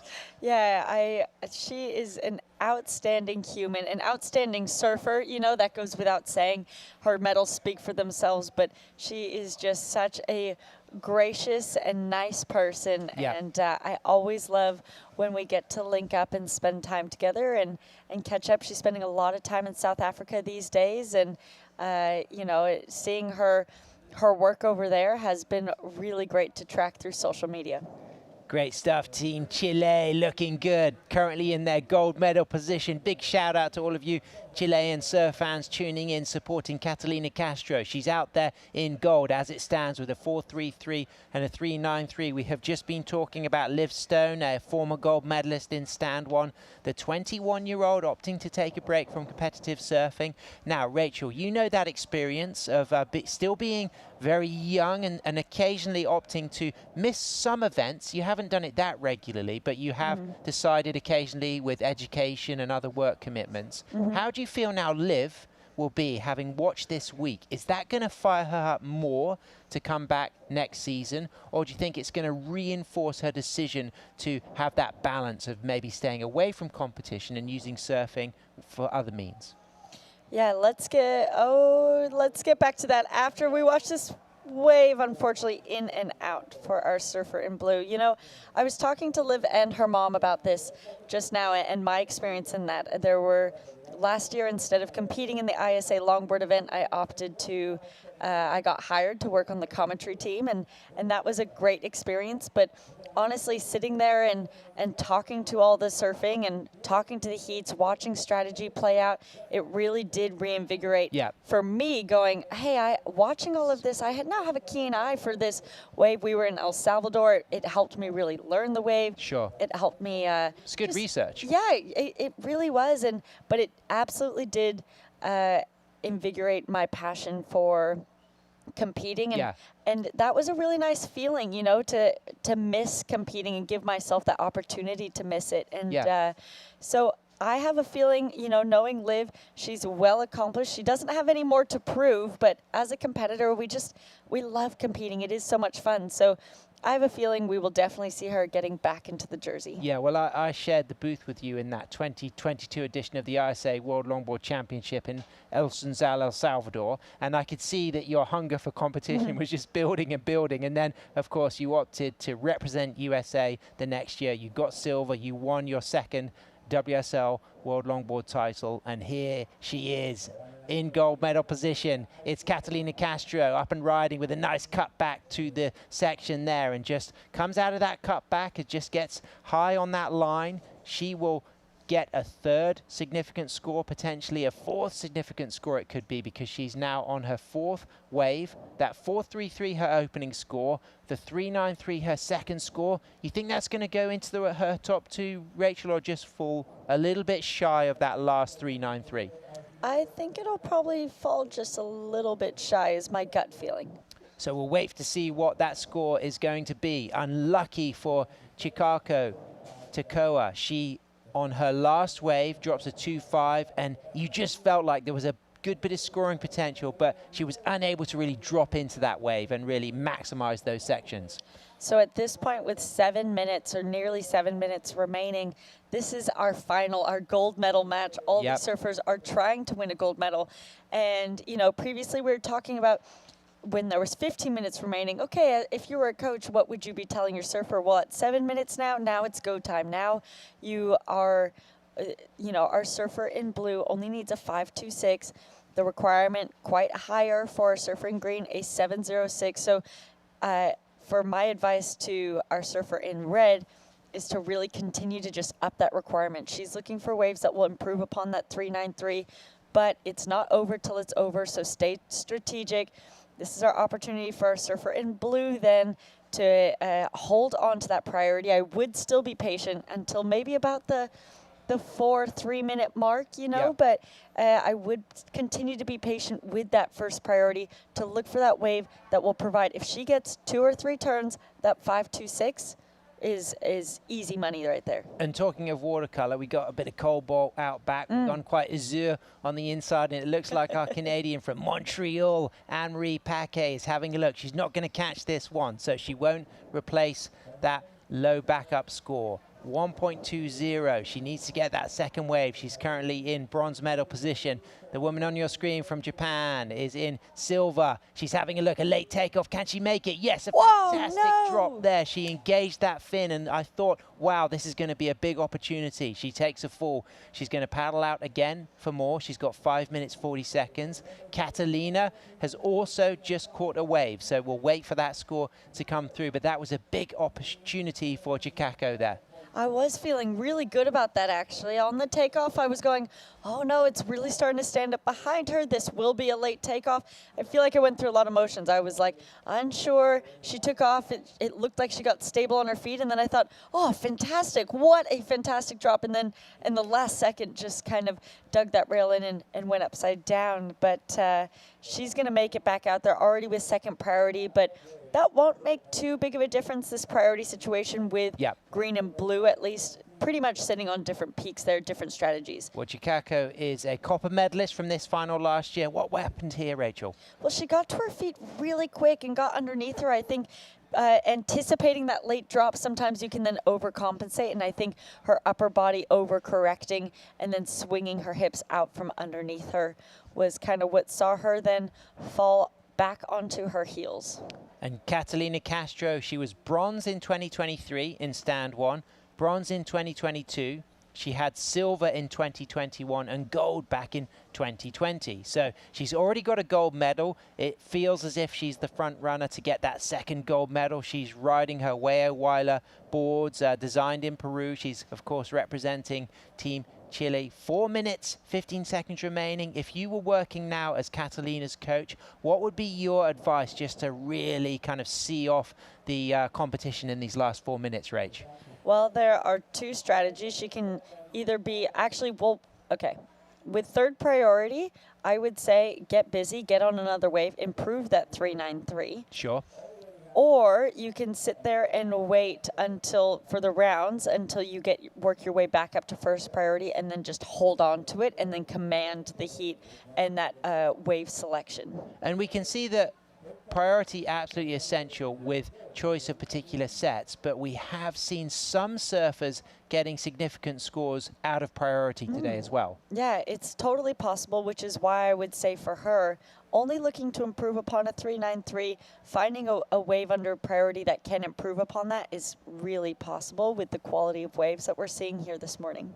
So big shout out to the ISA for developing the sport of parasurfing and the collaboration with the International Paralympic Committee in all of the classifications. And the ISA's leadership has spurred a worldwide growth for parasurfing by unifying the parasurfing efforts and encouraging our membership to adopt these disciplines. And the ISA has been really instrumental in the classification system, and that will continue. And of course, our ultimate goal is Paralympic inclusion. And of course, following surfing success in Tokyo 2020 and Paris 2024 as a sport that brought a big new audience to the Olympic program, the ISA continues to lobby the IPC for parasurfing's inclusion. And we just heard from Liv Stone when I asked about her advice as we now set our horizons on 2032 in Brisbane, Australia. She said it's all about the community uniting, and I thought that was really wonderful to hear those wise words from the young shoulders of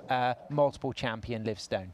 Well, she's someone who is now serving on the USA Surfing board as well, so really involved just in the development of the sport across the nation as well. And I think she has a really sound and keen mind for the sport and how it grows and what can continue to be done to see it develop. Absolutely, as we move into the last 1 minute 45 seconds remaining. So requiring a score of a 5.26 to move from silver into the gold medal position. It's our surfer with first priority, Chikako Takao. She needs to get a score on the board with just 1 minute 30 seconds remaining. Rachel, is there going to be an opportunity? I can see a little bit of movement out there. Oh, I hope so for the sake of, for us watching. I know our surfer in red is just fingers crossed. I don't want to, when I'm that person, I'm like, okay, go flat for the rest of the heat. But it is our surfer in blue who's just hoping, praying for just an opportunity at least. And that's the nature of our sport, right? You can sit there with priority, but the ocean still has to provide as well. Absolute huge opportunity for Team Chile to win their first gold of the 2024 edition of the ISA World Parasurfing Championship, as Anne-Marie Paquet for Team Canada looks to solidify her bronze medal position with a backup score to add to her opening 1.20 as scores come in there. So she is sitting safe in that bronze, and we move down to the last 30 seconds, and it doesn't feel like there's going to be an opportunity for Japan to move from silver up into gold. As we can see, Team Chile there absolutely delighted for Catalina to get her second gold medal. She last won gold in 2020. Rachel, what a special moment this is. You've been in these situations. You've been a champion at the highest level. How special will Team Chile be feeling? I have goosebumps for our surfer here, you know, and in this ISA format as well, to be sharing it with everyone in Team Chile. I mean, the hair standing up in my arms right now. She would just be feeling the utmost elation right now, and to then looking at the team, it's so special in the ISA format to be here representing more than just yourself, and you're representing your country, and you have all these people around you to celebrate this win with. I am so excited for our surfer from Chile. Wow, and congratulations, Team Canada. A bronze for Team Canada, Anne-Marie Paquet. A silver for Team Japan, Chikako Takao. And of course, it's a gold for Team Chile, Catalina Castro. The 19-year-old has done it again. She won gold in 2020, and here it is once more. And it was an incredible performance from the very get-go. That 4.33, that was her strongest ride. You just sensed that she had the momentum, the energy. She came in wearing the red singlet as the highest seed, Rachel, and she didn't disappoint. She stayed busy, she stayed active, she built on her backup score, and she wins with style, and she can be absolutely overjoyed for the rest of the season, having ended what's been a great year for her with a gold medal. Yeah, that's my favorite feeling now. We're at the very end of 2024, and we can go into our off seasons now, and you go home and you just get to, you go into the holiday season and you get to share and celebrate this win with a time that is, you know, surrounded by family and community. So yeah, it's a really good feeling. Oh, absolutely. And of course, big shout out to Team Chile there. Of course, they've got great representation, and they'll be overjoyed to go down there and cheer up Catalina to take that gold. She's already got some fantastic medal work in her cabinet, and she is our gold medalist, our world champion. We're going to hear from her very shortly. We're going to bring in the A-team with Mr. T, Roy Tuscany, and Anthony. Stay with us because we've got the men's sit final coming up next.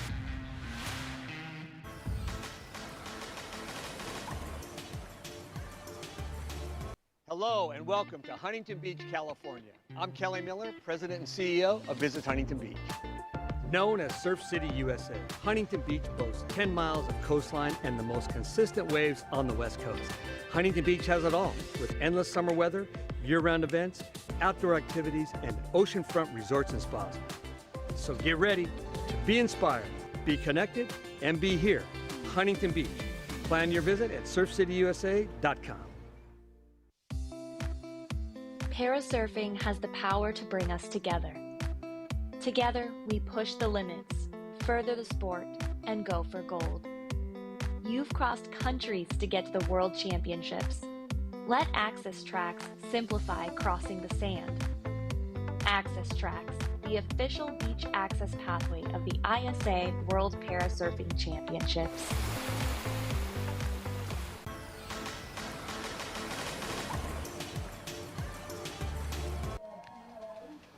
And welcome back to the 2024 ISA World Parasurfing Championship, presented by Visit Huntington Beach, the iconic Huntington Beach Pier, as we introduce the men's sit final from France. In red, Guillaume Collin, and from the United States in blue, Chris Oberle. Juan Manuel Camacho Solano from Costa Rica in green. And also we have our previous champion Jeff Munson in white, and the 2020 gold medalist Jeff Munson with a quick start. Take it away. He comes in here really aggressive on staying on the high line of that wave, allowing him to get that big slide maneuver for a big change of direction. Our surfer from Costa Rica here firing off one. Our surfer in green, Mr. Juan Manuel Camacho, really getting in the pocket and having a great little ride here. Juan is from Costa Rica. I actually brought him that board when we went down there this year to Boca Barranca. And now right here, going right for the first time, our man Chris Oberle. Chris Oberle sending it to the right, where our first two surfers brought it down to the left. Great there. Opening scores, Munson with a 4.17 and awaiting scores for our surfer in blue and our surfer in green. And our red jersey in this one, Guillaume Collin from France. Incredible wave skier with a lot of skills that a lot of other wave skiers don't have. He can right himself if he flips, doesn't have to undo his strapping, and can pop himself back up. He's also very talented, where you can't really tell if he's stronger going left or right. He surfs both in a way with command, and excited to see what he has here. But no one has a better bottom turn than Chris Oberle from Team USA, so excited to see what he does. And a little jump in the leaderboard there, Juan with a 4.73. Here's our classifications. We're going to get, here in parasurfing sit, surfers who ride waves in a seating position. But we've got a lot of exciting things here happening in the surf, and we're going to get back. Here comes another one in zone, and a lot of paddles moving, and we're going to see some action here shortly, Anthony. And Juan Manuel Camacho Solano taking the lead early in this final of the men's sit division. Finals are 25 minutes. All previous heats have been 20 minutes. And Guillaume Collin from France having a look at this one. He's got priority over Jeff Munson, and he's going to take this one down the line. Just a quick directional change. He's going to use that paddle to accelerate, and then bangs one under the lip right there. Again, digging that paddle in on the right side, then the left to change direction multiple times. And that's the way to use the paddle in order to help it become a force multiplier. Helps those turns, not only using the rail of the board, but also the edge of the paddle, sticking it in. And great wave from Guillaume Collin from France. You know, unlike his other three competitors, he uses a bracing system for his legs. You can see right below his knees, he has a block that his legs fit into. One of Guillaume's legs is almost completely healed from his accident. So he has one very functional leg and then one leg that has little to no function. So he has special bracing made to keep himself locked in. And it's something that you don't see on every wave skier, but something that you see on Guillaume's, and allows him to keep a really locked position with that lower body when he's up on his wave ski. And our current heat leader from Costa Rica, Juan Manuel Camacho Solano. Here we have a replay of our surfer in red, Guillaume Collin, taking the lead on this one. Surfer in red, right there already as he goes down the waves, had two positional changes while there. A really quick little off the top, but then a beautiful turn outside of this left, really bringing him back to the white ball and keeping himself away from the pylons. Really great ride there for our surfer in red, awarded a 7.5, which is now finding himself atop the leaderboard. He did have priority there, so Jeff Munson noticed that and really gave up this wave because of the fact that by position, this was Guillaume's wave to surf, and Guillaume really showed up and surfed it well. 7.5 for our surfer from France there, and now the leader of this heat. All surfers have caught at least one wave, varying from a 3.33 all the way up to a 7.5. So the leaderboard is going to start moving around now as people start to catch their second and third waves. I really enjoyed that under the lip snap from Guillaume. That one he carried a lot of speed and very smartly chose to maybe not go too high off the top, as Guillaume looks like having a huge paddle south, and it appears to, yes, it is Guillaume Colin, our heat leader, looking to back up his 7.5. First on a right, left, now on a right. Beautiful seagull going by under the lip, and a quick little snap there, and he's going to really put pressure on that rail on that bottom turn, and a combination of major maneuvers right there off the top again. And I'm going to say that the seagull is going to add to the aesthetic beauty of that wave, and again, one more off the top as well. And that was a fantastic wave from Guillaume Colin from France, the 40-year-old Montpellier in France. Wow, that one was amazing. You know, he got awarded a 7.5 for the left. The left today has been scoring higher, but there's the occasional right, and Guillaume really had to paddle for that one, and he awarded himself with the hard work as we await this score to see how the judges are going to award him. But definitely a lot of great maneuvers, great versatility, as I mentioned at the start of this heat, that he can really surf rights and lefts to the same capabilities, and he really just showed it right there. Waiting scores from all four surfers right now, so we're definitely going to see some change in this leaderboard. Here is that replay on the right. He had paddled a bunch to get over to this positioning, and then you can see him digging really hard, but already kind of starting with a little bit of a diagonal. This is most likely going to be the highest score. I'm going to call that now for our judges. Really taking off diagonal. Look at the Pelican. The Pelican goes right by him, over his head. What a shot! I bet that Sean Evans captured from the ocean here. Like the Pelican, the Action Sports production crew not only throws down the meanest slow-mos possible, but they also frame the athletes in the most positive way to showcase their incredible capabilities. And look at this great wave, continually seeing where he wants to go and positioning his body to go. Big reach with that paddle, awarded an 8.5, and has almost just comboed the entire field, and has really created a big division between himself and the others in this men's final sit division. 16.5 minutes to go. Chris Oberle on a wave here, splitting the peak with Jeff Munson. Munson in the white jersey, really leaning back and utilizing as much of his body to get himself out in front, and utilizing the paddle to keep himself in a nice rhythmic turning on this left back to the pier. And Anthony, I've gotten to call a lot of fun waves here.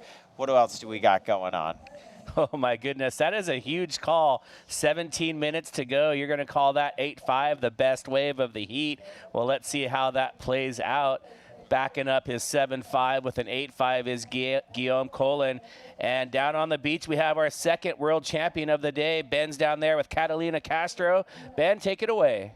Thanks a lot, guys. Here with the women's stand one world champion for 2024, Catalina Castro for Team Chile. Felicidades, congratulations. Muchas gracias, Ben. Estoy muy feliz de poder haber salido primera. She's super happy to have gotten first.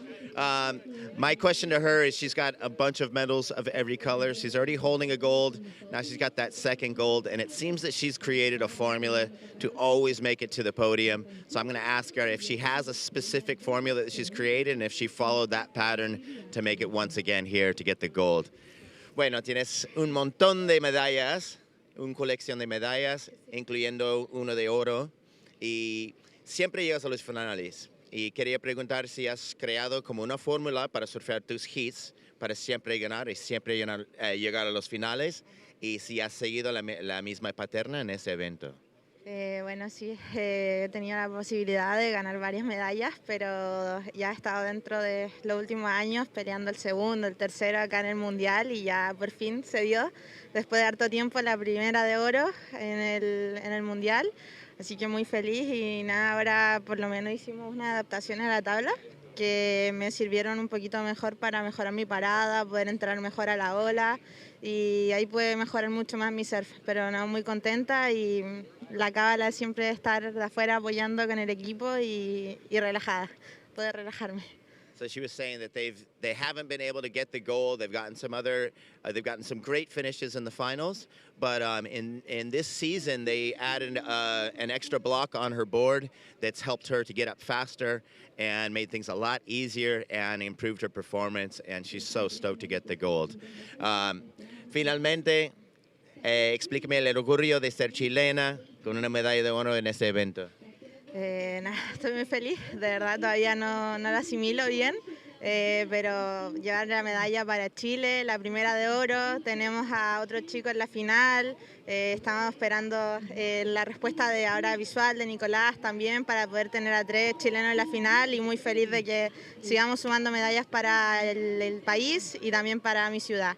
Así que eso, muchas gracias a todos, agradecer a mi familia, a mis amigos y a todos los que están apoyando, entrenadores, todos. Muchas gracias.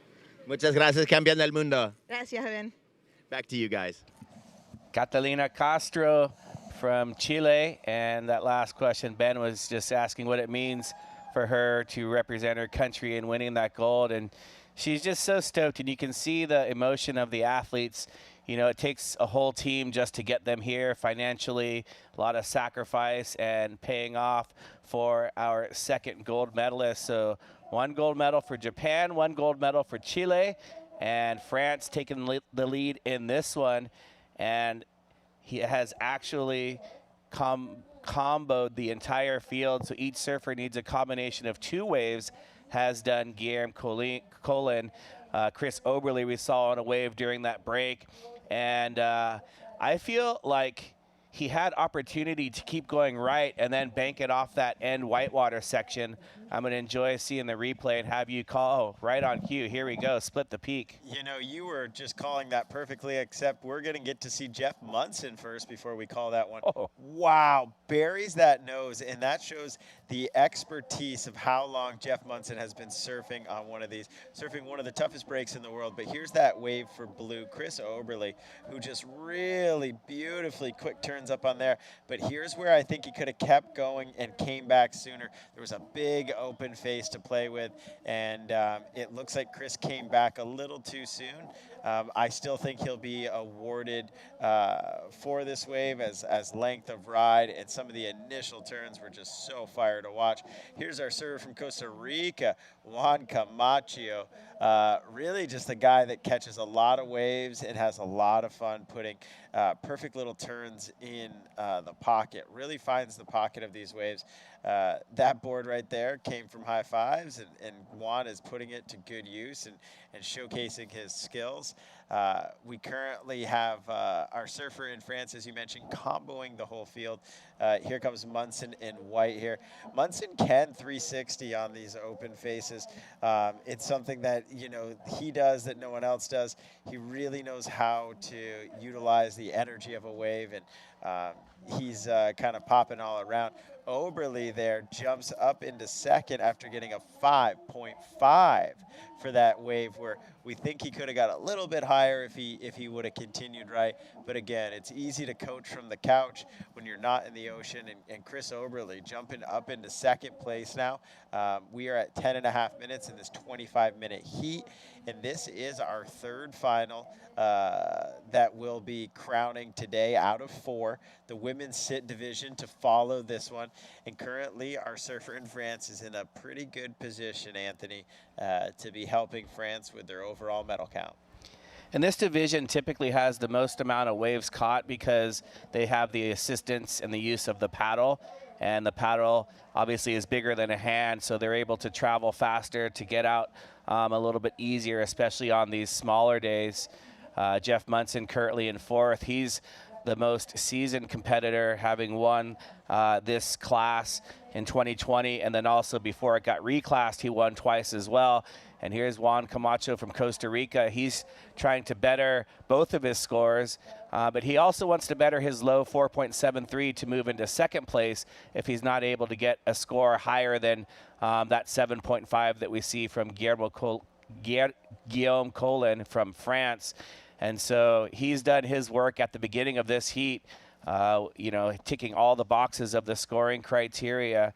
And Guillaume just putting together all of his favorite hobbies with surfing and wing foiling and kayaking and freediving, skiing and biking, and taking all of those skills used in those various sports and putting them together to put together a fantastic heat early in this final.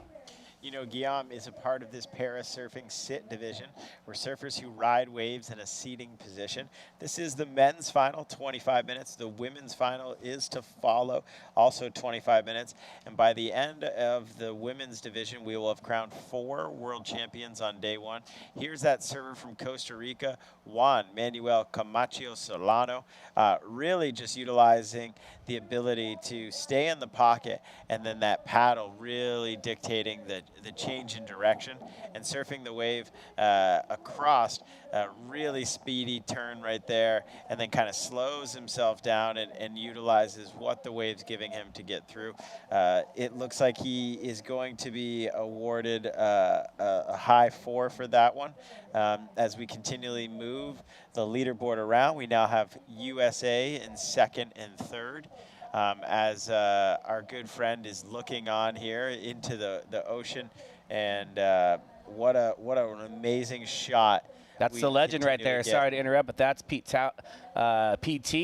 the legend, down here every single morning, as Rachel was telling us. So he's down there scoping out and I believe helping coach Team USA a little bit, kind of, you know, not officially, but more like an unofficial cheerleader slash, you know, originally from Australia, one of the first champions of the professional surfing tour.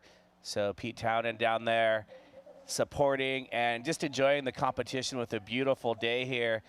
Chris Oberle and Jeff Munson kind of flip-flopping places with Juan Manuel Camacho Solano as well. Chris Oberle, a local just down the road in San Onofre. I have the opportunity to surf with him quite a bit, and he rips down there in San Onofre. Originally from kind of your neck of the woods, up from Kings Beach and Lake Tahoe, he made the move down here to Southern California. His injury came back in 2007, and he was the first ever U.S. champion in parasurfing. So we're stoked to see Chris representing the United States and currently sitting in 2nd place, and his fellow countryman Jeff Munson in 3rd. And Juan Manuel Camacho, the 46-year-old from Costa Rica, he has a number of 3rd place finishes back in 2021 and 2022. A professor of physical education and recreation at the University of Costa Rica. And he was actually, we've heard a couple of these athletes, not in this division, but, you know, we've had shark attacks, we've had accidents, and he was one of several athletes to be shot. So he was shot back in 2006 twice from people trying to steal his car. And, you know, if you're going to take someone's car, I think you just take the car. You don't have to shoot someone, but it's hard to process, you know, how these things happen and the mental toughness and that it takes to get over that and get back to the ocean. And, you know, what a great reward for all of these athletes training to be here on the beautiful waters in Huntington Beach. Yeah, and Juan Camacho now drives a hand-controlled standard, not automatic, standard, has 2 different articulating arms that allow him to engage the clutch, the gas at the same time, and then being able to shift. It's truly a mechanical, masterful mechanism that he has put place in his vehicle in Costa Rica. You know, Juan is a really good surfer, surfing Boca Barranca a lot, loving those long lefts. Jeff Munson here, really important actually here for Munson and Oberle, both from Team USA, getting covered up there. Free little hair wash from the Huntington Beach Salon, and here he goes backwards and reverting back around. Munson always wanted to have fun on a wave. A big old top turn there from Juanes. Didn't quite like what he saw and drew himself off that wave. 4.5 minutes remaining here. But it's really important for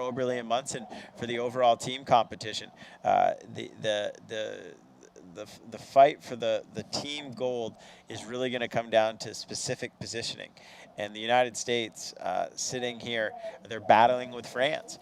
Guillaume looks like he'll be taking 1,000 points home for the French, but now with Chris and Jeff finishing second and third, they'll be bringing home more points if they end up than they would finishing third and fourth. But Juan Camacho is not one that's going to let a wave go unridden. Here he is with a big old late drop out there going right here. I don't think that's going to better one of his 4.7 or 4.73 waves. And staying busy, he's ridden, that's his 5th wave. And everyone's, except for Guillaume, has ridden at least 5 waves. So Guillaume just sitting on those 2 high scores that he got early in the round, and your call early that it may be the best wave in the heat. It has about 3.5 minutes to stay true and hold true. I know you mentioned, Roy, that if you were competing, this would be the division that you would be competing in. I've also surfed in wave ski contests as well, having a background in surf ski paddling. Looks like Jeff Munson lost his paddle there on that 360, or perhaps paddling back out. These guys have to lean back to get the nose up, and you can see he's an expert at that.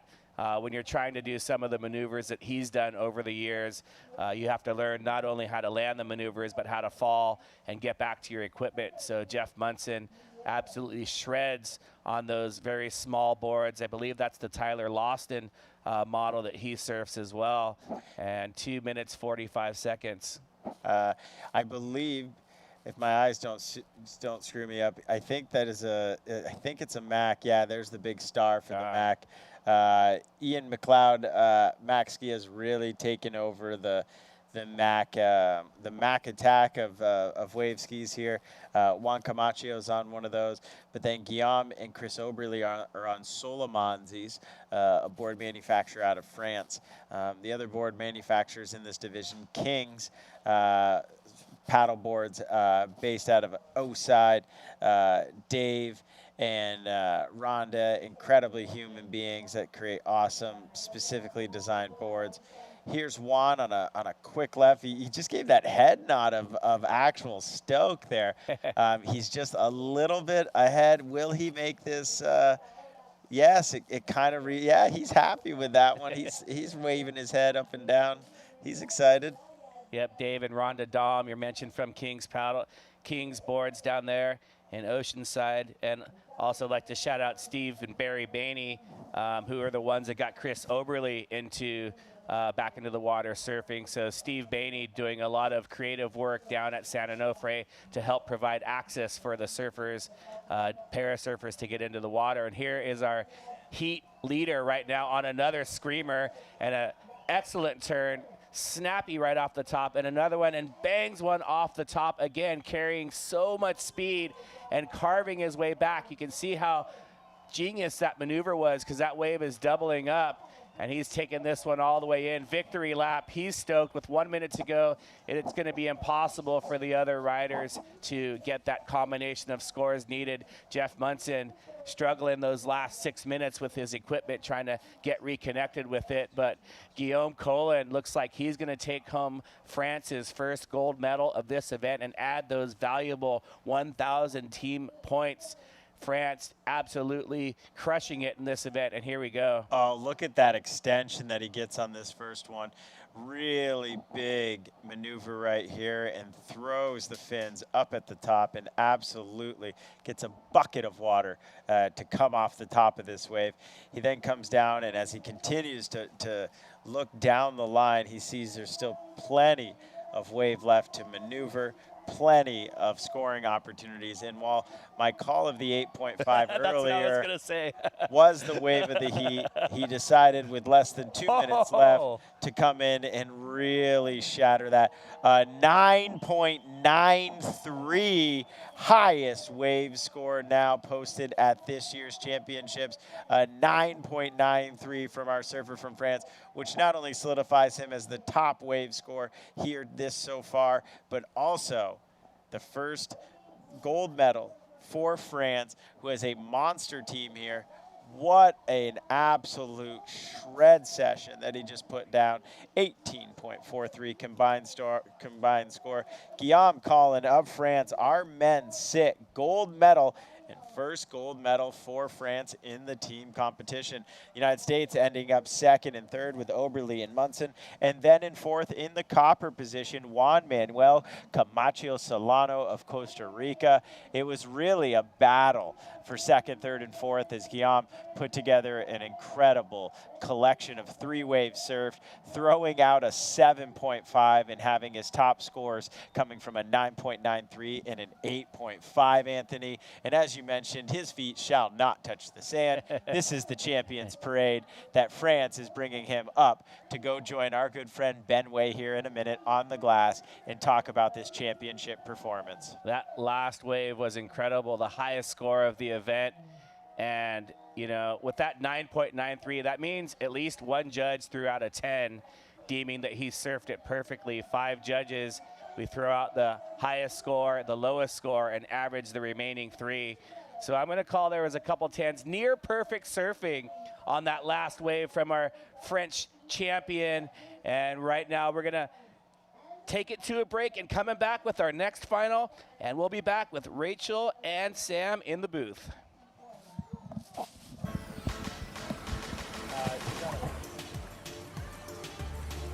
Hello and welcome to Huntington Beach, California. I'm Kelly Miller, President and CEO of Visit Huntington Beach. Known as Surf City, USA, Huntington Beach boasts 10 miles of coastline and the most consistent waves on the West Coast. Huntington Beach has it all, with endless summer weather, year-round events, outdoor activities, and oceanfront resorts and spas. So get ready to be inspired, be connected, and be here, Huntington Beach. Plan your visit at surfcityusa.com. Parasurfing has the power to bring us together. Together, we push the limits, further the sport, and go for gold. You've crossed countries to get to the World Championships. Let Access Tracks simplify crossing the sand. Access Tracks, the official beach access pathway of the ISA World Parasurfing Championships.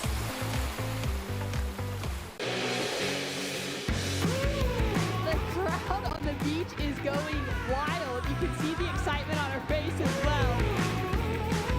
This big ball section, incredible turn. Wow.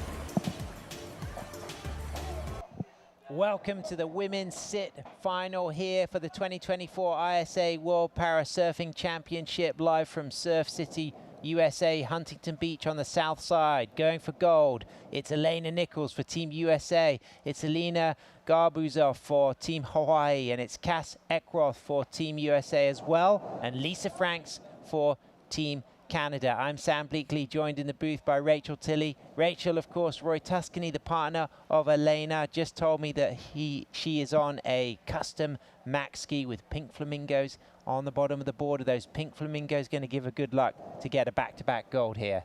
You know, I think that's something that we see as a female surfer. It's always really nice to have boards that are just like fun and beautiful and make you feel like, yeah, I don't know, celebrate being feminine and going out there and crushing it. So I love that. Great stuff. Alina having a look at that wave. So the doctor from originally San Diego, representing Hawaii, works as a scientist in a lab that studies spinal cord injury. She had a look at that wave. She didn't go, but nice and busy. Elena Nichols. It's 25-minute finals. We've just seen Guillaume Collin for France from Montpellier on the Mediterranean coast. As we can see, Elena Nichols with a nice right hand, a big nice drop, driving into that first section there, engaging the paddle and just climbing into that float as she releases the fins and paddles out for a little change of direction, and she gets control, so she's going to kick things off with a busy start. She looked hungry for that start. She's already got a 5.33 to her name. That's the second score, Rachel, and obviously that has been her strategy today. She just wanted to get active and really let her surfing do the talking. You know, these finals have an extra 5 minutes. They're 25-minute heats as compared to our previous heats, blue up and riding. Alina, nice line there. Steep section, airdrop, side slips round that. Still going strong. The 39-year-old from Hawaii just side slips and then engages the paddle for a big change of direction and then just looks to still get back out into the foam, kicks that up. Is she able to get one more maneuver? No, she's finished. She's on the inside. She's paddling back out, and that was a really nice combination of power and drive and control. A long side slip there. Not much on the open face, but certainly demonstrating great control, high degree of difficulty, maneuver her way through to the inside. As we can see, a little lull. Elena Nichols going out for action, and how about this side slip? Yeah, I'd like to point out to our viewers, holy smokes, she did really great to maintain control through that section. But for our viewers watching, watch how these surfers in this final utilize that paddle as a pivoting point, as a stability tool. And we can see this replay from the beach. We watched it on the drone. She gets that front opening turn and unfortunately kind of runs away from her, not quite able to time it to get that second hit. So that one only comes in at a 3. She'll be looking to improve upon this. This is a replay of her 5.33 going left, and we could see that she was about to go into, there we go, a nice first turn. Second turn, gets back into it and sees that it's going to die out, so she paddles straight back out. That was what you call a dry hair start, Rachel. I've seen you do that at least 40 times. It always fascinates me when competitors opt to not get their hair wet before their first wave. You've done that loads of times, and we just saw that from Elena. She drops a 5.33 for her dry hair start. It's her biggest score. She's in the gold medal position. Alina for Hawaii drops a 3, and Cass for Team USA drops a 2. I like just staying dry for as long as possible. You know, if I can make it through a whole heat without my hair getting wet, I'm stoked. Honolulu Bloomfield likes to do that as well, I've noticed. Yeah, you know, the only times you'll see me dunking my hair in is, you know, if we're in a place like El Salvador and you're really trying to utilize the water to cool yourself down. But here, the water's kind of cold. It's a beautiful morning, beautiful day, but the water is still a bit cold. So, yeah, I'd be touching the water as little as possible. Live action, Kassa Eckroff. Lisa Franks for Canada's dropped a 2.10. Cass going for her second wave. She's dropped a 2. Really nice line there in that opening section, snaking back behind the pocket and then driving cleanly back out onto the open face, top to bottom. A smaller wave, but great pocket action. Nice maneuvers, as we can see Alina for Hawaii on a bigger wave out back, moving towards the pier bowl there, right through to the inside as she paddles back out in the channel by the pier, looking good. So she's going to back up her score. I loved what I saw from Cass there, though. A smaller wave, but a lot of maneuvers. It felt like Alina's wave was bigger, potentially less maneuvers. I wonder if Cass might get the better of that exchange with that great rail-to-rail action. That's where my instinct goes, that Cass will get the better of the exchange, because although a bigger wave can offer more opportunities for critical maneuvers, it's not in the criteria that the wave has to be bigger in order to get a higher score. So the judges are going to be reviewing her ability to go from rail to rail, the number of her maneuvers that she did and how many of those maneuvers were critical. And so I do think Cass will get the edge. And I also loved her flower board. For me, my board is decorated in flowers as well. So talking to all these women having these really just beautiful, you know, they have really outstanding fundamentally and technically great equipment. But I love the feminine touch to all of them. Absolutely. Cass Eckroff from Reno. She's also a sit skier. She has a bachelor's degree in public health. The 24-year-old loves to surf in Queens, Waikiki. She's a former AASP, Association of Adaptive Surfing professionals women's wave ski world champion. She's waiting for that score to come through, and it comes in at a 4.83. So the judges really rewarding the rail work, the critical nature of her maneuvers. It puts her up into the silver medal position. Alina now down into bronze, and currently in gold. Elena Nichols off the top, off the bottom, drives out of that first turn, and then a beautiful sweep of a cut back into that third section there as she just stays nice and lively, keeping it active. She'll drop a score, and somebody who dropped incredible scores, a near perfect final, winning his first gold medal from Montpellier, southern France on the Mediterranean coast. It's Guillaume Colon. He is our world champion, and he is with Ben Way. Thanks so much, guys. We're here with the men's sit division 2024 ISA world champion, Guillaume Colon, for Team France. Congratulations, félicitations. Thank you very much, Ben. Thank you very much. Well, yesterday we interviewed you. We had much smaller conditions, and from what I saw today, it looked like you didn't have to really force the maneuvers. You had much more speed to deal with, finishing with an amazing score of 9.93. You can't get much better than that. You already have a silver and a copper medal with us in the ISA. How amazing are you feeling to add a gold to that? I'm so happy, very, very happy to win this one. I've been in the ISA for the third time this year, and I've been also on the other tour, the PSL and ASP. And here it's very special with the ISA, with all the French team, all the other country teams. It's a very special atmosphere, and I'm so glad to win here today. Well, besides your individual medal, we got a silver with Maxime Clarkin earlier, and Team France is the defending team champion. So how does it feel to be one of the valuable players adding to those points for your team? All the surfers in the team are valuable. It's very important to have every surfer in the team, and if you score, if you get the medal, it's even better. So I'm very proud of myself, and I'm very glad to bring the points to the team, and hopefully we will keep the title tomorrow. We'll know tomorrow. And without amazing equipment, there's no surfer. And man, your Solomansi, I was watching from a drone angle of a beautiful S-turn on that 9.93. Today, everything came together, and it looked like you really had the energy for your equipment. It was perfect. That was my strategy, to take like long waves, to glide, not to have like radical maneuver, to make sure to keep the wave till the end. That's what I did. It worked. And even this last wave was even the best one to end the hit. And I couldn't do that without my equipment for sure. Like Solamenzi, they make great wave ski, and they I love the ski, and the AO paddle as well is awesome. Well, unbelievable. I'm sure you have people that are very, very happy in France that are excited to hear you send a message to the country. Well, I'll be back very soon, so wait for me and we'll celebrate together. In French. On va faire la fête ensemble quand je rentre, dans 3 jours. Et voilà, tout est gagné. Félicitations. Merci beaucoup. Back to you guys.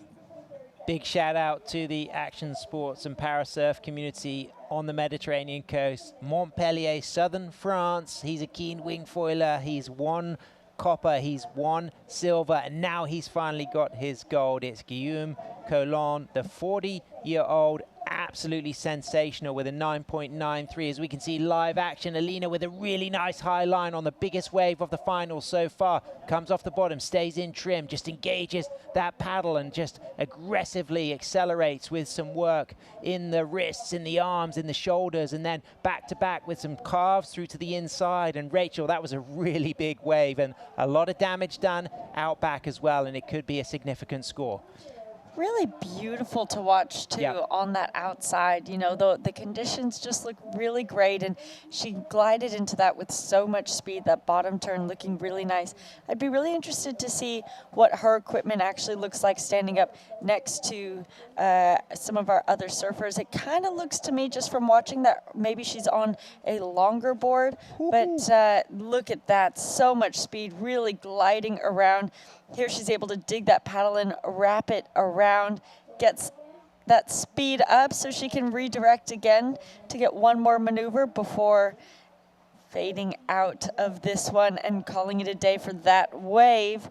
So we'll see how that comes in. So this is Lisa Frank's last ride. Comes in a 3.57 for our Canadian. Of course, Lisa Frank's a bronze medalist in 2023. Last year in this final, that was won by Elena Nichols, and the Canadian, a 3 times para-Olympian. She's got 6 gold medals, passionate wheelchair racer. This is a 2.07 backup for Cass Eckroth there, the 24-year-old, very new Rachel to surfing, only a year and a half after sustaining a spinal cord injury while surfing in Maui. She's now back here competing with the best as a in the sit division on the wave ski, and she's right there in silver medal position, Rachel. She only needs a 4.34 to move up into gold. Yeah, and I look at her equipment, it looks just a little bit shorter underneath her, and it looks like her pivot point is a little bit smaller and shorter, and so it's kind of helping her wrap around a little bit more sharply in these conditions that have that tighter pocket. Yep, great insight there. Alina, she goes by the motto, infuse your life with action. Don't wait for it to happen, make it happen. She gets a lot of support from the High Fives Foundation, of course, founded and directed by Roy Tuscany, the partner of course, Elena Nichols, who's currently sitting there in the gold medal position. Elena with a 5.33 and a 3.83. So all surfers have one significant score, but looking to replace their backup scores. 10 minutes remaining. Elena currently for Team USA in gold medal position. Cass Eckroth also for Team USA currently in silver medal position, chasing a 4.34 to move up into gold. Alina Garbuzov for Hawaii currently in bronze medal position, looking for a 5.46 to move up into gold. And Lisa Franks for Team Canada currently in copper medal position, chasing a 5.59 to move up into gold. First priority is with Lisa, second priority with Cass, third priority with Alina, and fourth priority with Elena. Rachel, looks like we've got some movement, maybe some sets. Yeah, White taking off on this left right here. Lisa Frank side slipping, great S work, turning through that opening section, dealing with that side slip and then just paddling for more speed, connecting potentially through to the inside as she snakes right, snakes left, looks right, and then holds that lock of the line as those fins just bite, and she kicks out over the foam, and she's feeling the vibes on that ride. That was really strong as Cass now chasing a 4.34. What can she do? She's got a steep pier bowl left ahead. She comes off the bottom, slides it off the top, and then just rides into a nice sweeping cut back and then hooks it again and engages that paddle just in time to avoid shooting the pier. She's going to go out for more, and I think that could be quite a significant score for our Team USA surfer as Elena Nichols answers back. Cass waiting for her score to come through. Elena off the bottom, off the top. Radical maneuver, one of the biggest changes of direction that we have seen so far. And Rachel, yes, a shorter ride for Elena, but you liked it. I loved it. And I think the judges will really appreciate the difficulty of that maneuver. She really hooked that back, a full change of direction on the wave face.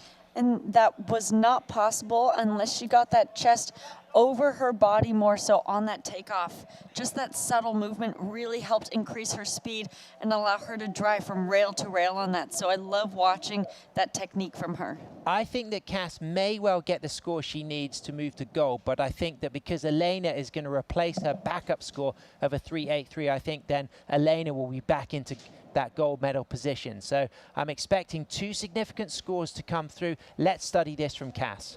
Yeah, immediately going into that redirection and working her way then out onto the face of the wave, kind of digging the rail of that nose there. So it's not the most clean execution of a cutback, but this maneuver that we're going to see from Elena here, really clean, well executed. Look at that. She went in with that. She went into that with so much speed and turned out of it with so much speed. So those are the little cues that the judges are looking for how well was it executed from a fundamentals perspective.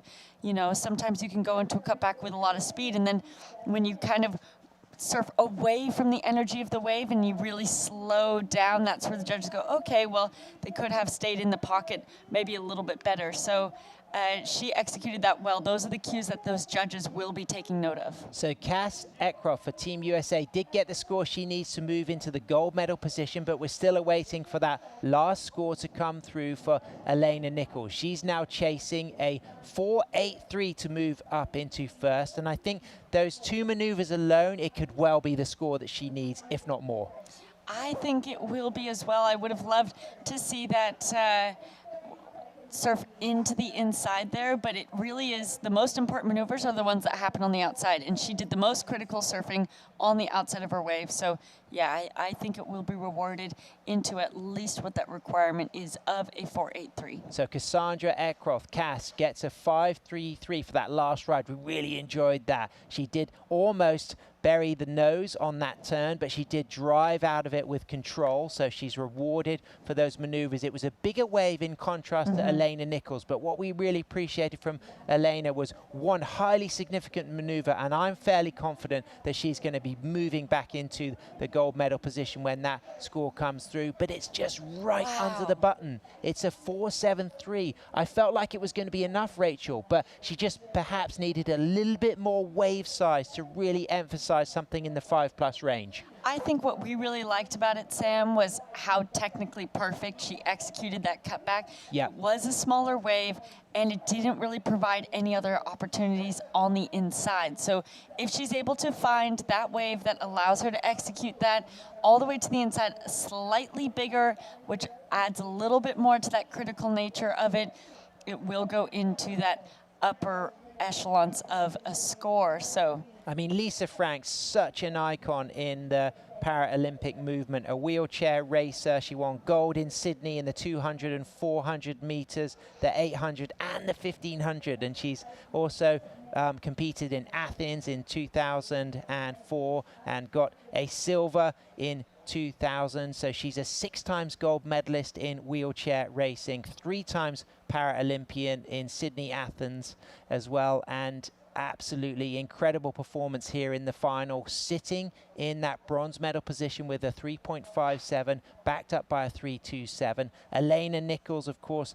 the first athlete to win golds in both the summer and winter Paralympic program. She's in silver and up and riding. Our gold medal surfer looking to back up her scores and replace that 4.83, driving out of those first 2 turns and then cutting back coolly with control and then just really milking this right through to the inside. And she may well improve her situation replacing that 4.83, Rachel.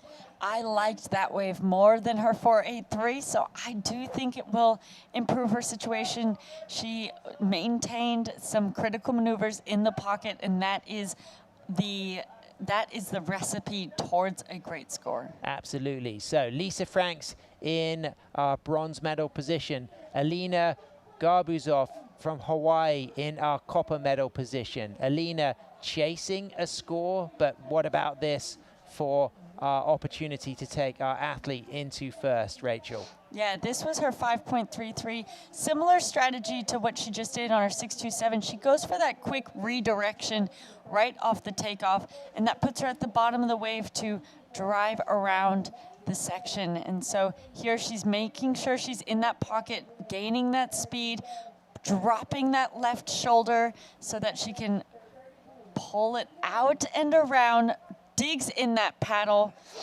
to bring that board all the way around, that nose redirecting all the way to the right. That is really important in demonstrating that rail-to-rail surfing. Well, she drops a 5.33 for the wave we're seeing in replay now, but this is the 6.27, which has solidified her gold medal position.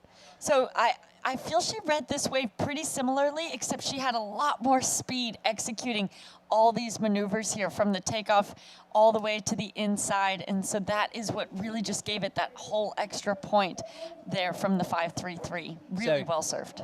Yeah, absolutely. Cass Eckroth in gold medal position with a 6.27 and a 5.33. Elena Nichols in silver, chasing a 6.27. Lisa Franks, the multiple Paralympian, like Elena, also a multiple Paralympian herself, of course, winning golds in both the summer and winter Paralympic programs. She is chasing a 6.27. Lisa Franks chasing an 8.03. Now that is a massive score for our Canadian, and our Hawaiian is chasing a 7.90. So Alina for Hawaii in copper, Lisa for Canada in bronze, Elena for USA in silver, Cass in gold for Team USA. Just 1 minute 40 seconds remaining. It feels as if by the body language of the athletes that there's no sight of a set on the horizon, Rachel.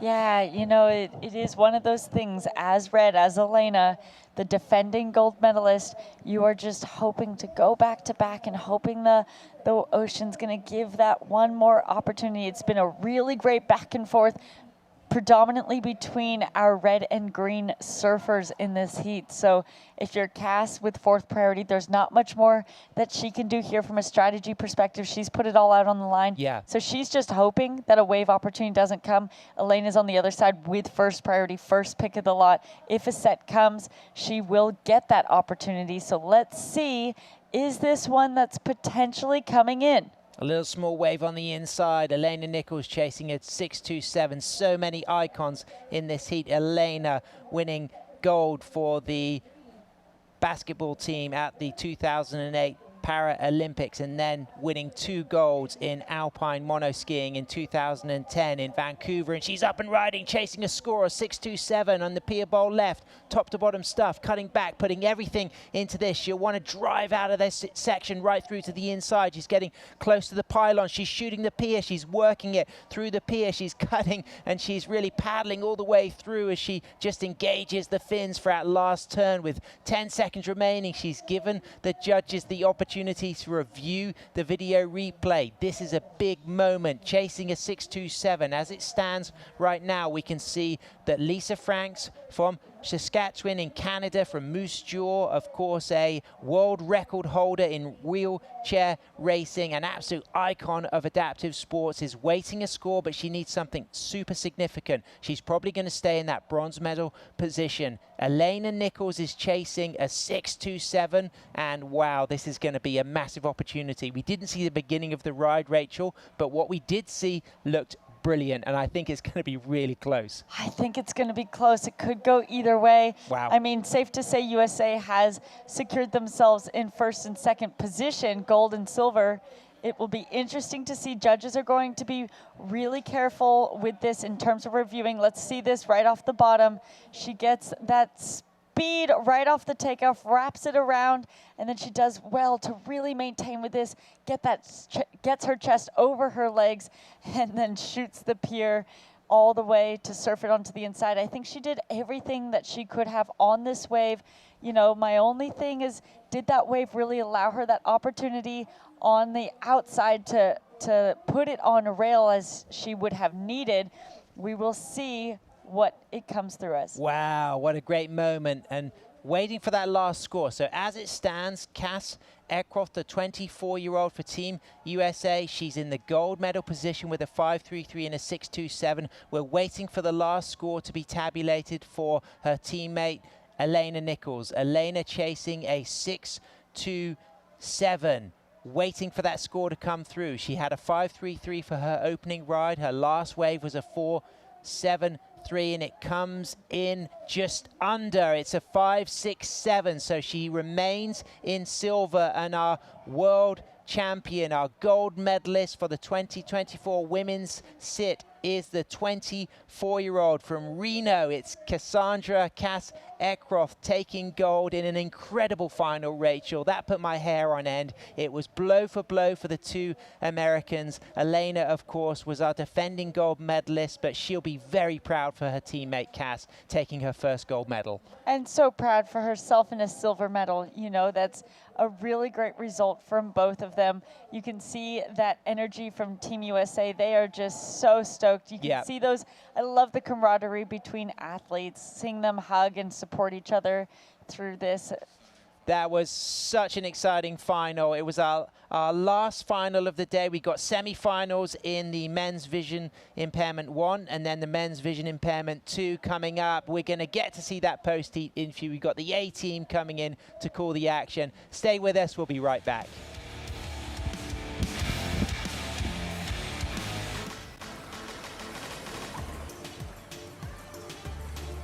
Hello and welcome to Huntington Beach, California. I'm Kelly Miller, President and CEO of Visit Huntington Beach.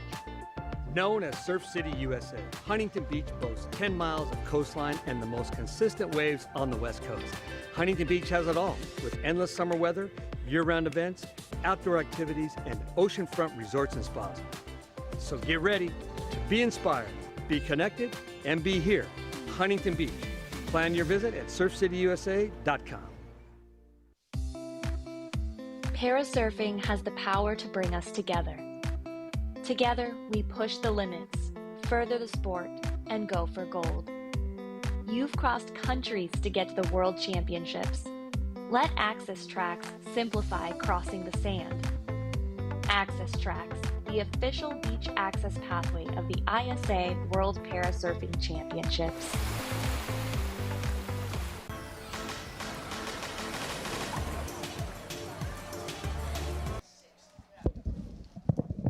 And welcome back to the action. Wow, 4 incredible finals have just wrapped up. We've crowned 4 champions. The latest for her first time, Cass Eckroth, as we introduce the first heat of the semifinals for the men's visual impairment 1. Kirk Watson, the Australian, will be wearing the red jersey. Ben Newman from Germany in blue, and Thomas Spettebrot from France will be wearing the green jersey. 2 3-person semifinals. Top 2 from each heat will move on to the finals tomorrow. You know, Kirk Watson in that round robin that determined the semifinals was an absolute gem of a demonstration out in the water to watch, surfing so well. And really setting a precedent for this V classification. Absolutely awesome to see, awesome to watch. This is just a phenomenal class, and excited that we get to see 2 rounds of our visually impairment 1. V1 is classified by the IBSA sport class of B1, meaning these individuals are completely blind. And it's been an absolute gem to watch these guys compete, them and the ladies in this division. And here we go. It looks like having a paddle is our surfer in green, Spettebrot from France. Perfect positioning on this wave. And he's angling left, looking to possibly change direction, and that whitewater pushing him off that wave. Having a chat with Ben Newman over the last couple days, you know, really trying to understand how these surfers ride the waves. And we talked about it the windy day as well, just, you know, how they use all of their senses, but especially the hearing. And Ben was talking about how the wave sounds different when you're on the bottom, when you're on the top, when you're in the whitewater, and when you're out in front. And with a lot of these surfers, you would never even know that there was any sort of visual impairment because they surf with such style and grace. And we have 2 different visual impairment classifications, but we'll get right back to that because we're going to go down to the beach with an excited Team USA and the winner of that last final, Cass Eckroth. Ben, take it away. Thanks so much, guys. Here with our new 2024 ISA World Champion in the Women's Sit Division, Cassandra Eckroth, representing Team USA. Congratulations. Thank you so much. Well, that was an amazing performance. You looked lightning fast. You were reading the waves perfectly, and it just looked so much fun. It looks like probably the best conditions we've had of the whole day. How stoked were you to get your draw, and how unbelievably fun was it out there? Oh my gosh, it was such an amazing surf session. Like you said, the conditions out there are just awesome. And I'm so grateful for my teammates and my coaches. They definitely helped me, talked to me all morning, were coaching me through reading the waves, and it definitely worked out there. So it was awesome. Well, Elena Nichols originally got you into wave skiing. And how is it to be out there head-to-head with your mentor? And she kept it gritty all the way to the dying seconds of the heat. How was it to be out there? She had to have been thinking that she created a monster. Definitely. It's been such a fun journey. You know, I've been wave skiing for about 2 years, and like you said, Elena is like my biggest mentor. She got me into wave skiing, has coached me until now. She's been my fiercest competitor, and it's just been my goal for the past 2 years to, at some point, be able to catch up to her on scores and to be able to beat her. So it's very exciting to be out here right now. As you were saying, this is your first interview. How cool is having your first interview be about being a world champion in 2024? And how completely proud are you to be an American taking the gold here in your home turf? Oh my gosh, it's just so incredible. Yeah, those are my only words. It's so cool to be up here getting interviewed and so exciting to be out here winning the gold. Well, family, friends, anyone at home you want to give a shout out to? I'm sure people are jumping out of their couches right now. All of my loved ones that are watching, just thank you. And like I said, my coach, Courtney, she's been incredible. And all of my teammates who have helped me get to this point, thank you. Well, huge congratulations, world champion. Thank you so much. Back to you guys. Cass Eckroth, super stoked. And it's a interesting dynamic in sport when your mentor or hero becomes your friend and competitor, and eventually when the possibility of you catching up and maybe beating them, and the person that got her into it, Elena Nichols, second place, and Cass Eckroth able to leapfrog over her mentor, and it's an incredible part in sport. So here you see each surfer will also have a spotter. The spotter can be on a board or swim, and the spotter will help coach the surfers into the waves. Obviously, with their visual impairment, a little bit of help helps, and we see up and riding the current leader, Thomas Spettebrot from France, with a great style. He stays nice and low, and that was an amazing off the top right there. Team France, you can hear behind us cheering him on. Just a subtle little maneuver, but the judges see everything. Great body surfing by Tomas's pusher, spotter. Not a pusher because they're not pushing them, but they are helping them to talk about the sets that are coming. And once the riders are up and riding, they're on their own. Yeah, looking to see how the different styles of our individuals that are out in the water supporting these surfers. Some stay in front, some stay in behind. They use different communication to indicate when they should push up or take off, or direction for the wave that they're about to surf. We really saw some great communication and style of riding out of our surfer in red out of Australia, Kirk Watson. But really, it's a new day, and it's really coming down to who's catching waves, the most waves, and the best waves. And the best waves will all be trying to put themselves on. And Ben Newman, our surfer in blue, recently had the opportunity to surf one of the best river waves, one of the best wave pool waves ever made, the Kelly Slater Surf Ranch north of here in Lemoore, California. That had to have been an amazing experience for Ben, since he learned to surf in a wave pool. He learned to surf at the City Wave in Germany, and then he moved on to the river wave, the famous river wave in Munich, the Eisbach. And his spotter right there, you see in blue, Rosina Neurier, she is a river and wave pool specialist, and here she is spotting him into a good one. And Ben Newman, he's looking at this right, and he's up, he's going on his backhand, and that was a great move right there. Somehow able to stay on after dropping in, bottom turning, the whitewater hitting him in the back, and there you see Rosina coaching him back out there.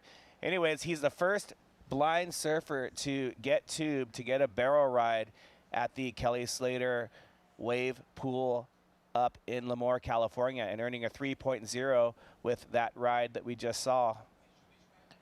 What an absolute just incredible feat to just be surfing, and then adding in getting barreled at Kelly Slater's pool, which is a pool with some consequences. As the wave starts to barrel, the depth of the water starts to change, and we're really looking at a shallow concrete bottom there, much different than a bottom that we see here at sandy Huntington Beach. But such confidence that an individual has to have the communication and the ability to do that. And there you see all the teams there cheering on Team Australia in the middle of the screen there, and Team USA on the bottom of the screen. You know, they've been set up through this entire event, and from that last final, Team USA earning first and second place. That's going to help them with the team points. France earlier today before the event started with the overall team lead. They have a number of surfers in the finalists. Team USA before the start of the day in second place, with Australia and Spain battling it out for the remainder of the medals in the team points. So individual medals will be awarded, but also there's an overall team championship which leads to important seeding for next year's event as well. Totally, and this being a semifinal, really the seeding here, the top two surfers move on. And it really then comes down to what jersey you get to wear. And obviously wearing or donning the red jersey gives a little bit of confidence going into your final. Here we go, our surfer in red, Kirk Watson out of Australia, paddling for this one. Kirk Watson, last year's champion. He doesn't get into that wave. He also earned a silver in 2021 and a bronze medal back in 2022. So the 51-year-old from Sydney, Australia, looking to regain that title. Ben Newman up and riding again. And I love how he stays low with that back leg and using his body weight to shift his position. You can see him smiling. And what an excellent jump off the board. That youthful exuberance from the 19-year-old. Ben also did some training in El Salvador as well at the Parasurfing Training Center. That has been set up down there. So he is taking his competition seriously. And Ben has not been able to get to the top of the podium. He's earned a copper medal 2 times the last 2 years. His best finish was a 3rd place back in 2021. And with the last 2 rides, Ben Newman, with his first ride and the previous ride, he just earned a 4.17, now moves top of the leaderboard in this semifinal number 1. All right, here we go. This is really starting to come together. Ben Newman wearing the blue jersey, meaning that he was our second highest, our second highest going into this specific heat. And right now it's kind of all backwards with blue, green, red. You typically would see red, blue, green, and this is really exciting to see all our surfers putting up great scores. And here we go, surfer in green from France. You can hear him out there, Anthony. Wow, great positioning off the bottom and then chose to ride that high line. Somehow, it's so hard to comprehend how amazing these surfers are and how much they rip. Wow, that was an incredible bottom turn. And then he rode to the top and rode out of that wave as well. Wow, that was a fantastic wave to watch. And the color of the blues, as Sam and Rachel have been talking about, it's just so beautiful looking at the water, and we've had the most amazing conditions all week, and today is similar as well. And Kirk Watson having a look. Kirk positioned perfectly right there, and he's going to drop in and drive down the line a couple of S-turns. Now he's right in the pocket, somehow knows to get nice and low, and he rides out of that. I'm loving how these guys are jumping off. This is incredible.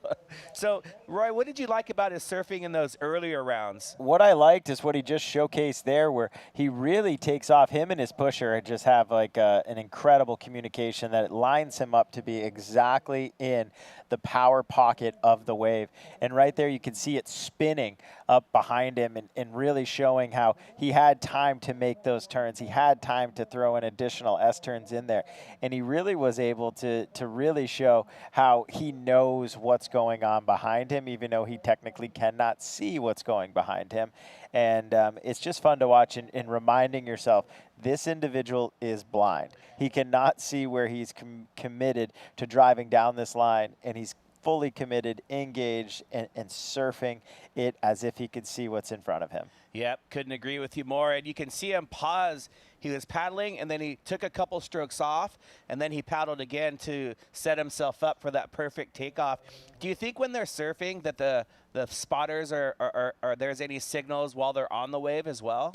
In free surfs before these events, every once in a while you'll be out in the water and you'll hear the communication. One of the guys Ben brought up a couple days that's not here, Itor, they use a whistle. And when they're not quite in the right position, the spotter sees that he should paddle a little faster, a little slower, he uses a whistle cadence that really indicates, paddle more, paddle less. And we just saw right there, whatever their line of communication is, it works. And I'm excited to see what we're going to get this, our surfer from Red there. His highest score so far in the heat of a 5.6. He's pairing that with a 2.23, 5 minutes left. He really, you know, obviously needs to end up in the top 2 positions, but I imagine with 5 minutes left, he's going to go after another similar wave. That right continues to work for him. The rights the other day is where he scored his most points, where majority of folks are scoring higher today on the lefts. But Kirk Watson, our reigning AASP world champion, our contingency from Australia, continually putting incredible surfers out there, following the direction of their coaching staff and the mentor program that they have set up there. But really looking for a second score for Kirk, as I guarantee he wants to continue in that red jersey. I think he likes the look of it. Yep, right. And you must have known I was going to ask you about the AASP, because we're here at the ISA World Parasurfing Championship, and the ISA's ultimate goal is Paralympic inclusion. And so the ISA kind of takes the lead in having this world championship, but there's a lot of exchange of information that happens here.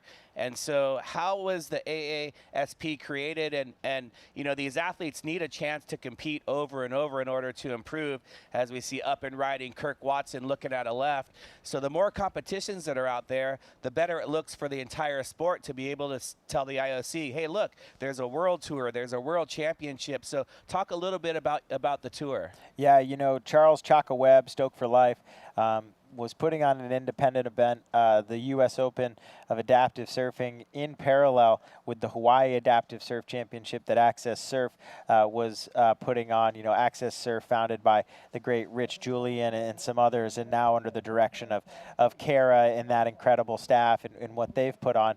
And then following up that, Mark Mono Stewart and Deb Stewart out of Australia put on an Australian event. And then down in Costa Rica, the federation down there of adaptive surfing started to put on the Costa Rican Open. This past year, there was 4 stops. Next year, there'll be 3 stops. And it's really just finding a way to connect 3, or last year 4, really important international adaptive surf competitions, adding the fact together that you could you know, put together a point system to crown an overall champion, and really allowing camaraderie and community to build throughout each of these stops.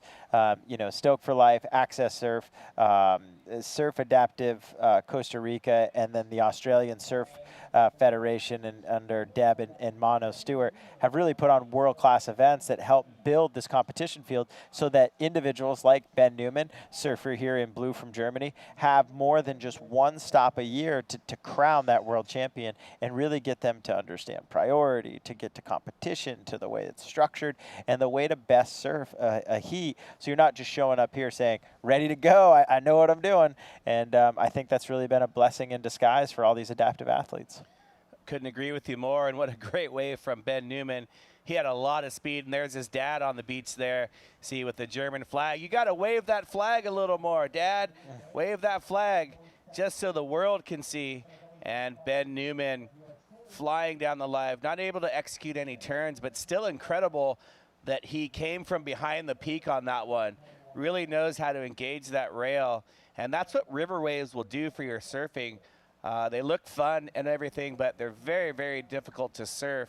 The water is moving so fast at times, and not a stranger to river surfing, surfing one of the hardest river waves to surf in the world. It is world famous. Surfers travel from all over the world to go and surf the river wave, the Eisbach in Munich. It's right in the heart of the city. And what a great story of Ben Newman, learning to surf in a wave pool, then graduating to river waves, and then finally graduating to the ocean. And here he is leading this heat, making his way hopefully into the final. Kirk Watson in second, needs just a small 3.57 to move into that first position. Thomas Spettebrot, he needs a 4.14 to move into second and advancement position. So you see right now, Thomas Spettebrot, he has first priority, so he's moving over closer to the peak. And here's one more chance possibly for our surfer from France in green, Thomas Spettebrot. He's not quite over enough for the peak, or maybe he is. He's having a dig. I think he's just too far on the shoulder, but Kirk Watson is perfectly positioned. And off the top one time, throwing some spray on that second turn there.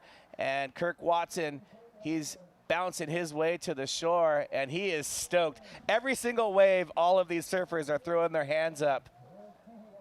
He's got approval right there from Mark Mono Stewart, Santa Stewart, who will be surfing in a final tomorrow in the men's kneel division wearing that red jersey. He thinks he's got enough to take the lead in this one. This is Heat 1, semifinals, men's visually impaired 1. What a great surf. We'll find this final score from Kirk Watson and see if it's enough to catapult him up and over Ben. And also waiting for a third score here from Thomas as well, who we can see if this is going to change anything around. But what a great heat, Anthony, right there. That was incredible. And as we wait for those final scores to drop in, we're going to go to a short commercial break. Stay tuned. We'll be right back.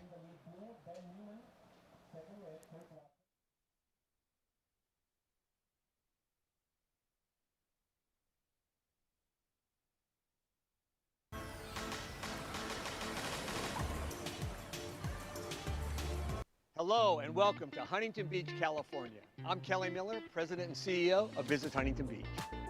Known as Surf City, USA, Huntington Beach boasts 10 miles of coastline and the most consistent waves on the West Coast.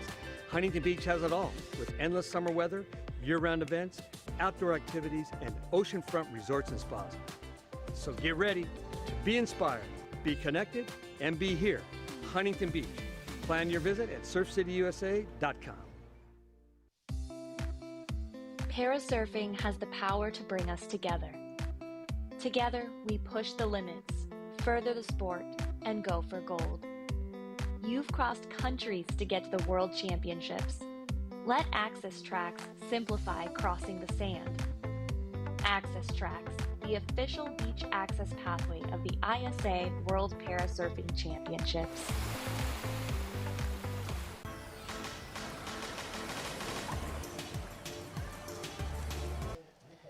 And we're back and setting up this next heat right on cue. Tomas da Silva from France, surfer in red. Oh, look at him. Hands on the hips with style. And in blue, Elias Ricardo Diel, the multiple champion from Brazil, up and riding. And we also have in this heat in the green jersey, Matteo Solandri and Elias Diel. Look at that turn off the top right there. That is an incredibly difficult turn to do without a lot of speed, and that's just great body position and body work there. And there's Kirk Watson and his spotter. They are stoked. That was a phenomenal 8-point ride to end the heat, and the bonus part is he gets to get to the glass and be interviewed by Rachel Tilley a little bit later. So stoked for them. And we've got the second semifinal in the men's visual impairment 1 division. Tomas da Silva from France in red, Elias Diel from Brazil in blue, and Matteo Solandri in green from Italy. A lot of great surfing here. Here we go, our surfer in green from Italy, Matteo, getting into this one, really using his hands to balance and also formulate which direction he's going. Great little stand up there and gets taken down by the whitewash, not before getting a really nice ride there. Him and his spotter are very close as they get into the wave together, and he obviously has a really great communication style with him as they just got out and scoring a wave here. All surfers have surfed a wave, and here's our surfer from France up on another one. Uh-oh, this could be bad. That was, wow. That was very close there. Obviously, these two competitors cannot see, and in no way are they trying to interfere each other. But unfortunately, they did end up in the way of each other right there. I was wondering what was going to happen there, and I'm sure the spotters were maybe calling out. Typically, you can have a paddling interference. I don't believe that the judges will award a paddling interference if the paddler can't see. Yeah, and I mean, it really wasn't that deterring to the overall ride, maybe at the very last second, but there was no scoreable maneuver left on that wave. He had caught that wave. And I think, like, obviously, like, safety is the priority, and at the end of the day, everyone's safe. And I don't think there'll be a paddling infraction there. No, I agree with you 100%. As Red's having a look, Da Silva from France. So looking at the history of the event, we saw the last year's world champion, winning that first semifinals. And the previous 2 years, Elias DL from Brazil won 2022 and 2021. A little bit of a split the peak. No, only our surfer from France, that's Tomas da Silva, and he falls off on that last turn there. Currently sitting in third place with just one scoring wave of a 2.67, and he's going to add a second score and bump up into second place. Matteo Salandri only with one scoring wave with a 2.83, so that will bump Thomas da Silva up. And da Silva, the 23-year-old, he's a three-time French champion and also second place 2022 and 2023. So da Silva is going to try to better those positions by earning a spot in the final and hopefully going for gold so that he can earn valuable points for Team France as well. This is our second heat of our semifinals here for Vision 1 impaired for our men's division. Wrapping up today on Friday will be two more semifinals in the women's V1 division here today. Men's V2 semis, where you'll see the likes of Aaron Polk and Roy Calderon. So you'll see two more heats after Anthony and I exit the booth. The amazing duo of Sam Bleakley and Ben Way will be calling those. And that will wrap up day 5. As day 6 tomorrow is nothing but finals, nothing but handing out championship golds and finding out the elusive who wins the team overall gold. France is in a great position. USA is fighting behind them, and Australia is close on their tail as well. But we'll see who ends up being crowned the overall team champions. But today, we've got a couple more elimination heats before a full day of finals tomorrow. And I can't wait to go hear this interview. We have Rachel Tilley down on the beach with the heat winner from that first semifinal, Kirk Watson from Australia. Thanks so much, guys. Kirk, getting that 8 in the final seconds to secure the win. Talk to me about that. Yeah, I just, I thought, oh, well, I've got plenty of time. But yeah, no, it was a little stressful out there, like I went for one left and it just didn't form up and I lost priority. So so it sort of needed to come back from that. So we moved off.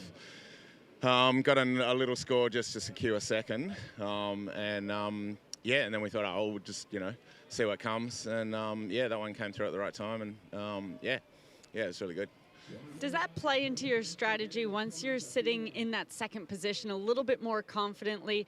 It gives you that freedom to then try and improve to secure that first? Yeah, I sort of, my first wave, it was a good wave. Chuck called me out for it. I knew I was doing a late spin for it, but as I spun, I sort of slid off my board sideways a little bit.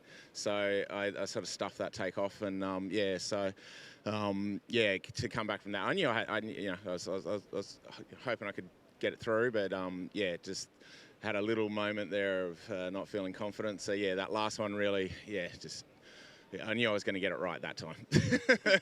We had time, we set it up, and Well, absolutely, you did get it right, and that would be a huge confidence booster. Now securing yourself a spot into that grand final, that medal match. Talk to me about how you're feeling with an opportunity at a gold medal. I'd really like to back up last year's. That'd be great. But I'm actually I'm looking at the team results, and we're looking really good, Australia. And so I'm really happy that I've helped the team today. Got another one into the final. Hoping Matt can do the same today, and see what comes. Well, thank you so much. Congratulations on an epic heat win, and good luck for the final. Thank you, and I'd just like to say Insurance Advisory Net have done a great job of supporting us. Back to you guys. Great job, Rachel Tilley down on the beach, getting the info from Kirk Watson. Kirk, the reigning champion in this division, and always a great opportunity to thank sponsors as we see a two-time champion, Elias Ricardo Yale from Brazil. And on that wave, he couldn't decide whether he wanted to go right or left, I think. And in the end, he ended up going straight. But we're seeing a 5.0 lock-in for Tomas da Silva. And he's got 4 waves ridden. His last 2 waves are his biggest scores. He's got a total heat score of a 9.50, currently in the lead. So these surfers will be trying to earn first or second place to meet Kirk Watson and Ben Newman in the final tomorrow. All right, here we go. Surfer in red is our surfer from France, Thomas De Silva, our current heat leader with a 5 and a 4.5. This is actually an earlier wave where he kind of throws the Captain Morgan pose up. If he would have lifted that knee up, he definitely could have said, "I am the captain of this Huntington Beach Pier." But he is currently the captain of this heat with the highest wave total between the three surfers. Surfer in red from France. We have some waves in the zone. Look at these beautiful ripples. The watercolor right now screams Hawaii to me. It also screams it's warm, but I know for a fact it's not that warm out there, as everyone's in a wetsuit catching waves here today. It's so interesting, those little ripples you pointed out, and I'm looking out for a boat or something. Typically, if a boat goes by, it might throw these ripples in, but I think the tide's just changing. But it was a very interesting set of wave train ripples, as we see a couple of different strategies. Red, Tomas Da Silva closer to the pier, and the Goofy Fitter liking that left. Excellent turn right there, and stylishly cutting back into the whitewater, and just some subtle changes of direction. And that was a nice one right there, and he is stoked. He's trying to get the crowd hyped, clapping, and the excitement is showing from Tomas Da Silva leading this heat. So Elias Ricardo DL currently in second place. He's trying to build on his low score of a 1.77. Mateo Salandri looking for his second scoring ride, which he just got, and that's going to lock in a flurry of waves. So Tomas Da Silva staying busy. The other competitors maybe not. What would be your strategy if you were out there right now, Roy? 10 minutes, I'd look at the number of waves that I've caught. And Thomas De Silva has done just exactly what every surfer hopes they do. As they catch each wave, they better their previous score. He's done that from the first wave all the way up to the last one being a 7.67. And here he goes going for another wave. So he's looking for not only the highest waves, but the most number of waves in this heat too. If I was in this one and I was in the surfer in red's position, I would just sit back and really wait for that one wave to come in that gives me the highest scoring opportunity with a big lead like he currently has here. He's almost got the field comboed, but from a standpoint of, what is best, I would never want to overuse my energy when I know I still have heats left to surf, specifically a final. If I was the other two surfers, I would try the approach that Thomas Da Silva's doing. Start catching a lot of waves. It has proven to be very successful for him here. A total of 5 waves caught, each wave bettering the one prior. And we're really looking, it looks like we might have, yes, we now have an infraction. We don't have a priority infraction, but we do have an interference infraction on our surfer from green. His second wave is going to be halved. So it's really going to be hard for him now to climb the ranks of putting up a big score and then utilizing a half of his second score. So it's really now into Elias and Thomas to not make any mistakes, surf the remainder of this heat, and most likely will be the two moving on to the finals tomorrow for men's Vision Impaired 1, as this is Heat 2 semifinal. And if it stays the same as it is now, we would have the same finalists as we did last year. Last year, Kirk Watson winning, Tomas Da Silva second, Elias DL third, Ben Newman fourth. Ben Newman is already in the final, joining Kirk Watson, and now it's up to Tomas Da Silva and Elias Ricardo DL to advance to have a repeat of last year's final. And everyone's going to be gunning for Kirk Watson. And right now, looks like green's paddling over, and I'm thinking they're paddling over to say sorry. You can see there's a little bit of interaction there, and whether it's intentional or unintentional, we didn't see what happened. But you saw on the screen earlier, I believe it was Blue was looking for It seemed like they were looking for some sort of announcement from the live beach announcers, but I think he was signaling that that was possibly an interference or looking for some answers to his questions. And here is Matthias Salandri from Italy trying to get into that wave.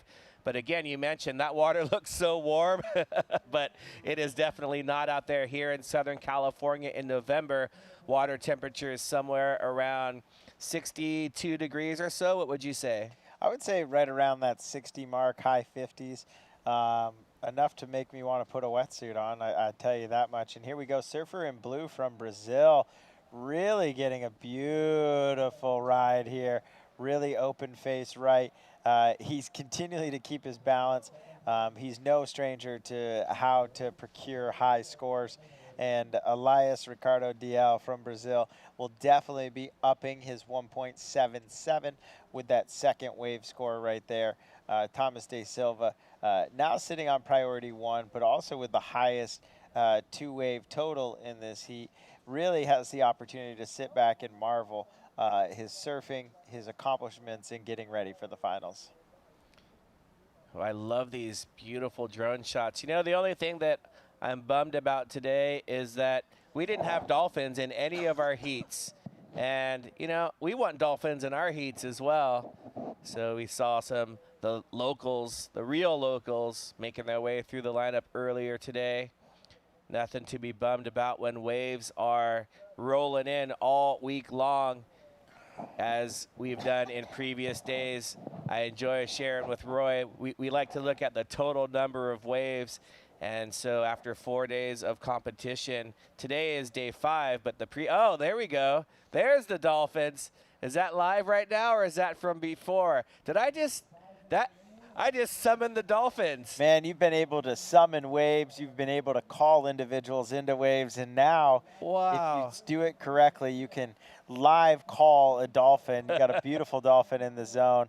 What an opportunity for us to see one of the natural surfers of our ocean.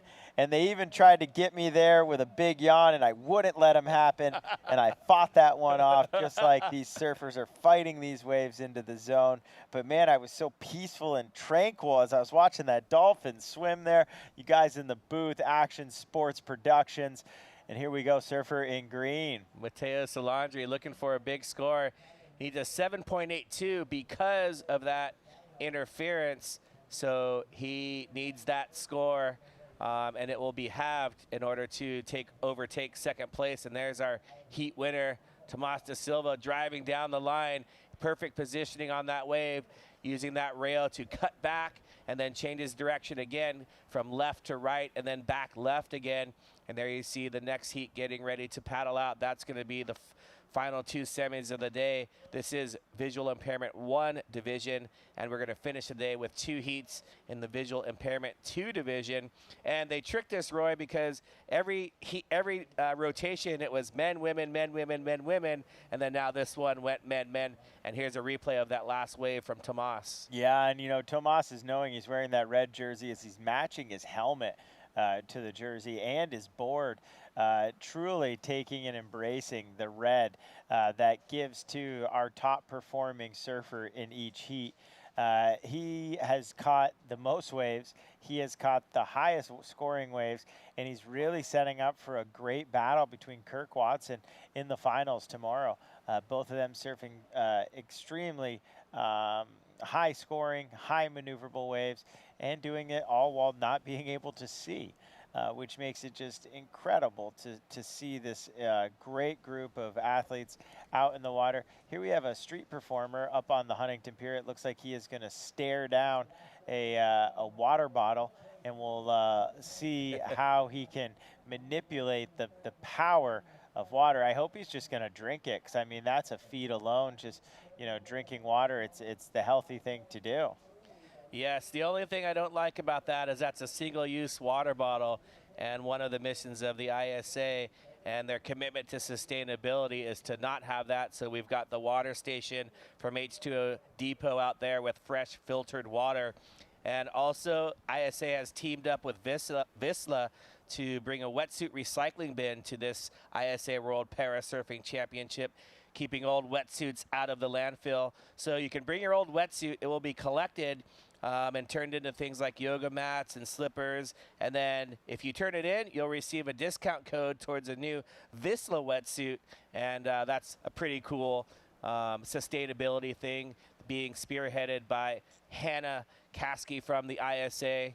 And the funny thing about that huge water station that we both walked by several times, Been it's looking right for there water in front all of week. us. It's right there in front of us.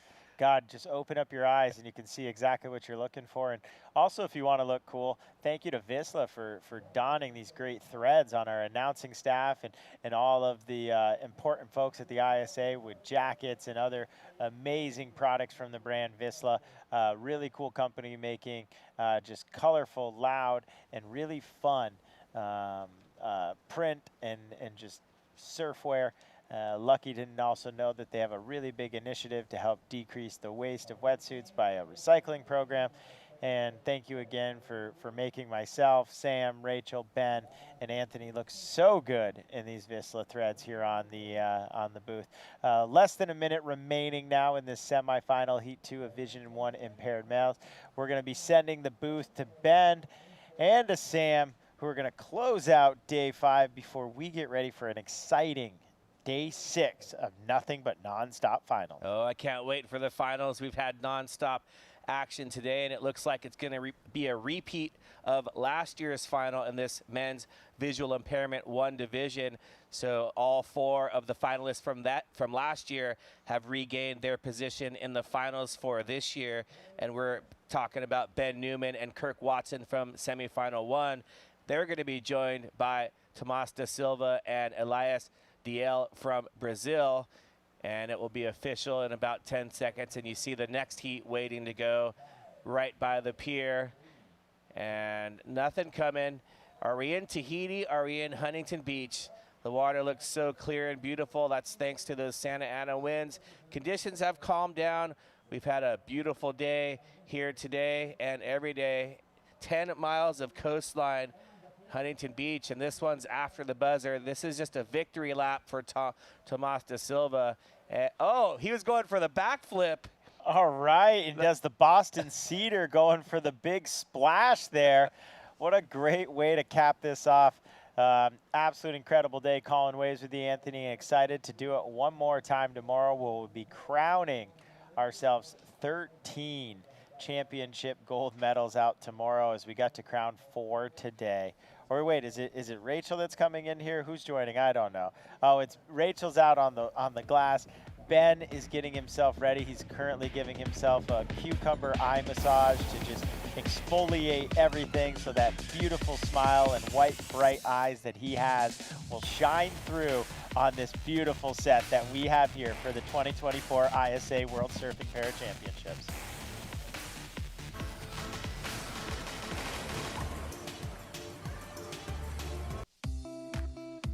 Parasurfing has the power to bring us together.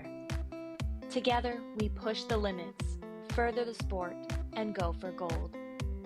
You've crossed countries to get to the World Championships. Let Access Tracks simplify crossing the sand. Access Tracks, the official beach access pathway of the ISA World Parasurfing Championships. Hello and welcome to Huntington Beach, California. I'm Kelly Miller, President and CEO of Visit Huntington Beach. Known as Surf City, USA, Huntington Beach boasts 10 miles of coastline and the most consistent waves on the West Coast. Huntington Beach has it all, with endless summer weather, year-round events, outdoor activities, and oceanfront resorts and spas. So get ready to be inspired, be connected, and be here, Huntington Beach. Plan your visit at surfcityusa.com.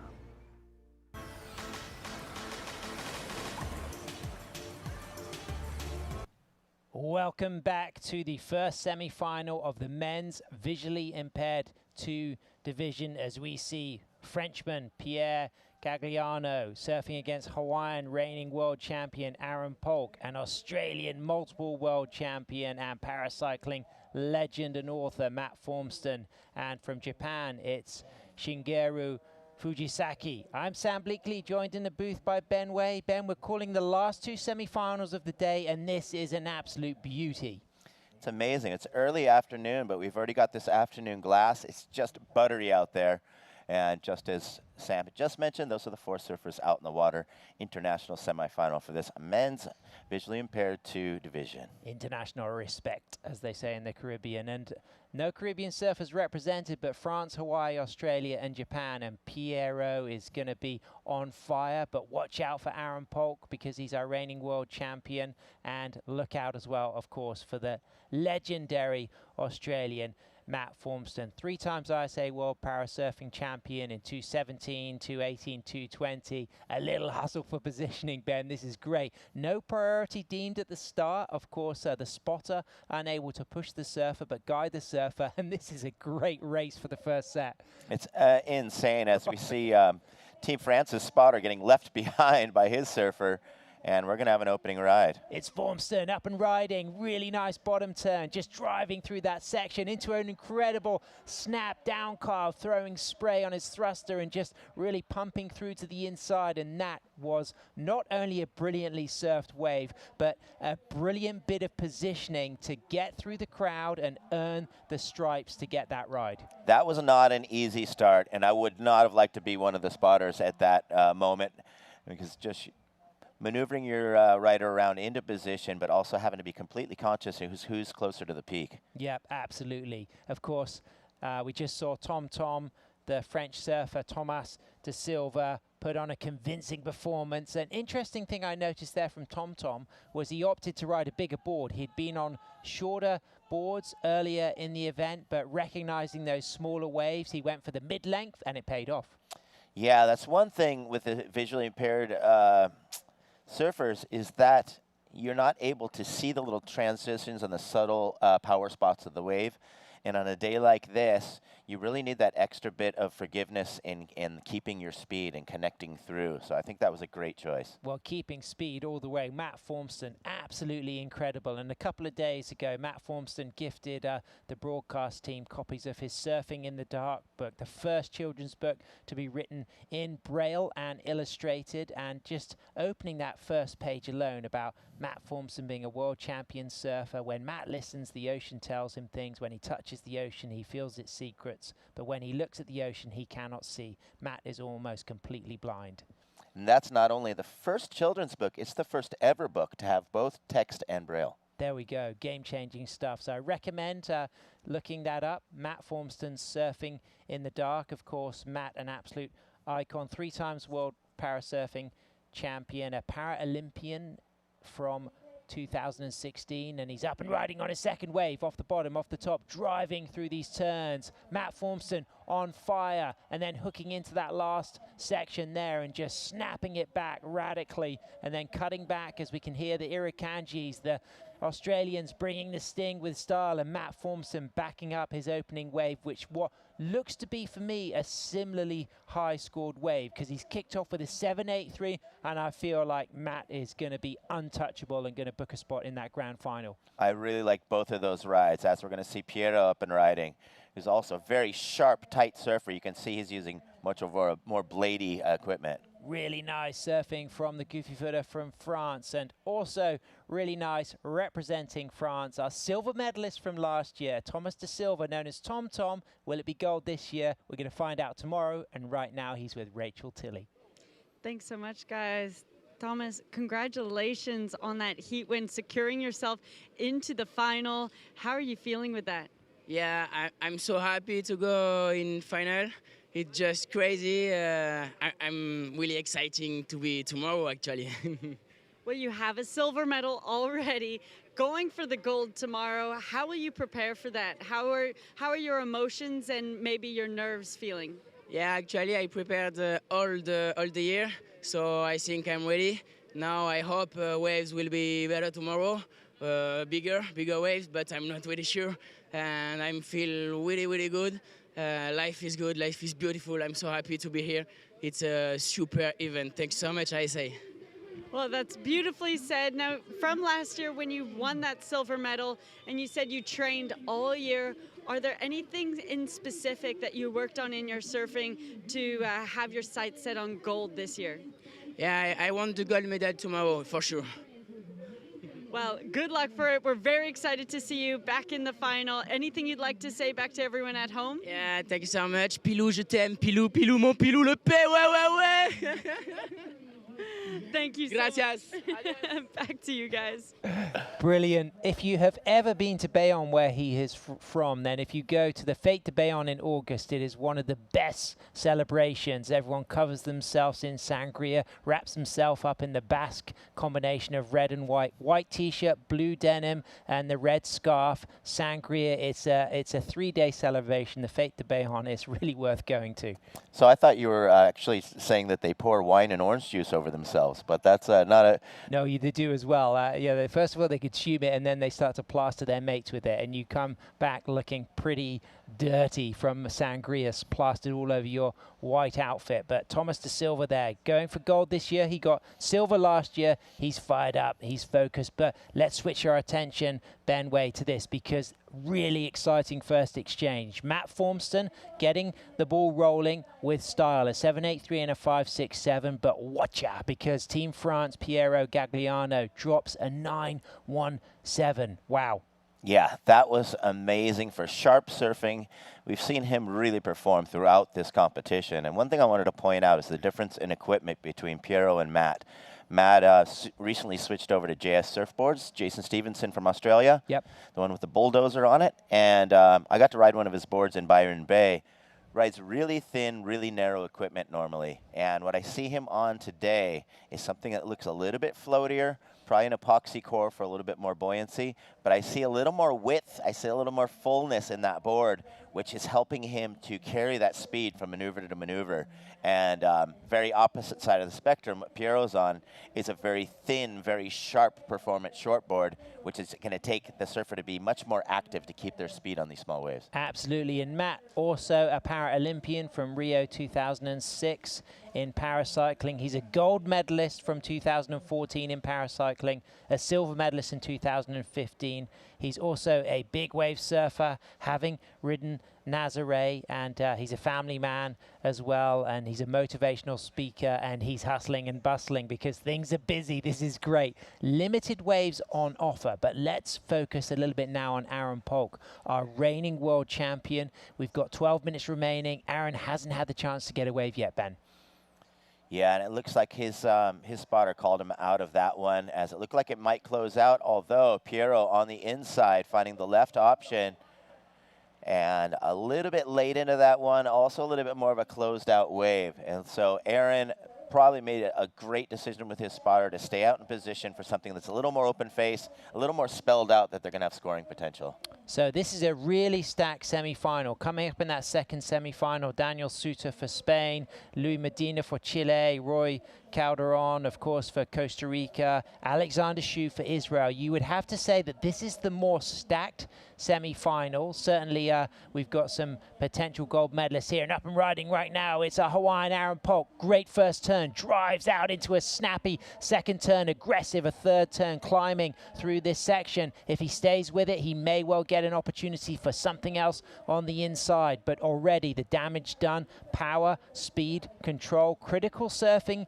in the pocket. That second turn alone, that for me was the money turn. It's going to be a big score, Ben. Yeah, and you can see he just put that little emphasis on the hook of that second turn, where he just pushed it that much more to create a little bit of release in the fins and just show that extra degree of difficulty to the judges. And he had to be patient to earn that. It was Matt Formston who really imposed himself on the heat from the get-go, really dealing with the crowd best and earning himself that nice right-hander. But what about this from our reigning world champion, of course, representing Lahaina, it's the legendary Aaron Polk. Yeah, right off the bat, you can tell he's got all of this open transition to really have some freedom of choosing his line to start this ride. And he's coming up, has that first section, comes right off the bottom, shows a really nice rhythm, shows the judges that he's not wasting any space on this wave, goes right into another one. And watch right through this, he hooks that little extra bit to get that fin release to add some difficulty to it. And he's still driving for another opportunity. I'm glad that he didn't try and get up onto the section here. You could tell he was thinking about trying to do a floater, but really important to show the judges that you're finishing with control. And from this angle, you can really see the full speed. Watch this hook. Whack. and he just digs in these heels on that second turn and looking really lively. He's also switched over some different equipment where he's riding one of those carbon epoxy constructions, and you can really see the spring and the lightweight just in action. Absolutely, and he drops an 8.4, so well into the excellent range for Aaron Polk, who took gold in the final last year, beating Roy Calderon Vargas from Costa Rica, Piero Gagliano from France, and Jack Jackson for Team Australia. Jack not representing Team Australia this year, but certainly representing the team with brilliance. It's Matt Formson. He's out there in first. Top two surfers booking a spot in that grand final. We've got one more heat to round up the day, that second semi-final of men's visually impaired 2. We've already had the men's visually impaired 1 and booked our grand finals. We've had some 4 world champions confirmed, as well as we get to see the ISA World Adaptive Surfing Champ tattoo on the mighty Mark Mono Stewart on that right side shoulder. I've never noticed that. I don't think I've ever seen Mono outside of a contest jersey, actually. Wow, that is pretty cool there, legit. Of course, Mono, a legend, and he's booked himself a spot in that grand final tomorrow to go for his 4th ISA World Parasurfing Gold. The finals tomorrow will be kicking off with the men's visually impaired 1, followed by the women's visually impaired 1. And then we'll have this final, men's visually impaired 2, followed by women's. Right now, it's Matt Formson having a look, but it's Piero up and riding with priority. Beautiful top turn, born in Horton, now based in Biarritz, cuts back into the section, pumping there. The Volcom team rider looking to connect with this inside section. So he will replace his backup score of a 1.83. Aaron Polk now in 3rd. Piero may well move up into 1st when this score comes through. Matt Formson may move down into 2nd. Still waiting for that first ride for our Japanese surfer. Yeah, and as we could see, as they split the peak, green and red had the higher priority there. You saw white, very conscious of that, dips out, as well as Aaron Polk's spotter called him off of this one. So this is what was going on the other side of that one. You can see the section ran a little bit, actually ran a lot, so not quite as good as his first wave. Everything came clamping down, and one thing is we have these movements in tide, it starts shifting to different bumps in the sandbar.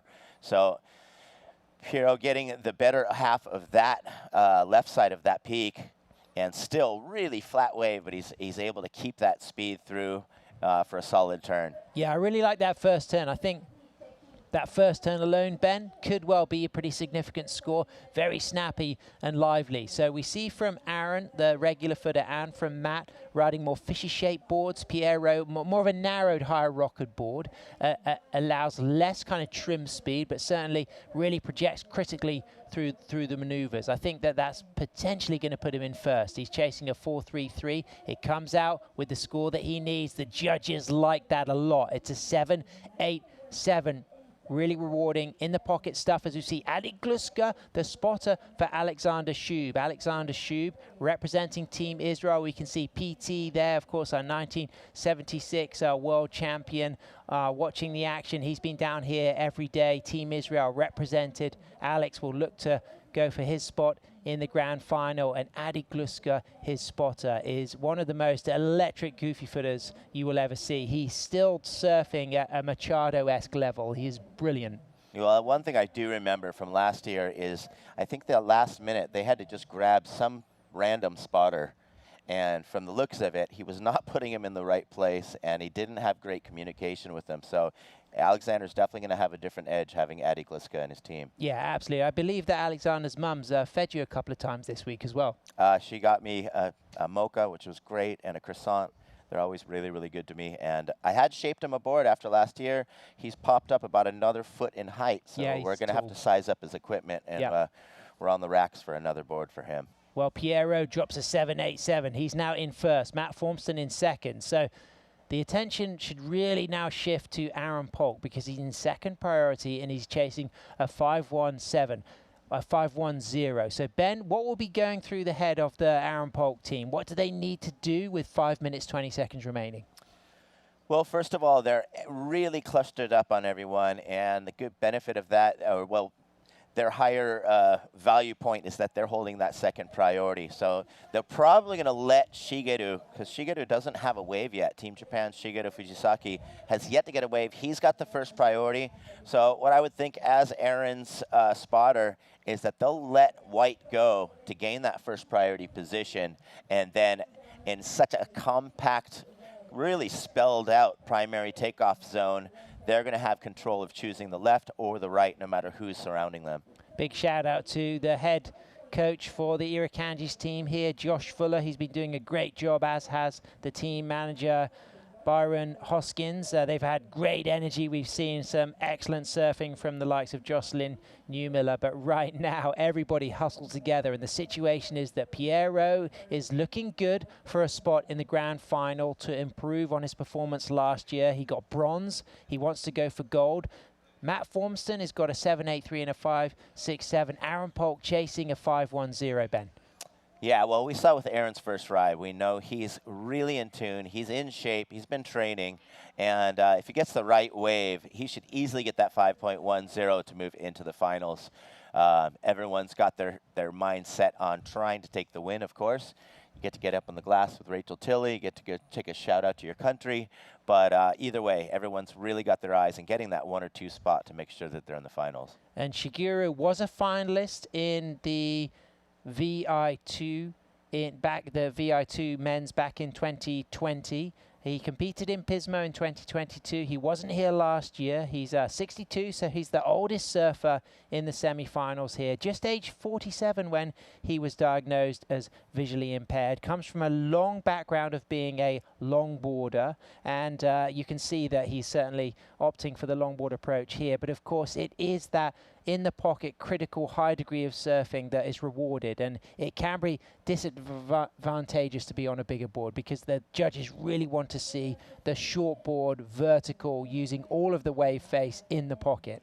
Yeah, one thing I do want to point out is he's needing a combination score, which means a score that can't be made on a single wave, and he doesn't even have one wave under his belt, and there's only 3 minutes left. So I think they're being a little bit too I wouldn't say greedy, but a little too careful holding that first priority. And I think he just needs to go on anything to enable him to get back out in the lineup for a second wave to ensure that they can even get that score. It hasn't happened yet in adaptive surfing, but to really put a spanner in the works, we want to see a parasurfer come in with a really elite level of longboarding and throw some hang tens in the mix. And that would really be something to test the judges if you had a longboarder who was using critical nose riding in the pocket. That would toss up. I know we do have kind of a shortboard criteria, so it would be more like trying to judge Joey Hawkins or Jeff Kramer back in the day. Absolutely. Aaron Polk now waiting for the last opportunity to get a wave. He's in second priority. You can see that they've opted to sit a little bit inside, but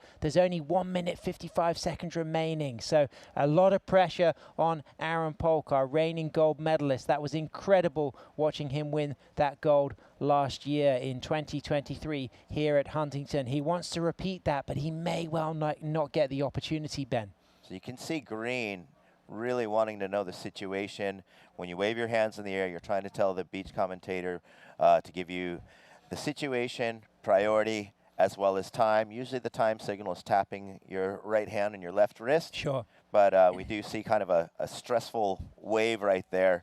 So they're definitely wanting probably to know how much time's left and just get a complete rundown. And then we're hearing the beach commentator delivering all of that information. Well, this would be a massive shock if Aaron Polk is eliminated. You just hope that he gets the chance. You just hope that in this last minute there is an opportunity. He's in second priority.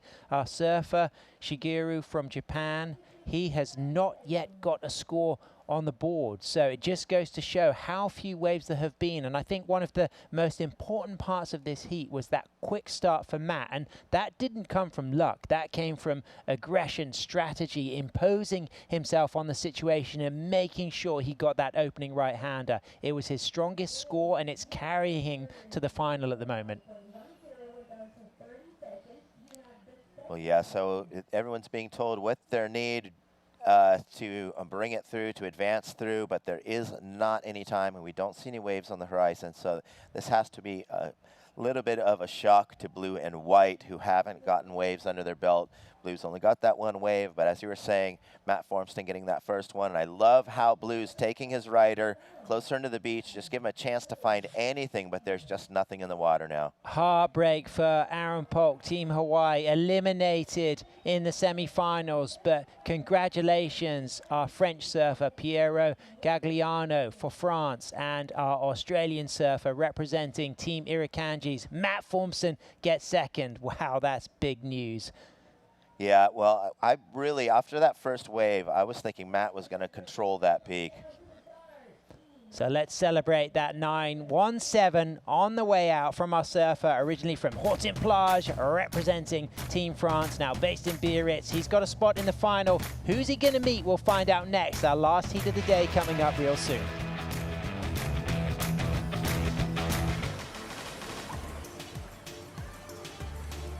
Hello and welcome to Huntington Beach, California. I'm Kelly Miller, President and CEO of Visit Huntington Beach. Known as Surf City, USA, Huntington Beach boasts 10 miles of coastline and the most consistent waves on the West Coast. Huntington Beach has it all, with endless summer weather, year-round events, outdoor activities, and oceanfront resorts and spas. So get ready to be inspired, be connected, and be here, Huntington Beach. Plan your visit at surfcityusa.com. Parasurfing has the power to bring us together. Together, we push the limits, further the sport, and go for gold. You've crossed countries to get to the World Championships. Let Access Tracks simplify crossing the sand. Access Tracks, the official beach access pathway of the ISA World Parasurfing Championships.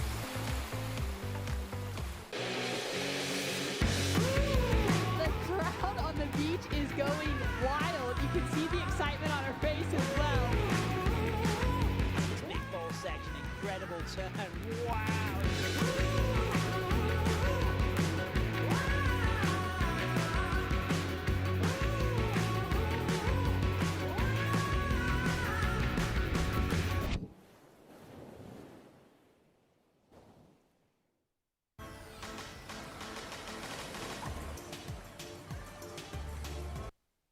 Much for staying with us. We really appreciate your company for being on board as we tune in to the last heat of the day. It's the second semi-final of the visually impaired 2 men's. Daniel Soto for Spain, Luis Medina for Chile, and Roy Calderon Vargas for Costa Rica, and Alexander Schub for Israel. Alexander Schub was up and riding on the inside, but Luis Medina for Chile, right driving through this left on the pier bowl and accelerating as things just steepen up a little bit on that second section. He has already seen his Chilean teammate Catalina Castro take gold earlier on this morning, and that will have fired him up, and he's going to kick off with the first exchange with our Costa Rican Roy Steven Calderon Vargas, already getting a wave on the board as well. A 5.83 for Roy. Of course, Roy, a regular finalist here in the visually impaired category. Yeah, Roy, which also works as a surf coach, definitely knows the ocean and puts a lot of time in the water. And to get a 5.83 within the first 2 minutes of that heat, let's watch this first exchange. So you could see Red Daniel sort of thinking about going right, and it's kind of a smart tactical maneuver there by Addy telling him to go left, keeping him from being able to drop in on that one. And here we have that replay. Blue, Luis Medina, way down on the shoulder, so not impeding any riding by white as we have green. This will be his second wave. Oh, no, that's the 5.83. So you see him working through here, finding that inside connection, and this one's really reeling through, and he gets that end section bash and loves it. Go Roy for Costa Rica. The 36-year-old got silver last year behind Aaron Polk there. He also had a silver in 2022, but he got gold in 2021, so he's already tasted success at the highest level from San Jose. Works as a surfboard repairer there, so he knows surfboards inside out. You can follow him at Roy Calderon 506 on Instagram. As we can see, Alexander Schub and Adi Gluska going into position opting to go nice and deep here. Pier bowl left coming through, but Louis Medina could have right of way, so some communication there between Adi Gluska and Alex says don't go because Blue's up, and Blue gets a nice float but doesn't ride out of that first turn. So really now appreciating the fact that these surfers visually impaired have a crucial role in that relationship with their spotter as that flying diamond lineup really starts to sparkle for us. Ben, it looks beautiful out there still. Yeah, this is as someone who's done spotting for Matt Formston, this is a stressful situation. You really don't want to be clustered up on everyone because it's very easy to make a priority mistake. And the unfortunate thing is at the moment with this higher tide, there's basically one high-scoring potential peak, and everyone's just trying to sit on that one zone. How beautiful are those flying diamonds? It's flying diamond o'clock out there, isn't it? It is. Talking to PT, he said the benefit today and the whole week is there's been so much sand in the trough. There hasn't been any dead patches, and that has really accentuated the quality of the waves. Even though it's been small, it's been brilliant. And somebody who has been brilliant, a 917 in that semi-final. He's booked himself a spot in the grand final. Allez le bleu, vive la France. It's Piero Gagliano with Rachel Tilley. Thanks so much, guys. A 917 to open up your account. Like you said, Sam, congratulations. That is an excellent score. How do you feel from that? Yeah, I feel good. I was a bit worried about the size of the waves this morning. It's pretty small, and I know in small wave it's hard for me to surf good, and I was like taking it easy, and I had 2 good waves, so it's all good. When you wake up this morning and see that the waves have dropped, did that change your choice in equipment at all? No, to be honest, that's the board I like to surf. I'm used to surf it in small, in everyday wave, in bigger waves. So we had one other board I could surf, but on the beach, just like in case. But I'm happy I got my magic board. It's all good, you know. Well, obviously it is feeling magic under your feet as well. You know, representing Team France, you've already had a teammate that has secured a gold medal today. You are now secured yourself into the final at a chance for a gold medal tomorrow. Talk to me about how you're feeling with that. How will you manage the nerves between today and tomorrow? Yeah, I feel okay. I'm happy for my teammates too, and not much stress. I'm just gonna go with the flow and chill in between, and let's see what's next. Just take it easy. Any word you'd like to say back to your friends and family back in France? Merci à tous ceux qui me regardent. Bon ben voilà, cette année on n'est pas venu déguisé en laitue pour faire bouffer le cul par les lapins. Donc voilà, je vous aime tous, ma petite chacha, mes parents, tous les copains au Costa, en France, à Hortin, partout. Je vous aime, je vous embrasse. All right, merci. Back to you guys. Chillaxing and relaxing, but red hot and cool cooking. He's looking really good. It's incredible because he's so calm, but his surfing is just absolutely electric. And that's the kind of atmosphere you really get from this young free surfer here, that he is just having fun out there. Yeah, and I hadn't even noticed yesterday he's on a Town and Country board, probably shaped by Glenn Pang. And man, Town and Country was my first ever board. I had one of those 80s bright fluorescent kind of a Dane Kealoha style shape board. Nice, classic, iconic. My mom bought it for $20 at the offshore surf shop in Carlsbad. Wow, good times, good memories. I wonder where that is right now, Ben. That board or the shop? The board. The board, oh man, I really wish I had it. And there's actually a couple replicas of that era that are in the shops on the way walking through Pacific City here. Yeah. And I had a flashback. Yeah, great stuff. Great surf stores in Huntington. Talk about some of the cool surf shops we've got that you can come and visit. Well, there's all sorts of surf shops. One who's been really supportive is HSS, Huntington Surf and Sport. And Aaron and Taylor Pye have been really good about holding some events. They had a post-opening ceremony party for us with some catered Mexican food.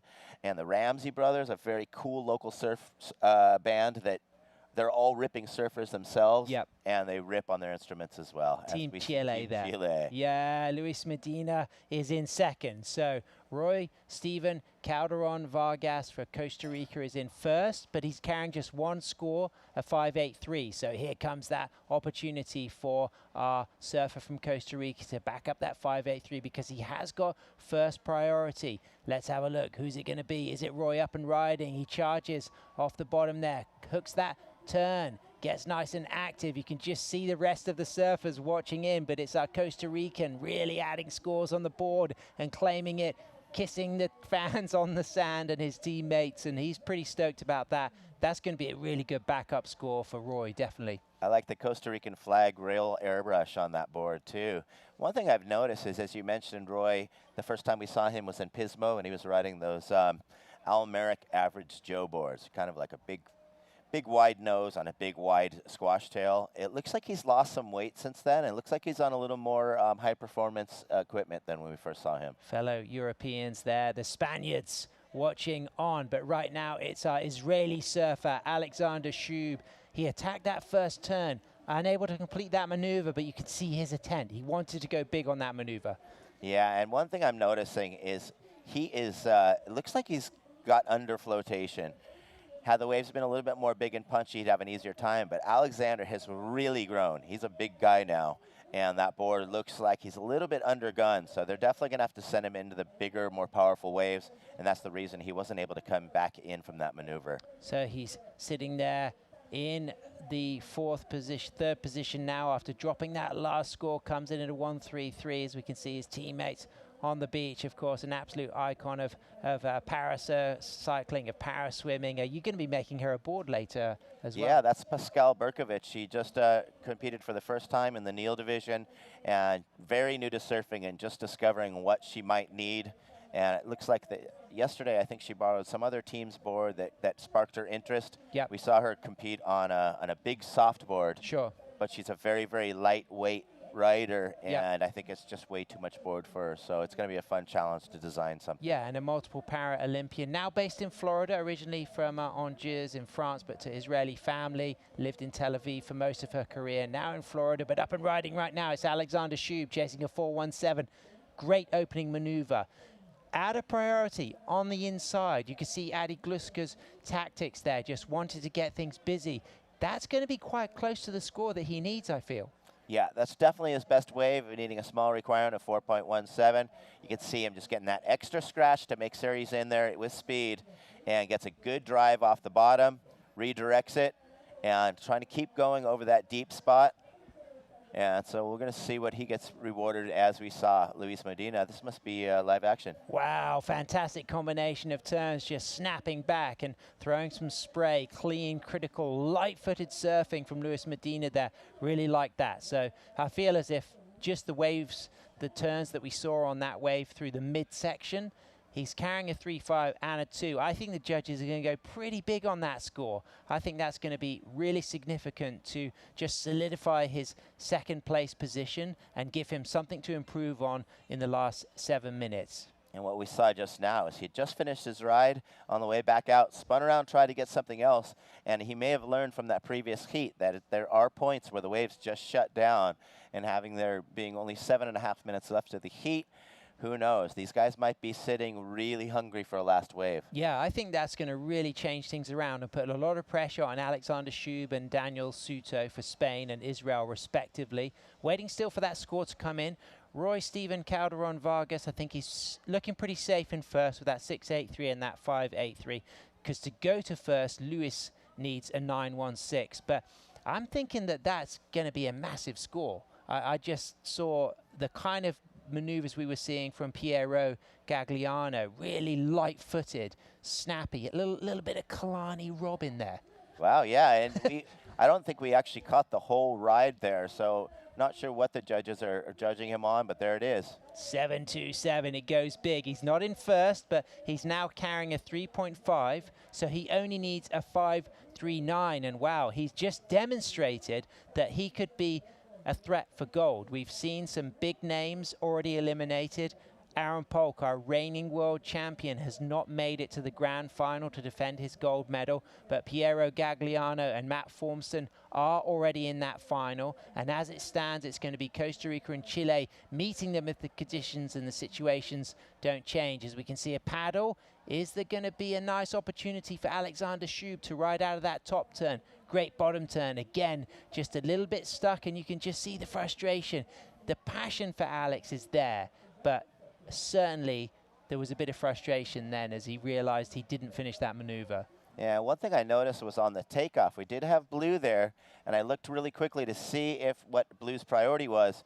Blue doesn't have any priority established, and that's because he hasn't gotten all the way back out to the primary takeoff zone to get into that priority situation. He's just kind of been scouring around the inside there. Wow, so that was interesting. Dangerous territory for Lewis, who's already dropped to 7.27. It felt as if his spotter wasn't close to him there, so opting to take that wave on the inside, but maybe a little bit of lack of clear communication with his team to say, don't even have a look at that because you are not in the priority situation. So that was quite risky, but it looks so far as if we're not seeing any interference being called. So fingers crossed that doesn't affect Lewis, but he wants to still replace that 3.50. And that was why he was active on the inside. But watch out, Ben, because staying busy, Alexander Schub up and riding on the left, takes that speed line, climbing and dropping, little cut back, few speed pumps. This wave is going to die on him.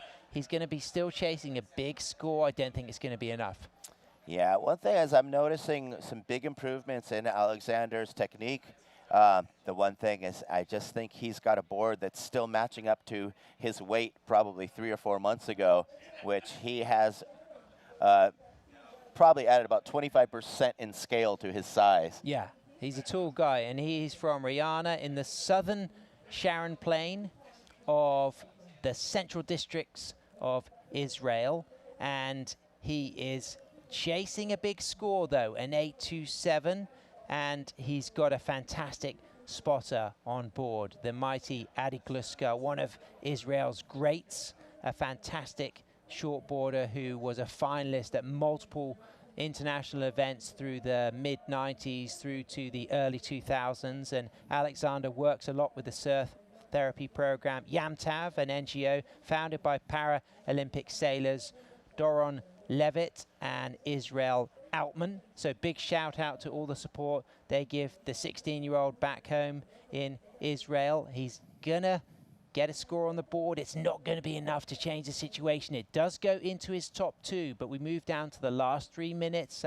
Spaniard Daniel having a look, but it looks pretty good for Costa Rica and Chile, Ben. Look at this weird short period little, looks like the pulses of the Arizona wave pool right now. I don't know if that's a boat wake, but wow, it's actually breaking on the inside, but that's all the energy that we've seen come through in the last 5 minutes. So I think south side of Surf City, Huntington Beach knows that the contest day is coming to an end and it can start cooling down its engines. Absolutely. As we can see, first priority sitting with our Costa Rican there, our silver medalist from last year. He's going to get the prime pickings of this. Beautiful middles left, up and riding. Roy charging, taking a high line off the middle, snaps it back, dags that rail. He's not going to replace his 5.83, but we can see final our Spaniard absolutely getting an opportunity to demonstrate his skill. And that could have been a good score, but it may well be too late for Daniel Suto. Very active,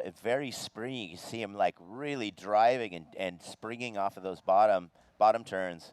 Would have liked to see him on a better wave to really see what he's got, because he looks like he's got a lot of potential. Yeah, new to stand-up surfing as well. Used to be a really keen bodyboarder from La Coruna there on the Galician coast, and he's looked good, and you just hoped that he had more opportunities earlier. Nice set now. Everybody shifting a little bit south, Ben. Is there still hope for our Spaniard? Yes, I would say so. I mean, I think with what he's just shown within this next 2 minutes, should one of those pulses of a big set come through, who knows what he's capable of. Looking at his activity on the wave, guy might even pull out a frontside air reverse. Who knows? But speaking of Coruña, that is the home of my favorite beer in the entire world, Estrella Galicia. Oh, beautiful.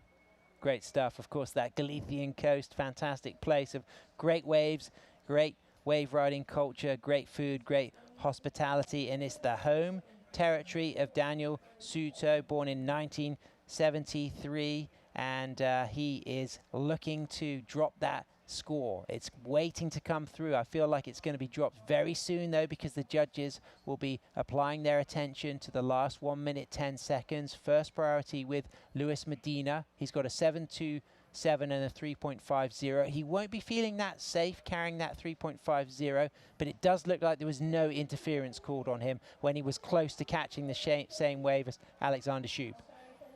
He's up and riding right now, looking to back up his low score. He's got a 7.27. He's just cooking and relaxing now, getting nice and low. Is he going to unleash through the inside? He's got a lively wide stance for a little snapback turn right through to the shore break in the last 40 seconds as Daniel Suter drops a 6.47. A little bit too late for the Spaniard, now only chasing a 4.31. But the question is, Ben, is he out in time?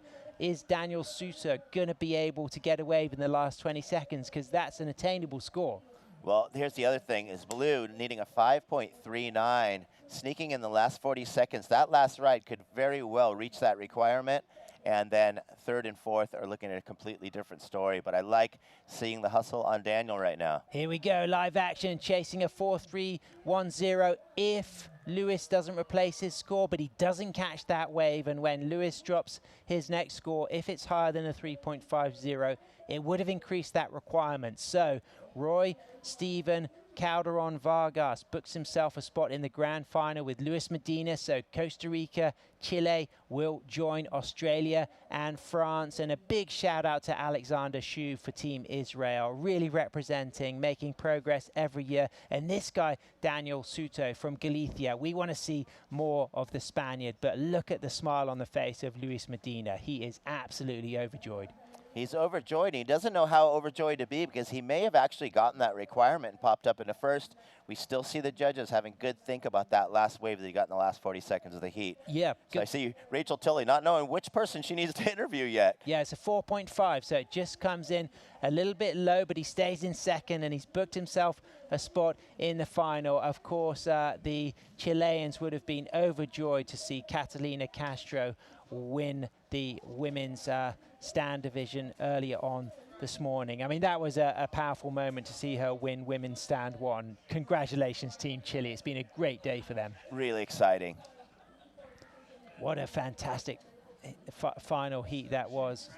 Really, really appreciated that. I hope you've enjoyed the day. If you haven't got to see what we've feasted on, we've got a highlights package. This is going to be amazing. And after this, we'll get that last post-heat interview. Stay with us and enjoy the action.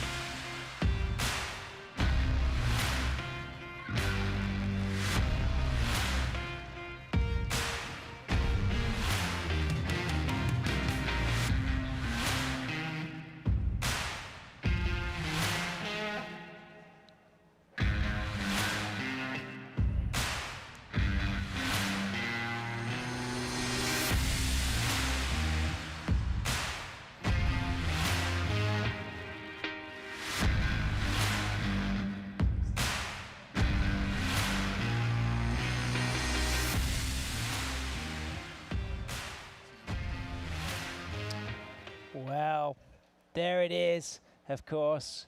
We can see that fantastic drone clip. And let's go down to the winner of that semi-final, representing Team Costa Rica, Roy Steven Calderon Vargas has booked himself a spot in the grand final, and he's there with Rachel Tilley.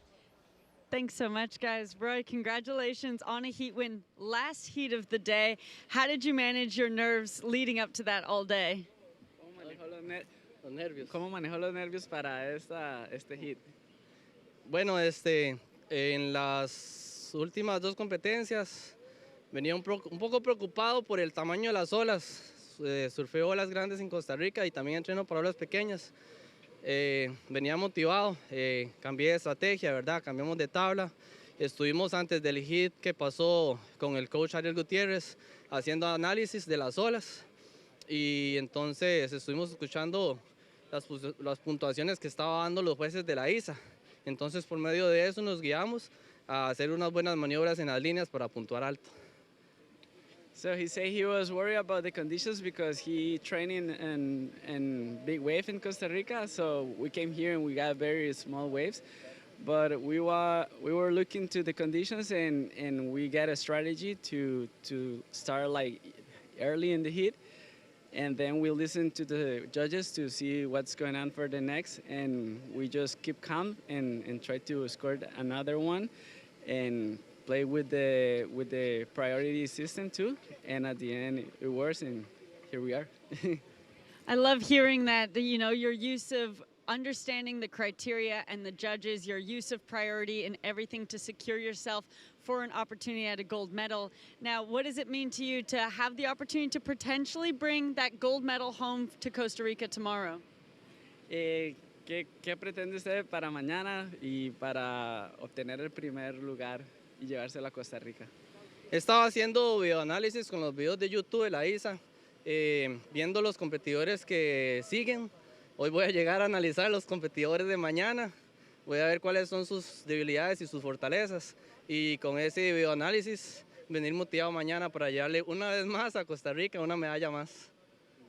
So he say he every time they finish, he go watch the replay of the day to see how the judges are scoring and what they like and what they're looking for, and that's his plan for today, and see what's happened for tomorrow. Well, we look forward to seeing you perform another excellent heat tomorrow. Good luck for it. Thank you. Un saludo a mi esposa, a mi hija, a mi hijo, a los compañeros de UR Costa Rica, que estamos allá en Playa Grande, a todo Playa Grande. Saludos, y esto es para ustedes, mi familia, mi papá, mi mamá, y también para Surf Adaptado Costa Rica, que nos ha ayudado, y gracias a todos los que han hecho posible que esté acá representando a mi país una vez más. Thank you so much. Back to you guys. Great stuff. Thanks, Rachel. Congratulations, Roy. Of course, gold medalist before, twice silver medalist in the last 2 years. Ben, some final words on Roy?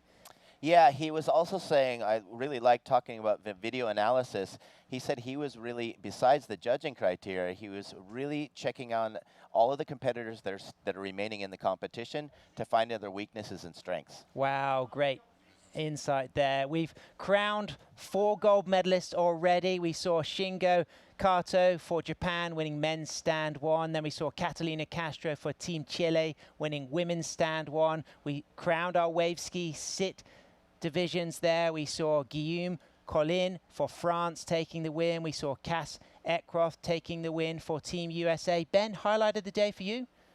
Wow, I think Guillaume Collin's 9.93, that was one of my favorite waves of the whole event.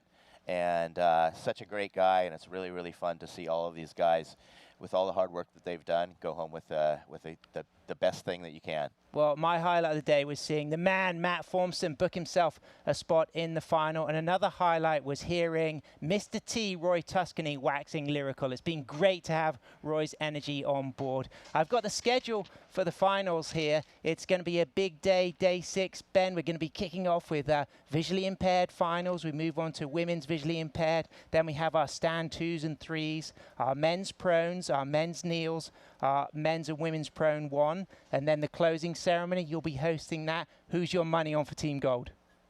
Oh, I'm not throwing it out there yet, but I think right now, as far as the rankings go, definitely France and Australia are up there. Well, there's stakes are high. France are looking good. Team USA, of course, looking incredible. The Irakanjis, they're looking good as well. Tune in tomorrow. We'll be going live 7 a.m. It's finals day. We're going to be raining medals here live from Surf City, USA for the conclusion of the 2024 ISA World Parasurfing Championship.